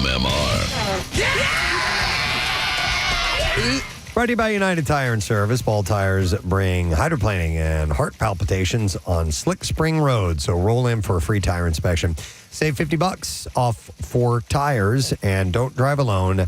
Drive United. I'm going to reiterate an announcement we have earlier this morning. It's a Metallica Philly takeover. Yes, we gave you this info in advance of the whole actual national rollout, but we are excited that Metallica is taking over Philly on Saturday, May 24th, the day between their 2 shows at the Link. There are 7 events that are taking place that you can be a part of. The first is going to be Kirk Hammett, The Collection Live, and it's a conversation with Kirk Hammett and Gibson Guitars' Mark Agnesi. That'll be at 6 p.m. at the Fillmore on the 24th. Then there's Metallica Save My Life, a sneak peek of their latest film project. That's going to be at 7 o'clock at the AMC Neshaminy 24. Then you have The Art of Squindo, which is 104 seasons of Metallica art. That is going to be at 4 p.m. at the Foundry. Also that same day on May 24th is the Metallica takeover of Brooklyn Bowl, Philadelphia. And MMR is directly involved in this because it will be a chance for you to not only bowl with Metallica staff, but MMR staff. And I mean, you could run the whole day going from event to event, like with like-minded Metallica fanatics. Yep. And then there's a pop-up shop that's going to be taking place. This is over a stretch of days, May 22nd to the 25th at the corner of West Shunk Street and South 23rd Street. And then there's an All Within My Hands volunteer opportunity for you to help out at Philabundance on May 23rd. So you can go to WMMR.com/events and get all of those details. Don't forget that we're giving away tickets for the Word of the Week prize. And Brent Porsche next week is going to have a chance for you to win your way into the bowling tournament. Cool. Where someone will win the grand prize, Snake Pit tickets for the Sunday concert at the Link. So that's basically, from what you were saying, that's in the middle of the stage. That's right? what I hear. Yeah, that's they call it. It's like, think of like a donut. Yeah. Right? And so you're in the hole. Yep. And so Brent Porsche, listen to him this week for all the details coming up. And next week, your chance to win into that. All right, couple other things. Blink-182 has announced their 2025 Missionary Impossible Tour, featuring the classic lineup of Mark Hoppus, Tom DeLonge, and Travis Barker. Kicks off August 28th in Hollywood, Florida. The nearest location I saw that they'll be performing is in Asbury Park on September 14th. Alkaline Trio, which includes former Blink-182 guitarist Matt Skiba, will join as a special guest on all dates. And tickets go on sale today at 10 a.m., so they're already on sale on the band's official website. There's a story on MMR.com that I haven't been able to read just yet, but it is about Mark Hoppus, and he shares the story. Apparently, he went out on a date with Sabrina the Teenage Witch. Clarissa. Oh, gosh. Clarissa, what's her name? What the hell is her name? Is it Melissa Joan Hart. Yeah, Joan Hart, yeah. And he says it's like a really cringe first and possibly only date with this girl. Are you any of you guys aware? No, okay. I'm aware of them both, and I think Melissa Joan Hart. I used to watch Sabrina. It says Mark Hoppus on his awful date with Melissa Joan Hart. Okay. So check that at WMMR.com. And also, Marissa Cham, you know that Mark is in town on Sunday, and he's doing a book reading event. So he's an author, and is he going to be, what, at a free library, Marissa? Do you know offhand? It's at the Fillmore, and it's fun. It's at 4 o'clock in the afternoon on Sunday. Okay. Do we know if he's reading? We assume he's reading one of his own books. Yeah. So just sit there and UFO read. stuff? Yeah. All that stuff. And I think he has some other people with him on it. I'm away, so I didn't look too far into it, but he's doing like a short little tour about that. Well, my guess is it will be of that UFO stuff world that he lives in, which is fascinating. Yep. All right. Thank you, Maris. Let's see. What else I have for you? Breaking Benjamin and 3 Days Grace are teaming up for a co-headlining U.S. tour this year. Special guest Return to Dust. Playing the MM Barbecue. 3 Days Grace, too. Tour kicks off August 29th. They will be at Montage Mountain on September 13th. So the day before this Blink-182 show. Pre-sales are happening as we speak. They went on sale at 10 a.m. General sales start Friday at 10 a.m. as well. We have to do something, in the summer with Montage because it transforms into a whole different park, especially with the water, stuff. Very cool. 6 a.m., the trio featuring, of course, Motley Crue bassist Nikki Sixx, guitarist DJ Ashba, And vocalist producer James Michael has announced the release of Prayers for the Damned and Blessed Deluxe Edition. This special limited edition will be available on June 6th via Endurance Music Group. And fans can look forward to a smoke-colored 3-LP vinyl set, as well as digital streaming options. And it combines their 2016 albums, Prayers for the Damned and Prayers for the Blessed, or Blessed, however you want to say it, and includes new renditions of Maybe It's Time, Prayers for the Damned, and an alternative mix of We Will Not Go Quietly. The last 2025 dates for the Eagles residency at the Sphere in Las Vegas have been announced. 8 final dates for the year kick off October 3rd, with additional shows on October 4th, 10th, 11th, and 31st. So they're doing obviously a Halloween show. Yes. With 3 shows in November, the 1st, 7th, and 8th. And this puts the band's number of Sphere shows at 44 total since first playing the venue last September. Who are they currently the title holder for most performances at the Sphere? That's the most I've heard of, but I don't know 100% on that, Steve. Who's currently there now? Is there anybody of any note? The Dead just were. Yeah. John Mayer and the Dead were there last week. I don't know. The general on sale for the new shows will begin Friday, April 18th at 10 a.m. Pacific time. Tickets start at $175 and reflect all-in pricing, meaning the ticket price listed is inclusive of taxes and fees. And then one last thing I want to mention. There is a show coming up featuring Froggy. Yes. So this is from Madco Concerts, the concert promotion division of Drexel University's student-run music company called Mad Dragon Music Group. And they present their spring showcase Wednesday, April 30th at the Lounge at World Cafe Live, and featuring 3 of Philadelphia's most exciting DIY bands. I love it. And that's Froggy, Catalay, and Slow Burning Daydream. Doors open at 6 p.m. The shows begin at 8. The show begins at 8, and advance tickets are $10. And the event is all ages as well. So pretty cool. What would be considered a DIY band? I don't know.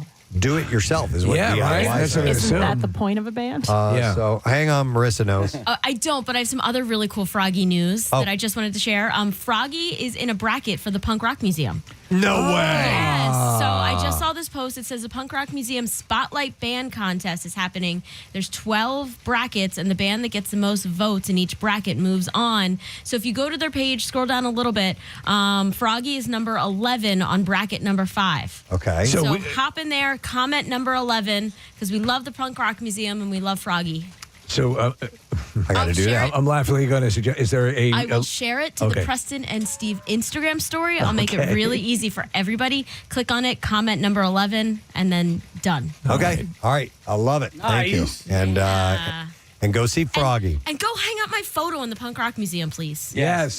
Damn it. Go what? My photo should be in the Punk Rock Museum. Yeah. Did you say go hang it up? If they win, they need to hang up, just like pin a photo Oh, of me Froggy. and Matt. Yes. Or All right. anybody who goes. So, like I said, the show's going to be Wednesday, April 30th at the Lounge at World Cafe Live, and tickets are $10. That's it. All ages show as well. So very cool. That's it in music news. Let's take a break. When we come back, we'll wrap up le programme. Stay with us. I need you to tell a woman that her knockers are hanging out. It could have been, Nick, could have been like an invitation. She could have been like, in the whole quick thought process, one of my thoughts was, should I meet her in the bathroom? No. Whoever, is she doing this on purpose? Is she doing it for? Oh my God, that's Nick McElwain out there. How do I get him? Now's my only shot, girl. Better flop out a knocker. I don't think that's actually what the case was, Kath. But for a moment, I'm like, he's by the guacamole. I do love guacamole. Nick, the flood of stuff. I don't care. The flood of everything is like, and it's comical too, Steve, because it really was triple take. Like I looked, and then I looked again, and then I looked again, and I was like, wait. And now I feel like an idiot because I'm the one staring at this poor lady's boob, solo boob. But they're in the in the male mentality. There's a split second. Yes. Lightning fast. Jumps across the synapse very quickly. Flash of. Did you do that on purpose? Yes. Is that for me? Boobs. It's gotta be. Gotta be. It's at the supermarket. How could it not be? Boobs. Yep. I've seen videos where they do this at grocery stores. Yeah. Right? And that seems. Sorry, I didn't realize I was exposed. Hang on. Did she have a shopping cart? No, she was. She did not. She was walking out of the bathroom without a cart. She was. I think by herself. Did she have her boobs in the child seat? I wasn't sure if maybe there was an upside down pineapple in the shopping cart. That is a sign that you're looking to swing, right? But case like it was not. It wasn't like an elderly woman where like Yeah, I'm sorry about that. Right. It was a younger, attractive woman who had fake boobs. So like it was not like.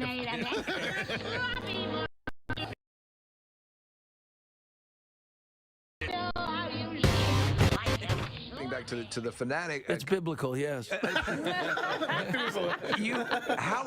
It seems I never hear stories of you. There never seems to be a situation like a moose ending. I have Warren on the phone. Hey, Warren, good morning. Hey, what's up, guys? Rock and roll, brother. Rock and roll, my man. What's up, buddy? Hey, listen, I had the same thing happen to me at a resort in Punta Cana. We were going to one of those pool bars where everybody sits around the bar. Sure. In the pool. Right. Yep. And this beautiful girl, she was just an amazing body on her. You look over, and her breasts had fell out on one side of her top, and she had a small bathing suit on. So I just kind of like swam over, like the Jaws music. Swam on over. And I said to her, hey, adjust your top. So just to get it clear, Warren, how did you phrase it? You said, did you make it like a hand gesture and say, did you quietly say you adjust your top? Well, at first I was just kind of staring, like my eyes were real big, and I'm looking down and looking up at her, and looking down and looking up, and I'm like, hey, trying to like just go like, hey, look, it's floating, it's floating, it's a coconut here coming over to the bar. You actually said these words? No. Now, in my mind. Oh, in your mind. Like, okay. wow, okay. So how did you delicately say it to her? But what come out was, hey, adjust your top. Okay. All right. That's good. I think that's right. And did she seem to appreciate that, or was she mortified? Oh, well, she looked at first. Well, she looks down, and I mean, literally, we are in a pool, so I'm not joking when I say it's like floating away. It's like moving away from her like a buoy. He scooped her in and tucked it, and she's just like, "Oh my God, thank you so much." All right, that was my question. I wanted to know if she appreciated that. And if everybody's wearing bathing suits and you're drinking at a swim up bar, it's like, this is another that again. Oh, I got it. Right. Let me get that for you. Warren. Yeah. So I was at a Phillies game years ago, and I told you this story before, but there was a woman, a young woman whose sundress was in the back. It was crammed up the crack of her ass. Right. So half of her ass cheek was hanging out. And I was talking to my friends, and I was pointing it out. I'm like, somebody's got to go tell her that her. And so her friend catches me looking over, and now she was very buxom as well. And so she catches me looking over there and kind of like gesturing and pointing, and her friend, being her friend, looks at me and she goes, "We know she's got big boobs, right?" And I was like, no. Your friend's ass crack is hanging out. I was like, and I was going to be a little bit more diplomatic about it, but then, her friend was such an a-hole. By the way, I had a text come in and says, talking about this woman who had her boob out that Nick saw, and they said something along the lines of, oh, she knew. It's like your butt crack. You know when your butt crack's out. No, you don't. I don't think so. I have seen so much ass crack. Yeah. Even in the cold, and it's like nobody knows when their butt crack's hanging out, and I've seen a lot of it lately. And I think if you're, and it's interesting that you would say after factory, because I think, like Kathy, you're natural. You say, I think over the course of your time or life, you know what things feel like when there's an extra breeze on it. You know what I'm saying? Like you'd be more aware. Yeah, but I could easily see this. You could easily see it? Mine, that bathroom, that hover position, like mine have been like way out of the tank top. Like, you know what I mean? Not nipple or anything like that, but too much. Now, when you're at the grocery store, I'm betting that there wasn't a mirror in there, because typically there'll be a mirror above the sink, so you're washing your hands and then you adjust adjust yourself. Yeah. By the way, do you think that breast implants are less sensitive, that women don't? I have no idea, but I think have boob awareness. If you have newer equipment, perhaps you're not used to what it feels the sensation is when you're just still getting used to it. Right. I mean, she was already not wearing a bra, right? So like that feeling of that fabric over her boob had already been removed. Right. And so, like, I think that the exposure, it just didn't register. That's what happened after my penile implant. Right, yeah. If I were a woman with big boobs, I wonder if I would like going braless or not. Kathy, I mean, that's the you point hate that, right? Well, yeah, because I can't. If I had breast implants, I would probably never put a bra on again if they were perky like that. Because they... Yeah, Going they to the don't. supermarket picking up some succulents. Why are you dressed like that? If I took a bra off, Yeah. Case, it would be like that lady from Keenan's. Oh, yeah. The lady from Keenan's. Remember the one year when Casey and I used to drink a lot, and some woman, what did she say to me, Case? Well, I think she said, "Do you want to see my boobs?" I don't even think she asked. This was after Keenan's, and she was just flopping them out there for everybody to see. I mean, like her top was off. Like Yeah. I saw her boobs, and they were very pancake-like and hanging a little. Right, and she just So I started just- like slapping them, right? Like You did, Kathy? Yes. Like, Casey was standing next to me. I had like For those of you who think Kathy is this prudish gal that she plays off, you haven't seen the real Kath. It's one of my favorite memories. It's so great. I made them extra sloppy for you. Yep. All right, let me made them extra sloppy for you. let me go. Let me go to Joe. Hi, Joe. Good morning. Hey, Gadzooks. Hey, Gadzooks, buddy. What's up? So when I was about 16, we were at the beach, and my pops is sitting there, and he's looking at this girl. He's like, dude, her top's going to come off in the next wave. Sure enough, boom, popped right out. So my dad is sitting there, so he starts cracking up. Me, I'm just standing right there staring. But he yells real loud. He goes, hey, chick, your boobs are out. Hey, chick. Hey, chickie, baby. Down and dropped in the water trying to fix herself.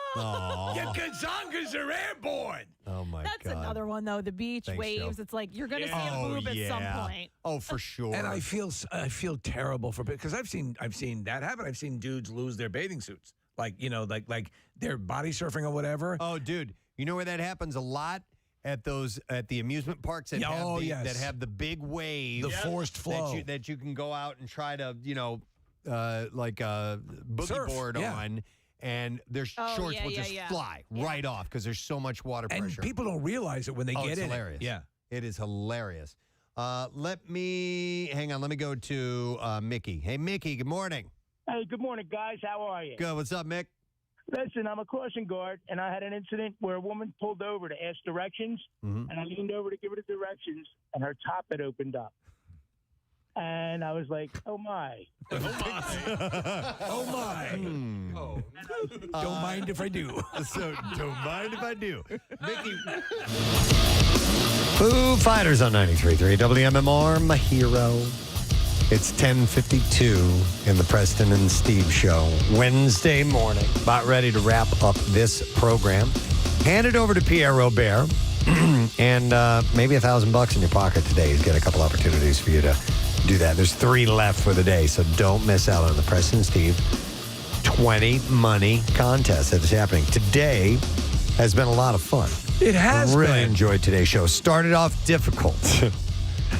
Some of us were having trouble speaking, and we got it together, man. We rallied. Yeah, man. What happened was we accepted our collective ineptitude and we did. made the most of it. We almost quit, and then Casey canceled the meeting. Yeah. Which, by the way, is now officially canceled. Well, it turns out there's some sort of digital seminar that's going on, so it worked out time. You willed that to happen. I made Casey. it happen, guys. Thank you. I'm giving you the credit. I would like to thank the lovely Teri Polo, who was on our program this morning. She's a Dover, Delaware native, and they shot this film that is coming out on Friday called Relative Control. They shot it in Wilmington, and she was like sort of back home. Yeah. And it looks really good. It looks really, really well done. Yeah. Then we have, and that opens, by the way, you'll be able to find that on digital platforms on Friday, pretty much anywhere. Then we had Kevin Smith on. Hey! Kevin is a wonderful person, and he's great to talk to. So many stories and so much insight. And so he was promoting the Dogma 25th Anniversary Resurrection Tour, which is coming to the AMC Neshaminy on May 5th. And there's a Q&A. There's 2 screenings there. So, Kevin's going to be on hand. to answer questions and all that. You can go to dogmamovie.com for all of the information, but he's just the best, and we're happy to have him on this morning. Pierre Robert is here. Hey, man. Good day. You know, it was weird when Kevin was on and you guys got into the superhero films. I found it just a little frustrating because you couldn't get a word in edgewise with Kathy butting in with all those questions. And I mean, the details on, Fantastic Four and Fantastic Five and Super Six, and all the details that she wanted to insert into the conversation barely gave you guys a chance to speak. That's it. We're used to it at this point, though. Yeah. Right, Kath? Yes, that's right. Okay. And you were with me at the mosh pit at Slayer, too, right? Yes, I was. Okay. Yeah. Me and you, baby. There you go. Man, we're something. Something. Man, we're something. What Something a else. team. Yeah. Man, smoochy. I'm sending you smoochies through the microphone. I know I can't see you with Nick's mic because this studio is set up so beautifully. Okay. Boom, boom, chaka. Thank you. If I'm not mistaken, Kathy left about 20 minutes ago. Yep. Yeah. I left yesterday. No sad, bro. Barn door. I'm making you a margarita, honey. Ooh, you said the magic word. Brought her back in. There you go. Come All back. right, we need to do the letter of the Yes. day. Here it is. Preston and Steve on 93.3 WMMR. Now, the Daily Letter. And the Preston and Steve show is brought to you today by the letter. N as in naughty. All right, and we are going to give away on Friday a pair of 2-day floor tickets as MMR rocks Metallica May 23rd and 25th at Lincoln Financial Field with Limp Bizkit and Ice 9 Kills.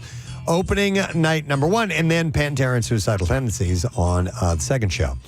Single-day tickets are on sale now via Ticketmaster, and it's a no-repeat weekend with 2 different sets performing in the round with different openers each night, and there's this big Metallica takeover the day in between. We mentioned that a couple of times on the program today, but you can go to WMMR.com and find out all the info that you might need to know there. What's happening today? Well, we'll have more tickets for Kathy and my favorite, Slayer. We'll have those to give away. That's coming to Hershey Park in September. Goes on sale on Friday. We'll have workforce blocks all over the map, as is often the case, of REM, Kansas, and we have a letter for Kansas, and a block of Blondie in honor of Clem, who, as you mentioned in Music News, passed away on Monday, and so we'll get a block of Blondie on. Awesome. Thank you, Pierre. And I want to thank our sponsors, President Steve Show, brought to you today by Dunkin'. The President Steve Show runs on Dunkin'. Also brought to you by Acme Markets, fresh foods, local flavors, and by Adam Home Services, heating, cooling, plumbing, and electrical. AdamHomeservices.com. Tomorrow on the program, it's almost Friday, and we will have comedian Brittany Brave checking in with us tomorrow, and we'll have many other things to talk about and to give away. That's it. We're done. Rage on. Have yourself a great day, and we'll see you tomorrow. Bye-bye.